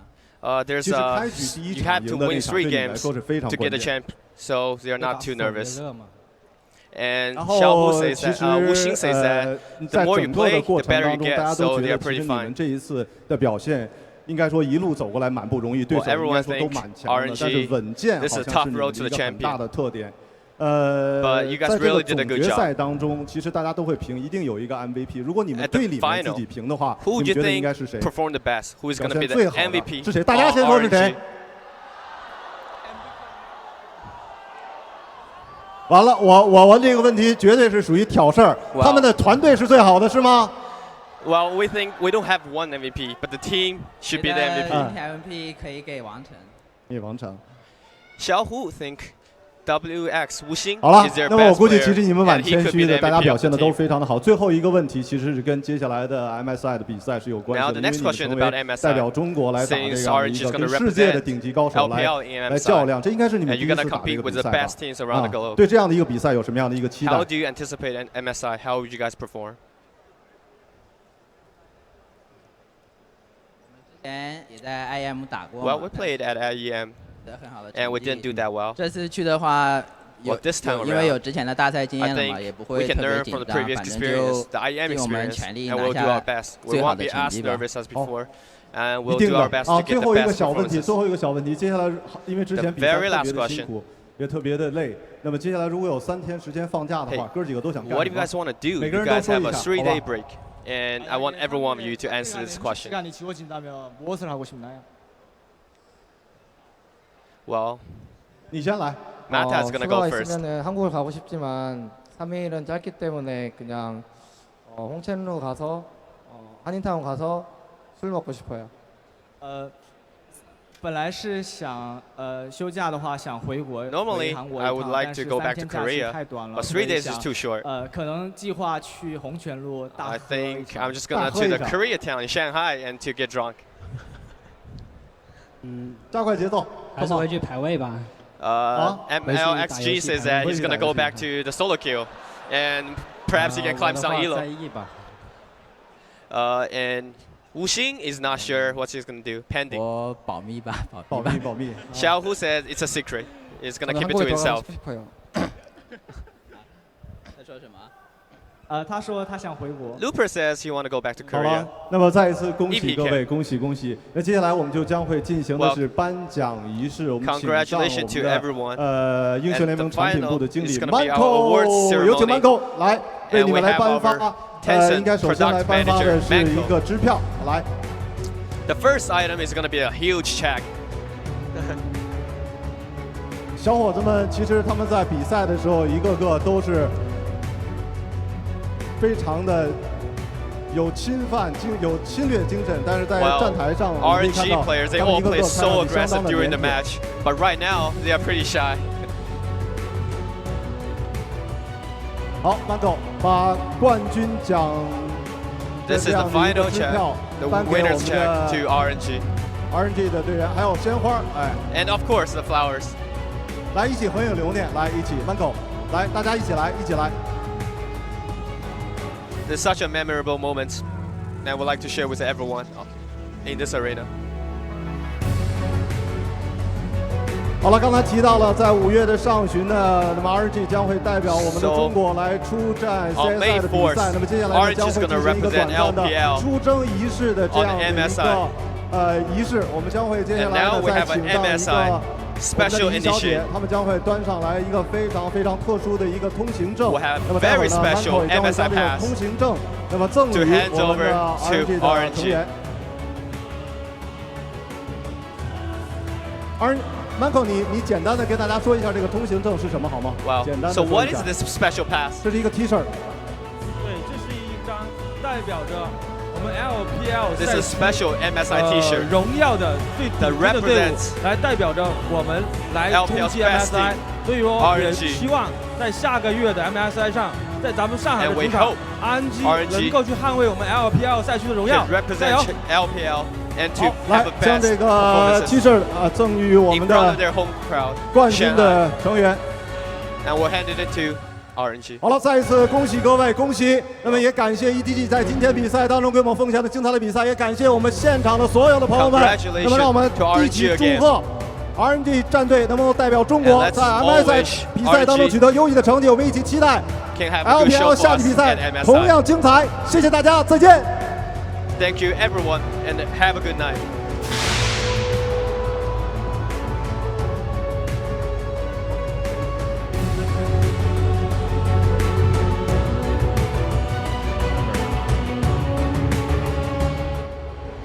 Welcome back, ladies and gentlemen. Thank you so much for watching RNG surprising EDG in the grand final of the LPL. Yeah, what a performance from the young squad. Cannot wait to see what they're going to do in MSI. This is a huge moment for the LPL. It most certainly is. But ladies and gentlemen, that does bring us to the end of the show. Thank you so much for watching.